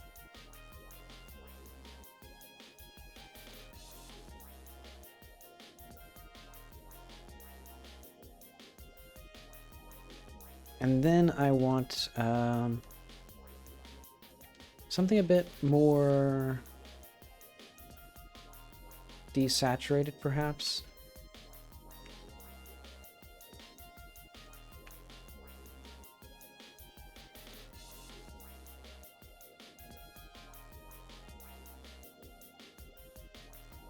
And then, as a little bit extra, I want... Let's get lines in here.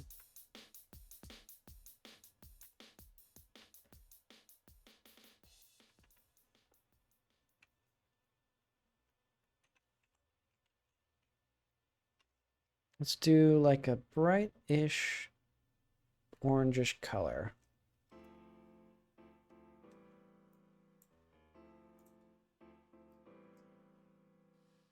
Okay, that's the apple. Next up, probably the girl. And then finally, we will put it all together with the sky. And the sky will be tricky, because I don't want it to, like, lose too much shape. Oh yeah, I completely forgot that I was going to put, like, leaves here, didn't I? Hang on. Oh, I didn't even plan that. Huh. Feels like a place where I should have put leaves. Oh well.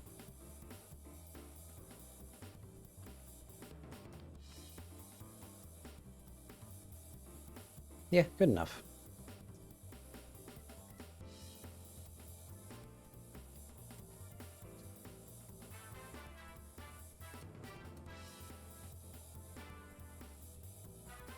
And we lose most of the eyes here, where, like, you know, this and this are also supposed to look like eyes. At least this one still tracks.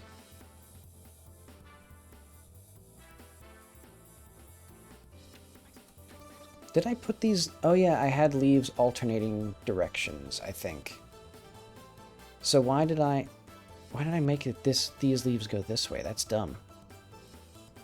It's very clear that I intended for them to go like this. Ah well. That's what happens when you look too closely at one place. Speaking of looking too closely at one place, we need some more variation in these leaves.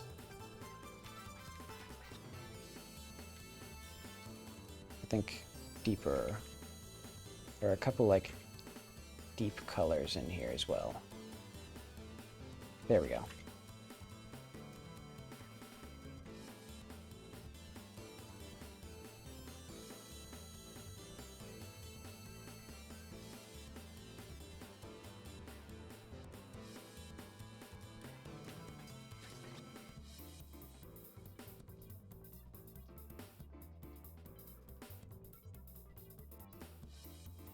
This is important to the success of the game. Okay. So I think now an important thing to figure out is hair.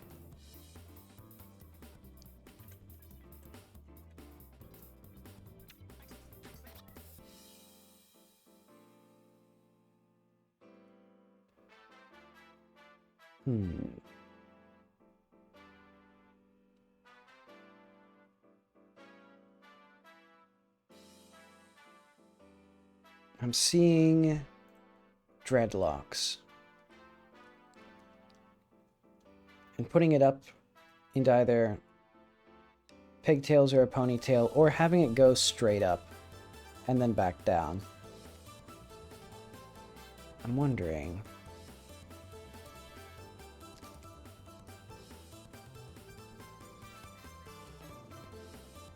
So we have apple, we have girl here.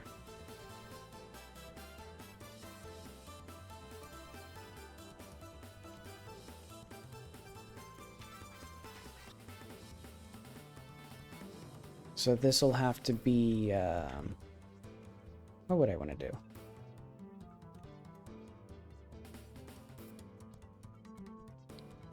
So, like, I think I'm kind of fine with this. Well,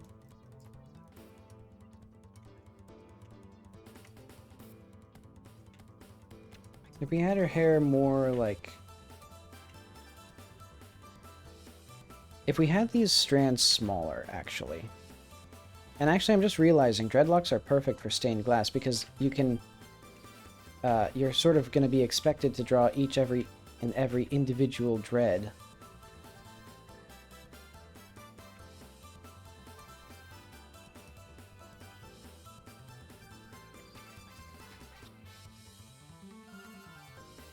And you can have them, like, you know, split up like this.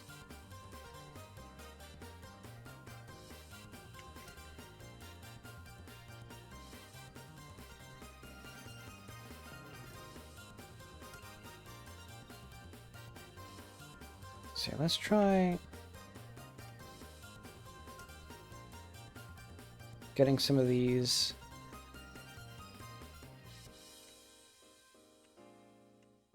Yeah, because we can also have, like, imperfect, like, matches. Like, they don't all have to be in a perfect little grid.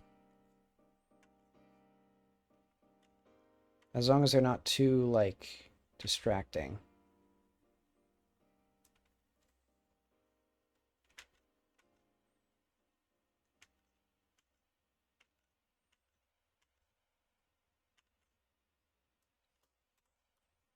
Anything that I want here? I think this is fine. What I'm going to try to do is I'm just going to try to wing this design here. And then I'm going to hide the girl once I have this in place.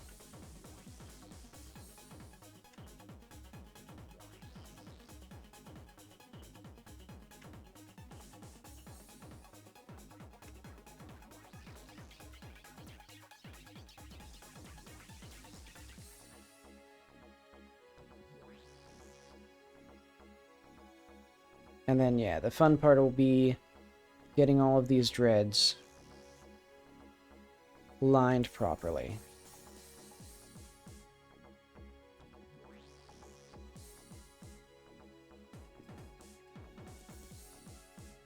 And I think in a classic move, I'm just going to turn this sketch into line work.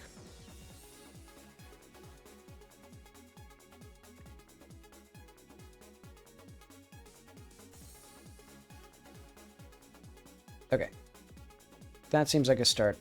And then for the girl's arms... Now we actually need... Now it's important to, like, have smooth lines. And hopefully these proportions look okay, because I'm not going to fix them if they don't. I've already done the work of, like, making her hand kind of exist.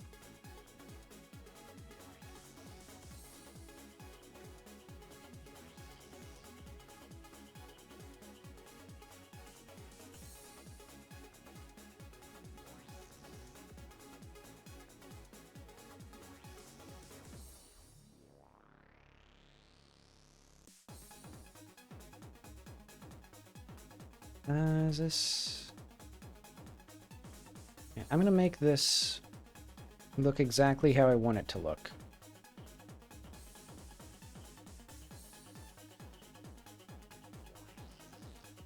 Because admittedly, it feels weird to have, like, a little paw, basically.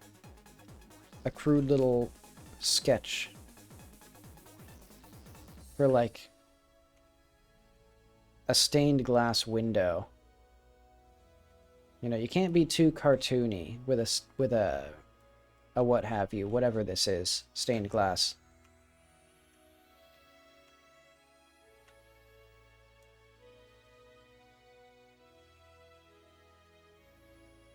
But oh well. So here...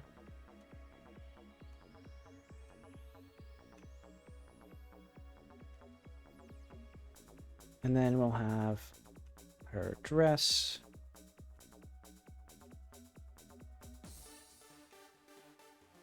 And she's sort of a... She's a very lanky girl. It was wise of me to not design this character before I put her... You know, immortalize her into a stained glass window.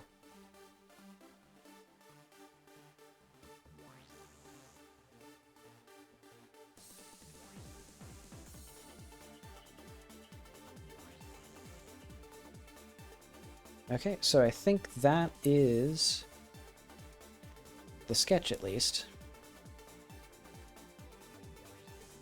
Hang on. Well, yeah, basically.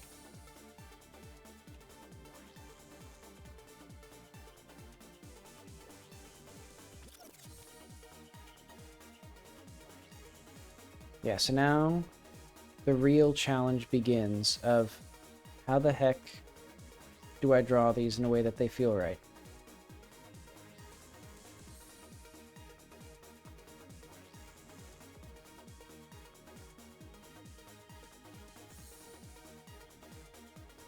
Well, honestly, it's going okay. I think the main thing to remember is that not all of the dreadlocks come from the same spot in the head. You know, because it's easy to draw hair as if it's all coming from one place, when in reality, it's all from one spot on the head. Or it's all, you know, from all over the head. And so even though there's like this part here, there will be dreads that suddenly appear from like underneath other ones. And so we can have all of these funny little shapes here. Especially the ones lower down are almost certainly going to be like... I mean, also the fact that they're probably going to have some that end earlier. But I guess I won't worry about that.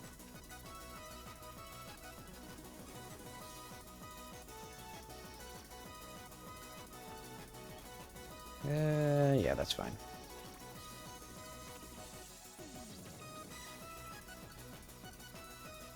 Okay, this doesn't turn out too bad. Yeah, good enough. And then I'm going to put a bunch of lines together in order to make little pieces.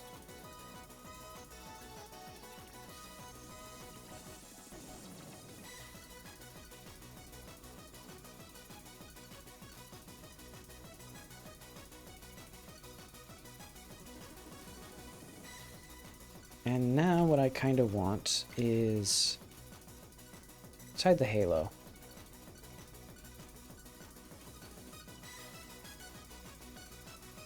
Oh yeah, I forgot her actual, like, the rest of her body. So that way she's not just some creepy form. Okay, let's see how that feels. There we go. Yeah, now she's a girl sitting on a thing, and not like some sort of spooky entity.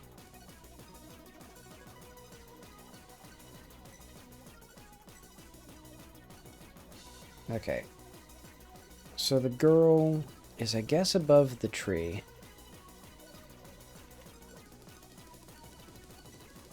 Oh, and I can just, like, I forgot, I can just design the hand however I feel like it.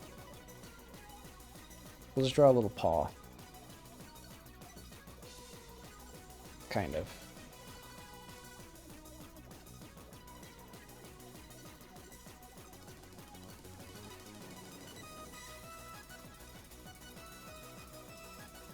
Okay, and here, let's do... There we go.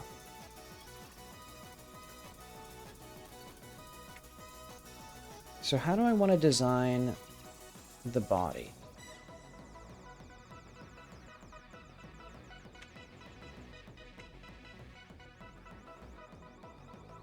Actually, first of all, let's do that magic thing where I get the outline.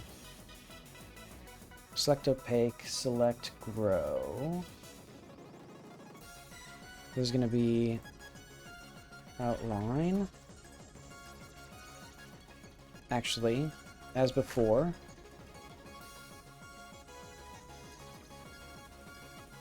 we need this. Hide these.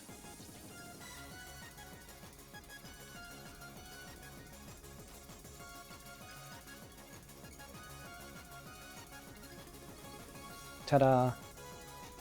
Yeah, it's a very appealing thing. Just 1 pixel outlines. Oh yeah, I see. Oh wait, wrong button. No, this is the right button. What the heck? I should be... Huh? Yeah, game. I'm trying my best here to select the color that I'm trying to select. I don't get it. I don't get it. Is it because the threshold is different? What if I set this to 0? What does it mean? What is this? Huh? Why is the apple the only thing that I'm selecting? The apple isn't even visible. Yeah, oh, huh? What does it mean? Hang on. Hide the background. We only have the girl, and we only have the outline. And I click this. Okay, okay, good. Is it because... I don't get it. Okay, just delete that. That was the whole mission. Oh wait, hang on. Oh yes, it was. And it worked exactly how I intended it to. And then we put this back. No, we don't bother with that. Well, I do need to figure out where the player, or no, where this character reunites with the tree.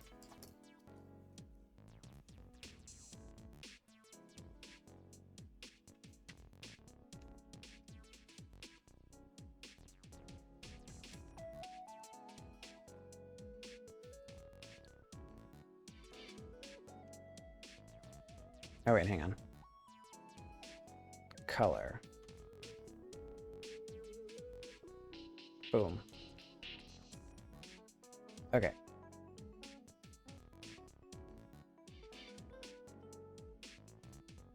Oh, right. I need to delete this part.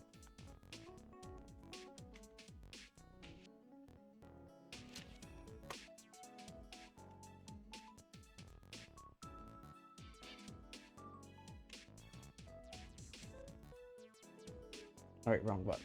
This button. No, not that button. This button. There we go. Say goodbye. Now we have an outline, and we have an inline. And it'll all work. Because we have sketches like that. Okay, let's put in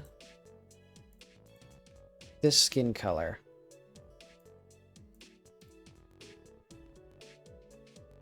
And hide this. There we go.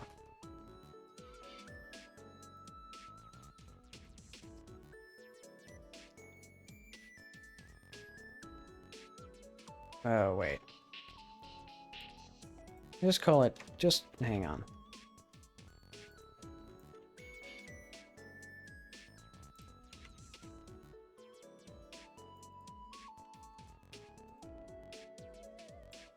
Okay, there we go. At long last.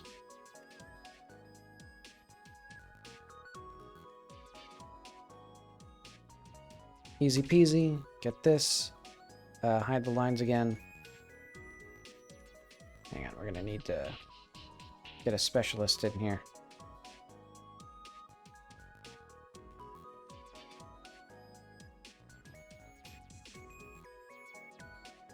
There we go. Okay. Oh, wait. Yeah, that's fine.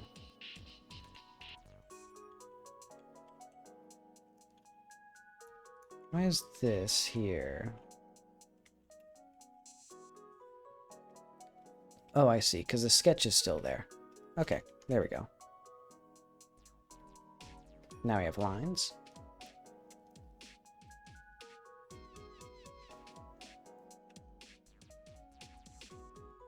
And then what we'll do is we'll put in some inlines. And these will be our finest lines yet. So yeah, I'm thinking, let's fix up some of these lines such that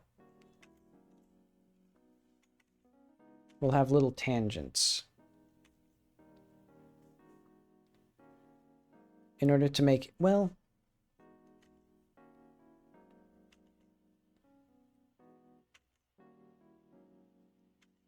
let's do like this. Anywhere where I feel like it's just would be too much for our poor glass cutters to handle. Like right there, obvious place.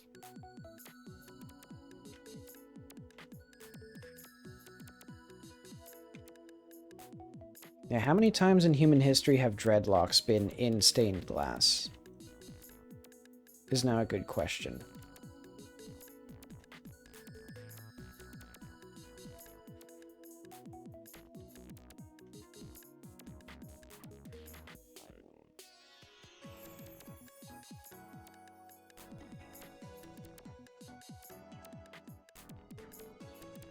Okay, boom, perfect.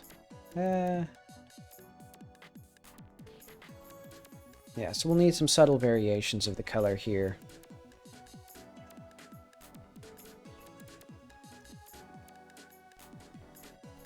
Okay, yeah, that's looking like hair. And then I think actually I'd like this color to be darker. Well... how dark would I want it?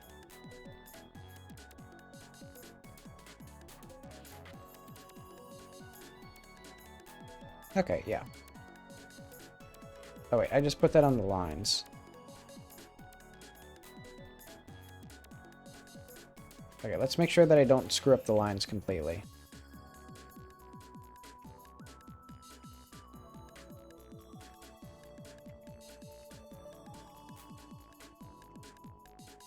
You know, I also like the way that this makes her look like she's a doll. What if that's another thing that I kind of lean into with this?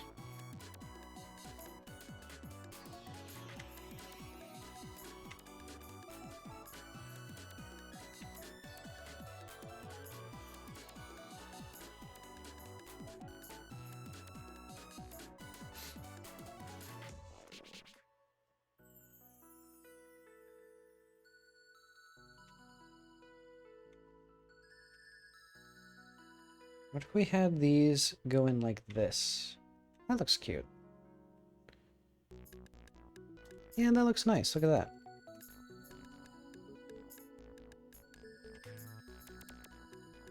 I want this to be nicer.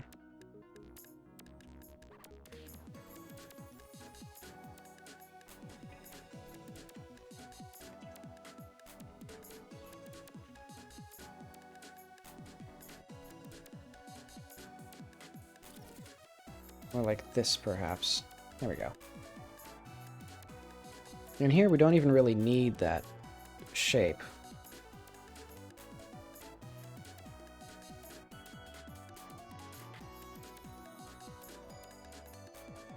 And then what would we have here? Maybe just this crease of the back, perhaps, as like a...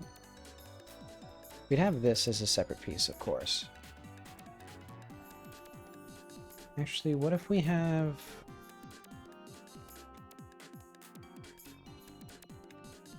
symmetrically shoulder blades like that? Okay. It's working. And then I want bands here, band here.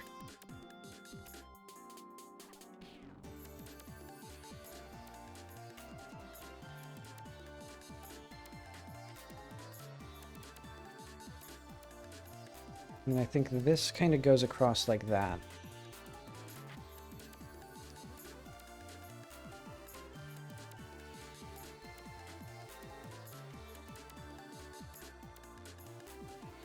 Yeah, some rather strange, like, crack structures. There we go. Yeah.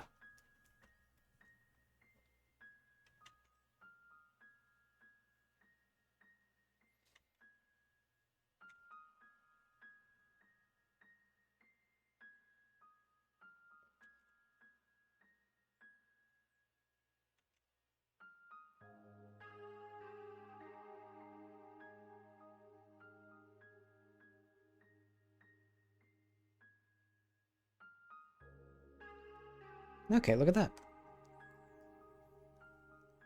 We got ourselves a little stained glass girl. Wait, we don't need the sketch there. Okay, put the leaves back, put the apple back. Oh yeah, the halo's gonna be the next thing. Okay, so I'm thinking... get our colors in here. And we're gonna have another, like, palette layer.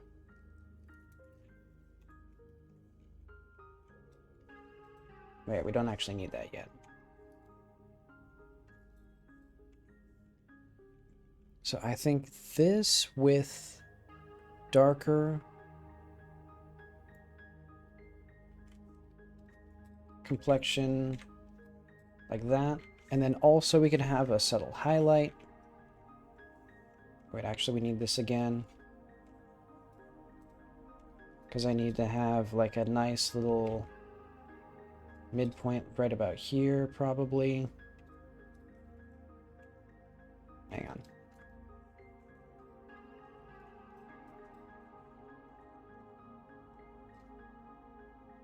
Yeah, we need a nice place in the middle for this. Okay, and then what I'm going to do...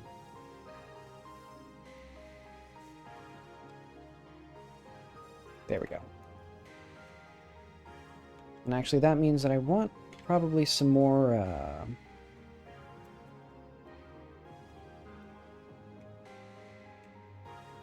lines like this. Oh yeah, this also makes sense to have here because like there's a clear like difference. Okay, color. Now we select this color here. Okay.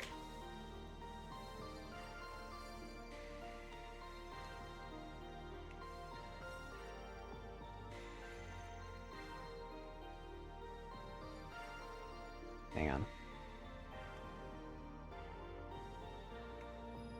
We want this, of course, to run down like this way.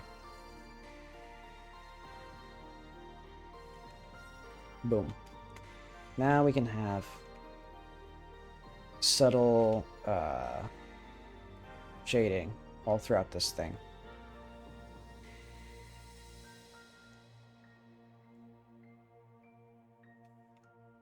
Well, obviously, these are going to be the brightest, so this should actually be like that. And then this here, just be a bit darker.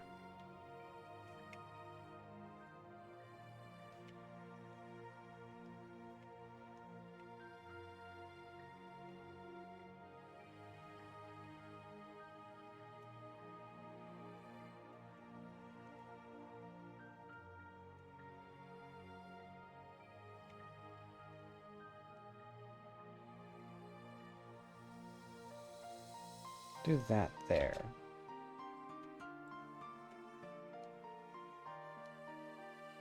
And this should be one of the brightest sections where her hand catches the light.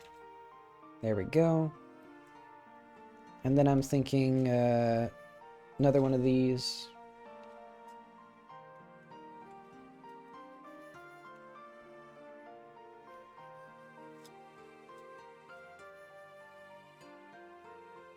Darker, bluer.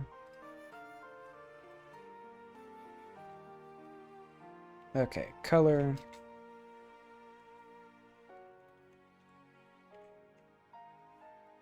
Say right in the back here would be like our darkest hair pieces. Because the sun is coming from this direction, right? Yeah. So I'm going to say all of these that are like squeezed in between things will be the darkest ones.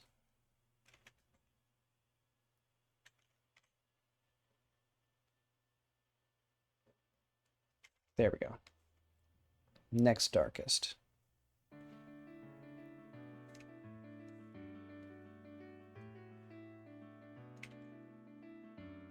And I'll just fiddle with, you know, let's just put in what feels right for a given color. And then as I like get more specific colors, I can put in like random variations.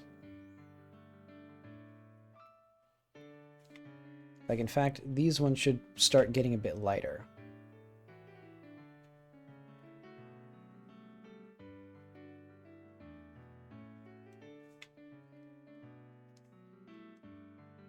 Thinking the lightest ones, slightly lighter. Maybe this one's actually a bit dark.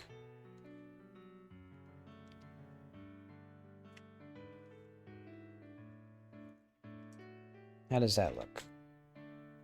Yeah, that's looking like something. Last one I want is, of course, the dress. And for the dress, it's already light enough that I don't really need a highlight color, so I'm just going to do whatever that is. Shadows, as they're called. Is this the last thing? No, I need to do the sky, last but not least. And I think I like how stark it is. So I'm going to try to preserve that, like, make it so that it's big panes of glass that have, like, maybe smooth gradients within them. But yeah, unlike a lot of the other ones, let's put some of these down here.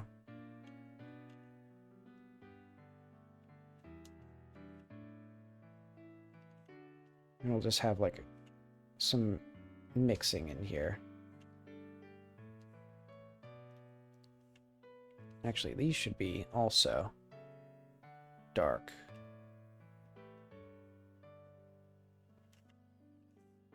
And then we do some variations.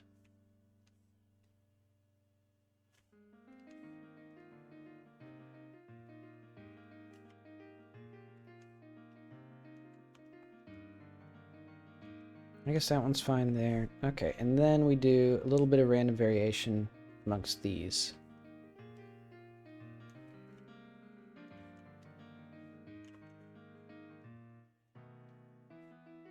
Actually, this one should probably be a bit darker.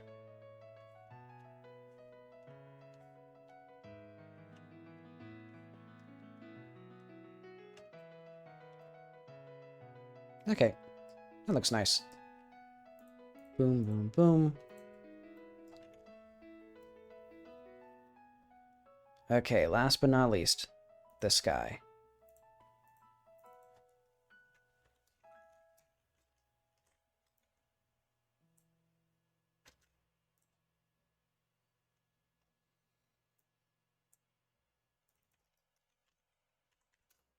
Also, it seems kind of unnecessary to have this color layer, so I'm just going to move all of these up out of this group. Up to here. There we go. Don't need that.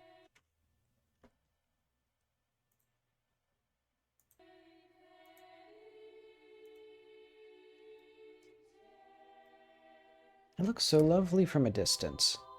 Admittedly, my line art leaves a bit to be desired. But yeah, like in the stream preview where it's like the size of a postage stamp, it looks really good. But okay. We got lines that we need to do.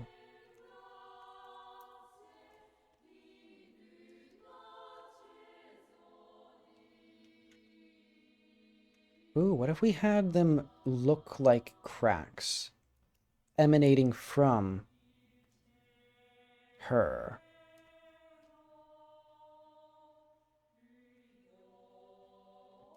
And then perhaps emanating from the apple.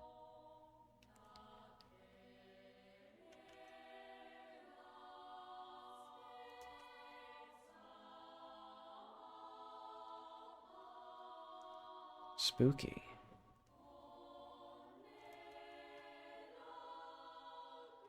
Yeah, if I ever made a custom engine, I think one of the things I'd really like is the ability to have stained glass casting shadows.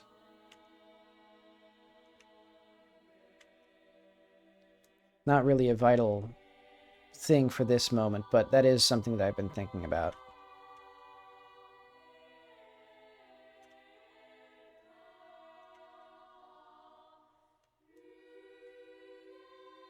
And here we'll just have a little spider web of panels to sort of make all of these like narrow spaces make sense.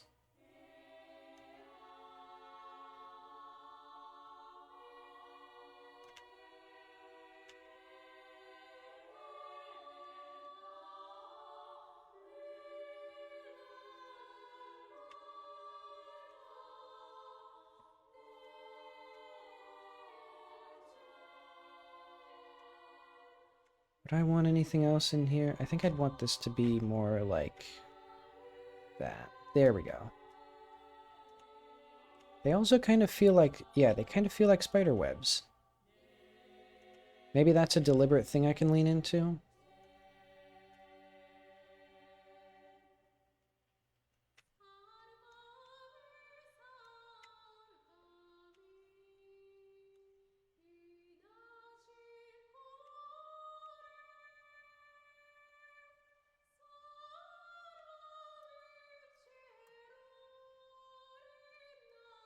Yeah, I'll just fix up these little narrow spaces, first and foremost. And what I think I'm going to do is I'll highlight them one by one and do a gradient over them.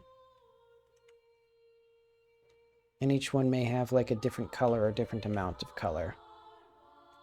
Actually, how do I... what is this? Oh, Shift C. Interesting. That's going to be good to remember.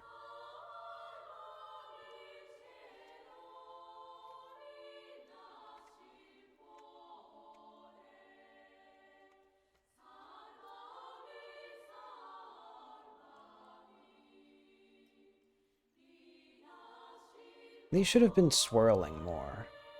Ah, well. I'm going to assume for places where it's, like, not vital, maybe they were, like, you know, they're just like, eh, whatever works.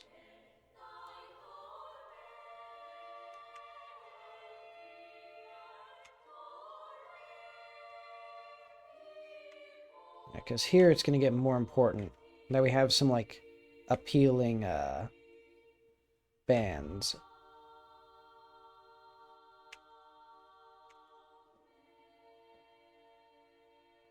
Let's just have this be like one piece.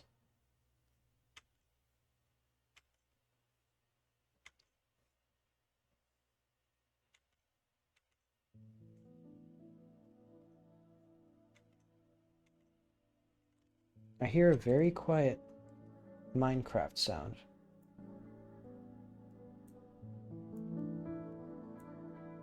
There we are. It's already 8. I've already been streaming for 4 hours. But we're almost done. We're so close.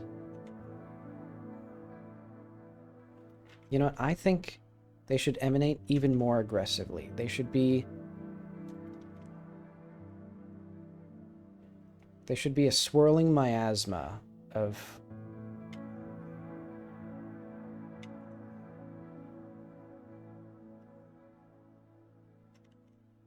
yes, this feels like it's coming together.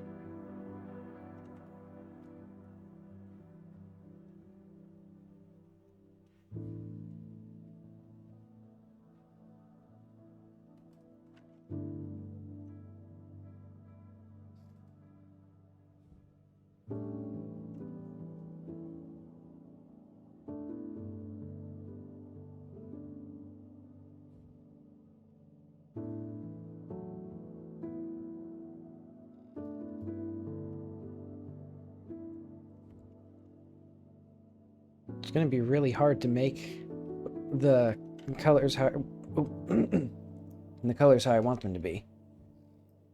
My voice is failing. Despite my rich commentary this stream.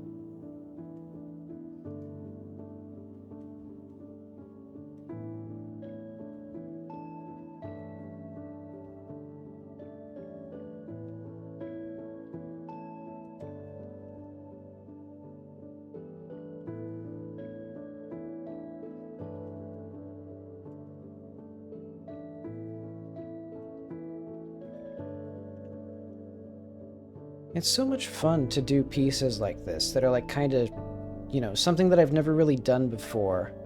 And I was like, oh, it'd be cool if I did this. And a lot of the time when I say that to myself, I just don't end up like doing anything about it. Like, yeah, it would be cool if I did that. And that's sort of the end of it. So it's nice to every once in a while actually go in and like, you know, do a thing.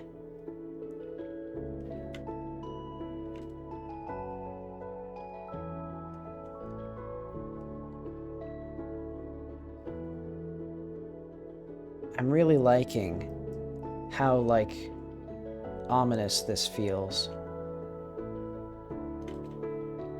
I think players might be a little bit let down by the fact that there's not actually very much that you can do with the girl, or, like, the goddess.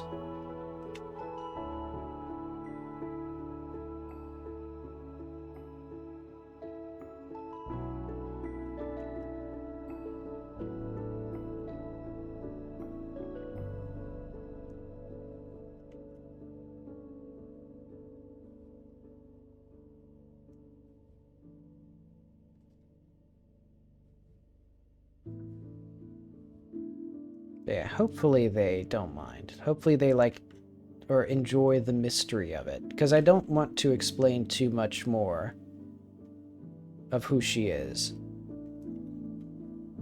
And like how what this place actually is, really. Okay, that's pretty good. And then here, I want a little bit more like focus on making these pieces look nice and sort of follow this pattern of like going toward the girl.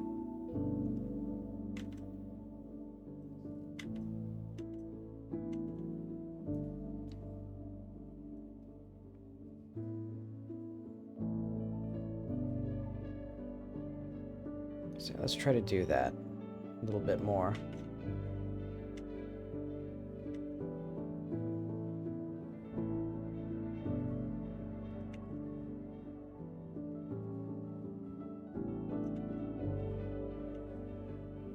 There we go.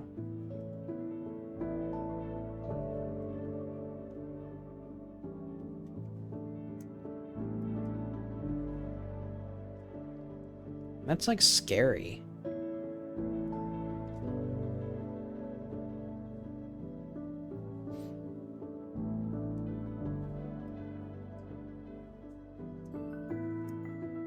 I want an eye in here.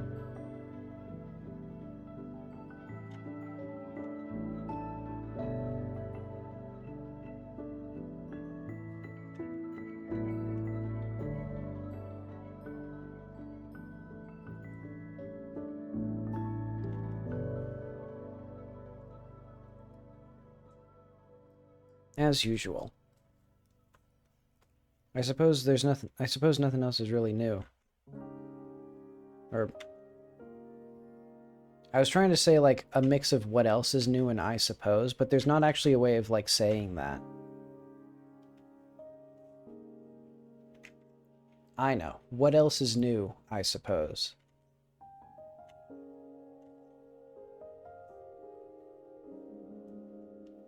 See, I got there in the end. I'm glad that I saved the sky for the end, because this feels like it's where I can, like, unify a bunch of elements.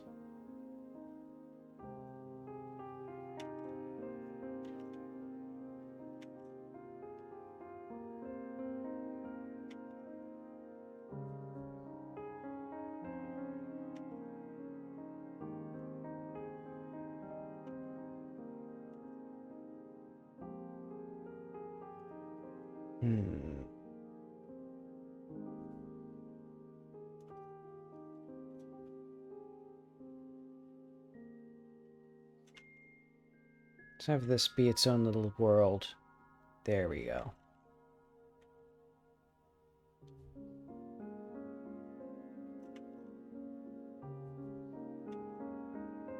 I think this music's making me more contemplative. Which makes sense. Very well suited to this little scene. Hang on.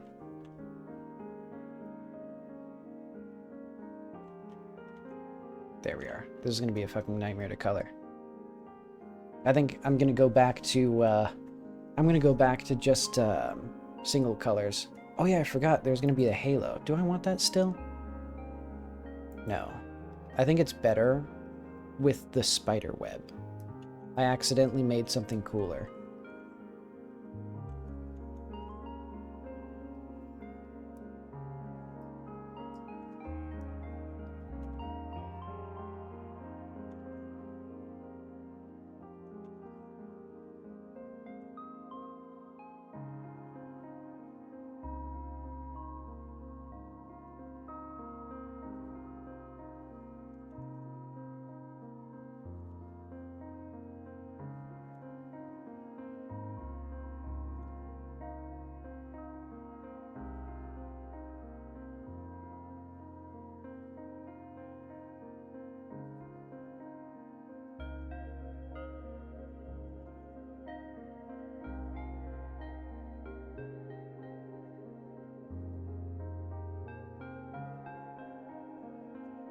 All right.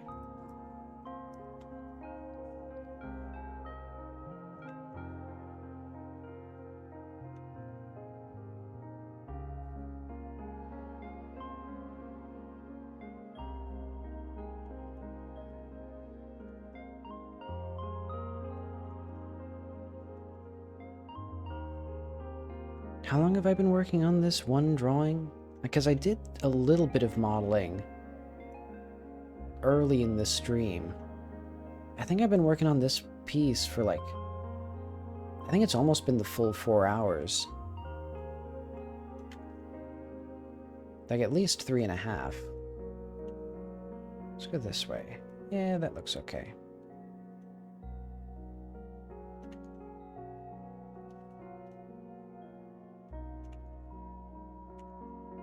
I do like how these kind of feel like spider webs. Just a cobweb of a decaying world.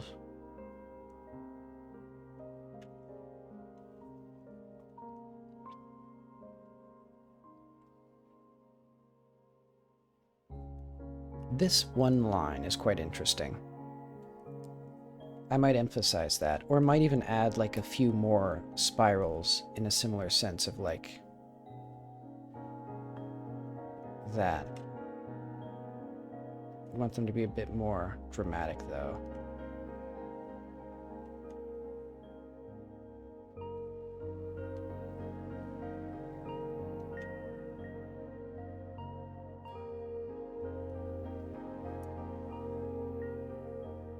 Yeah, pretty. Okay. Next up, more pieces. Yeah. Some challenging little bits in here for our glass cutter.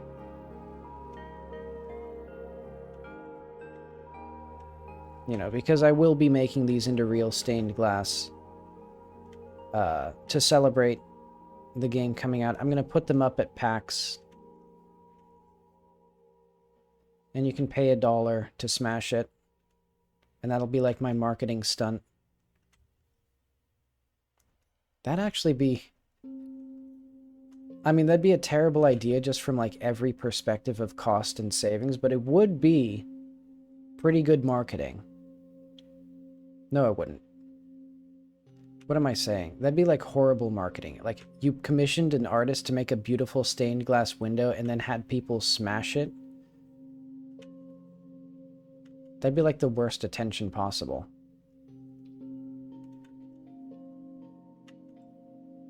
I'm going loopy. I've been making lines for too long. Basically, disregard everything I say from this point forward. In general, not just in the stream, like in life, too.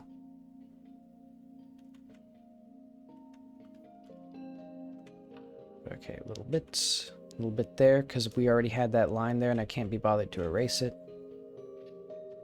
Yeah, okay.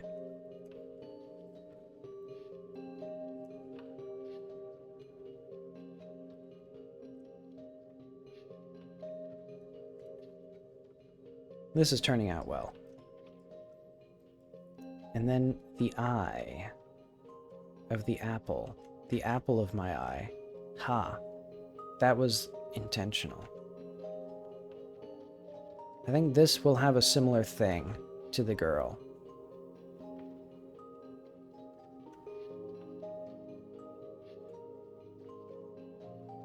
Not to cop her style, but...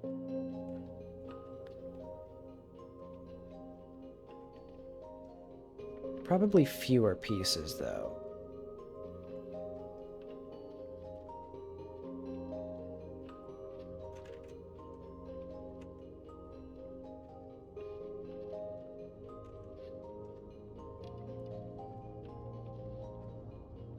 We need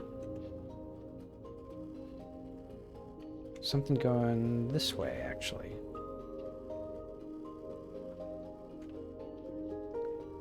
And like that. That.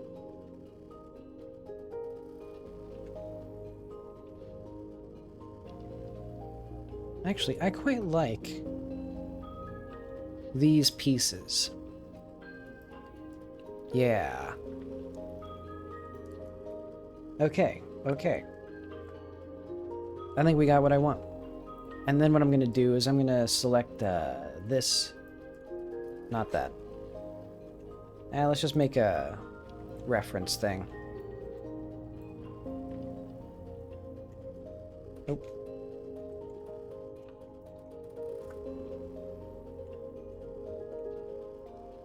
So I want a very light, maybe teal. And then I also want a deeper, darker blue. No, not that desaturated. Let's do like almost... let's do a dark purple.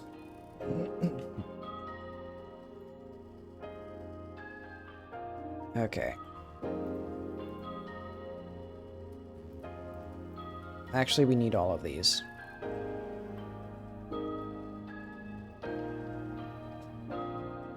Oh, man.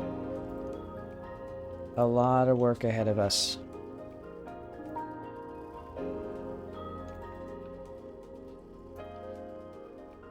Actually, wait. Flat tree needs to go to there.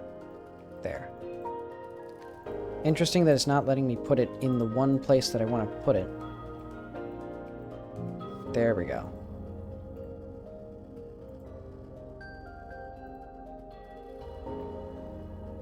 Yeah, I don't understand it. Okay, phew. Now we start our mission. So there'll be a lot of lighter colors around the girl.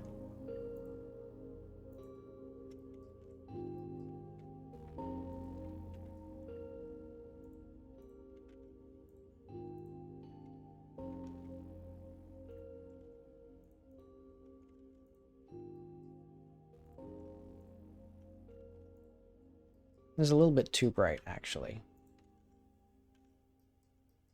Yeah, we'll have the subtle variations.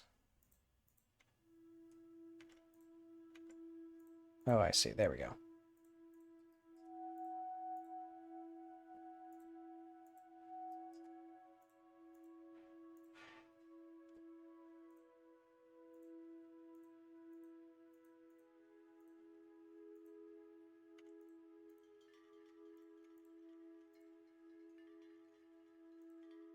Let's do another ever so slightly lighter piece here.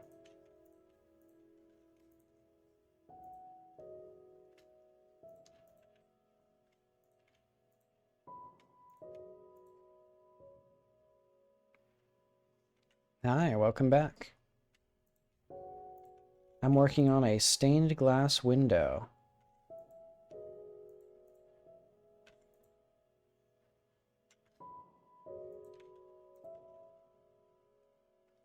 Let's put in these little highlights, first of all.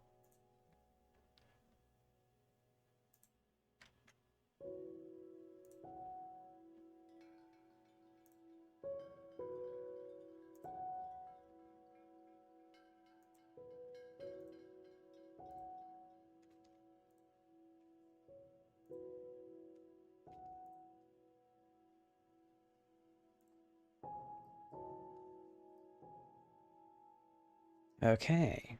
And then I think some final bits of highlighting be like maybe this one, this one here, and this one. Okay, that's all we need of the white.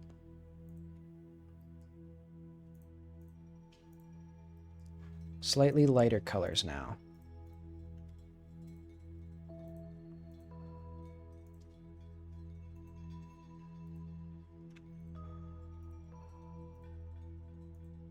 But yeah, you came here just in time for the final color phase for this piece, because I started it like 3.5 hours ago.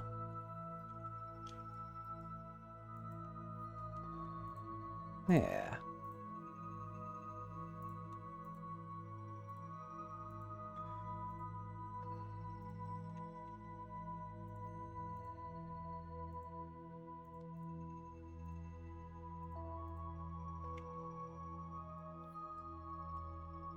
Nice.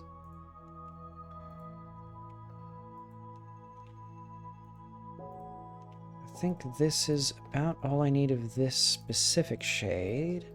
Let's go a smidge darker yet.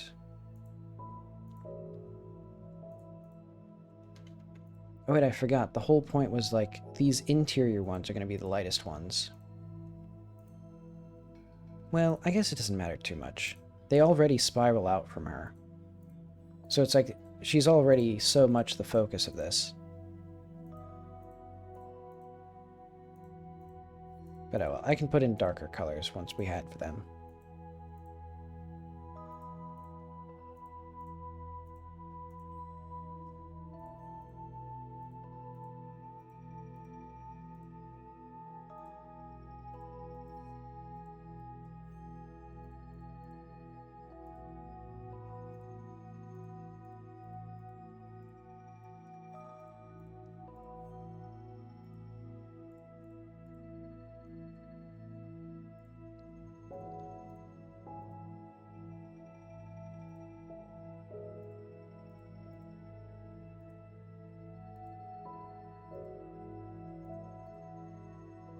There we are. Okay.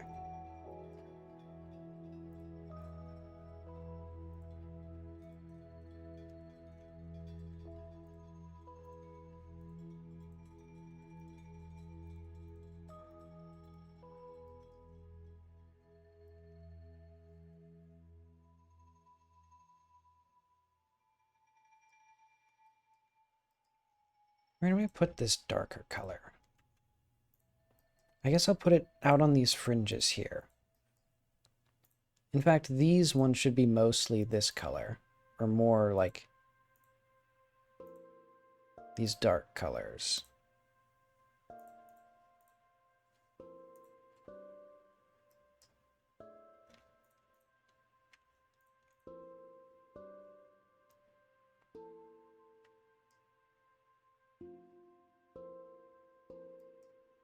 There we go. Oh. Let's get some really dark colors in here.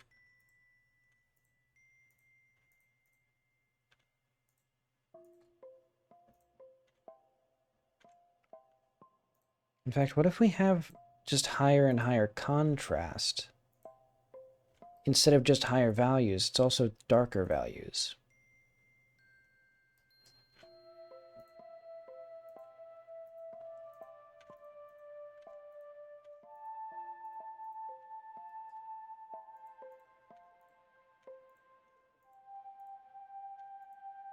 Actually, yeah.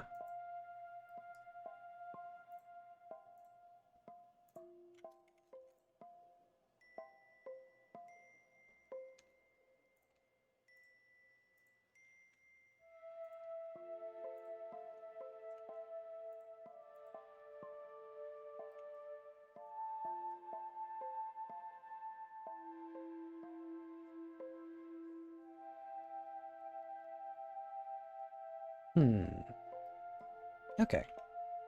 I'll say that's good for now. And then also, I want to save this. Oh, wait. Have I been working mirrored the whole time? Yeah,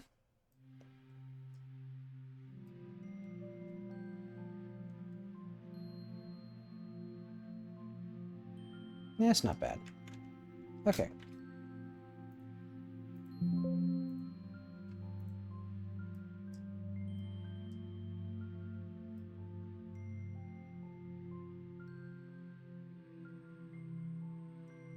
Okay, let's see this in action.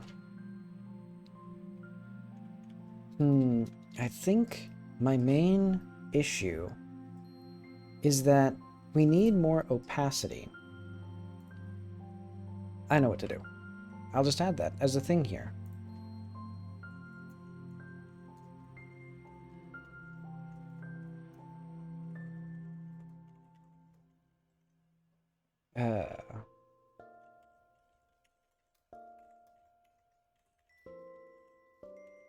Hint range, negative, no, 0, 1 equals 0 0.0.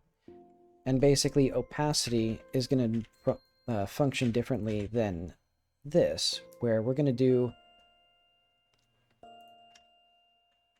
mix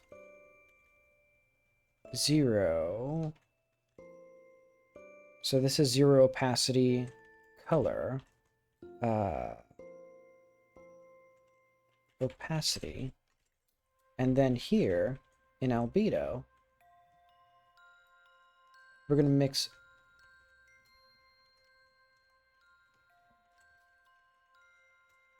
color, I guess it'll just be color times opacity. So now opacity,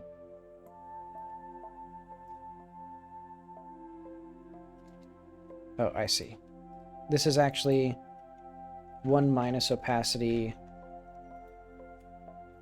times the other things.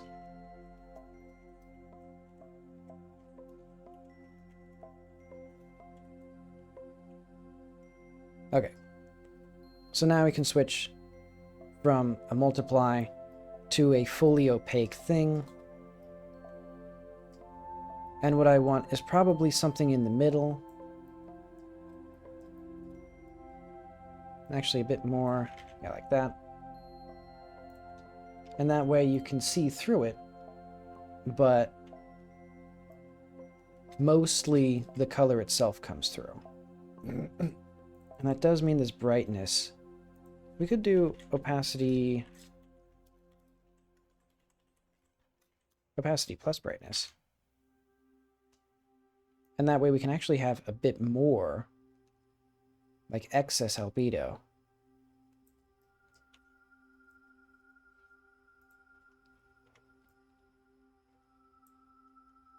And actually, what is transmission?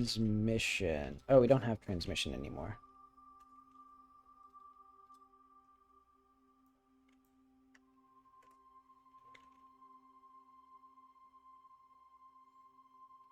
Okay. So now if we go to the world, let's see this in action.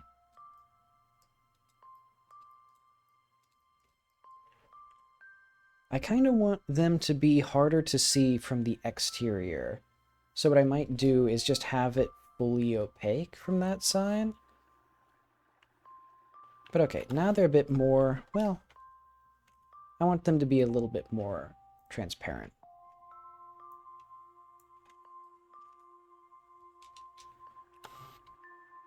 Because I do want to see, yeah, I want to see at least a little bit of stuff through them. Oh.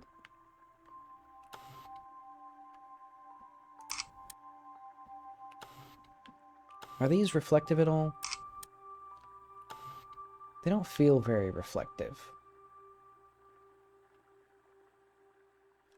I think it's because I disabled specularity, probably.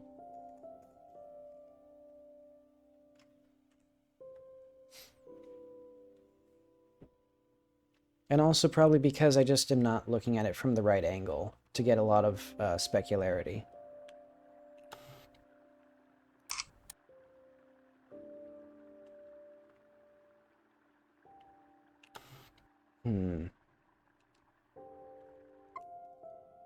Are they sparkly enough? Huh.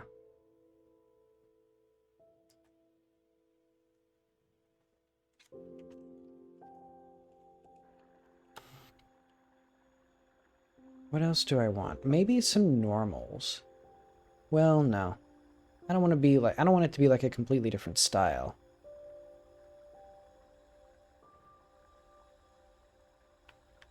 Maybe I should have a lower resolution version of this for the textures here.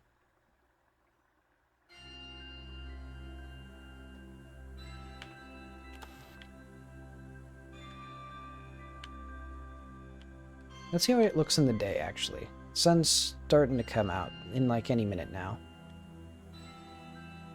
And that'll be like my last act for the day. Man, and to think I had so many things planned.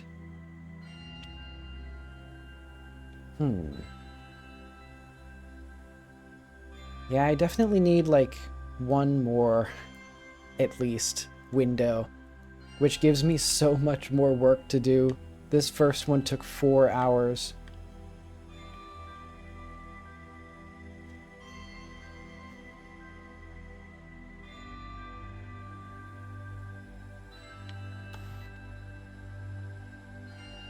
But okay, so I think once the sun starts rising, I think they will really get some color boost.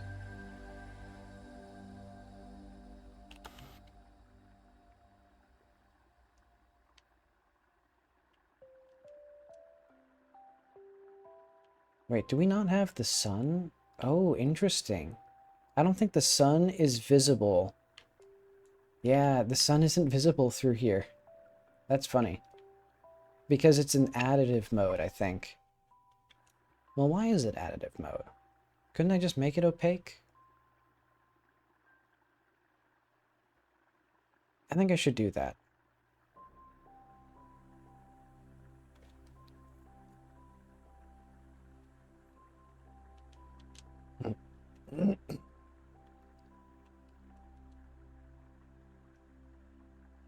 Okay, and now we can see, honestly, a little bit too much of the environment through the windows again.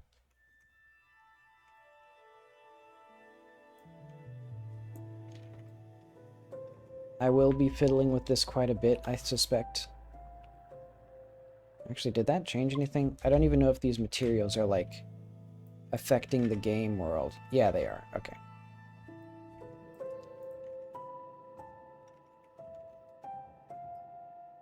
Yeah, I think 60% opacity seems to make sense.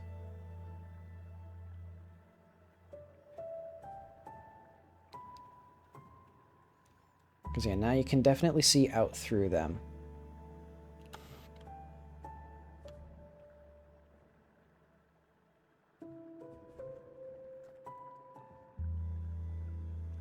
Now it begs the question... Well... No, I was about to say, do I even need the multiply filter? But I do like it. And yeah, it would be awesome to have colored shadows. But sadly, not in the cards. Also, I think this should do shadows. Oh, wait. What is this? Get camera objects. Null point in. Oh, okay. That's because our yard statue has some points that are missing from it in these extra points, which keep disappearing, and it drives me fucking crazy.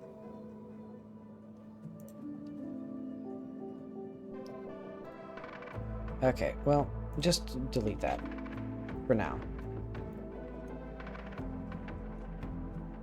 Oh yeah, I was gonna... No, actually, I prefer having the shadows over no shadows.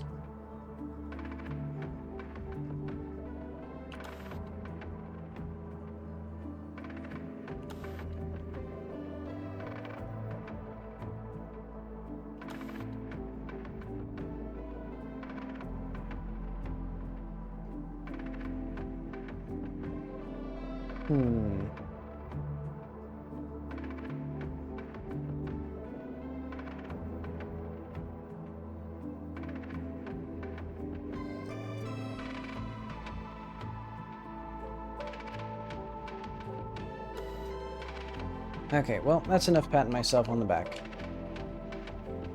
Whew. Let's save all this. As in, one file.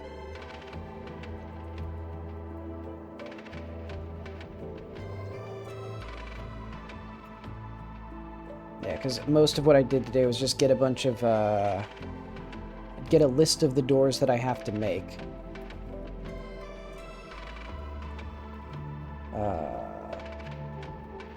A window and a list of doors.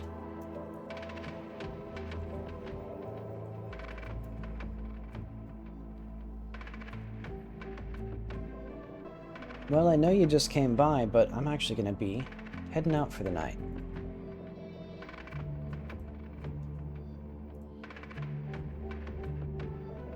So yeah, I will be back tomorrow. Makes sense? Yeah, have a good night. See you later.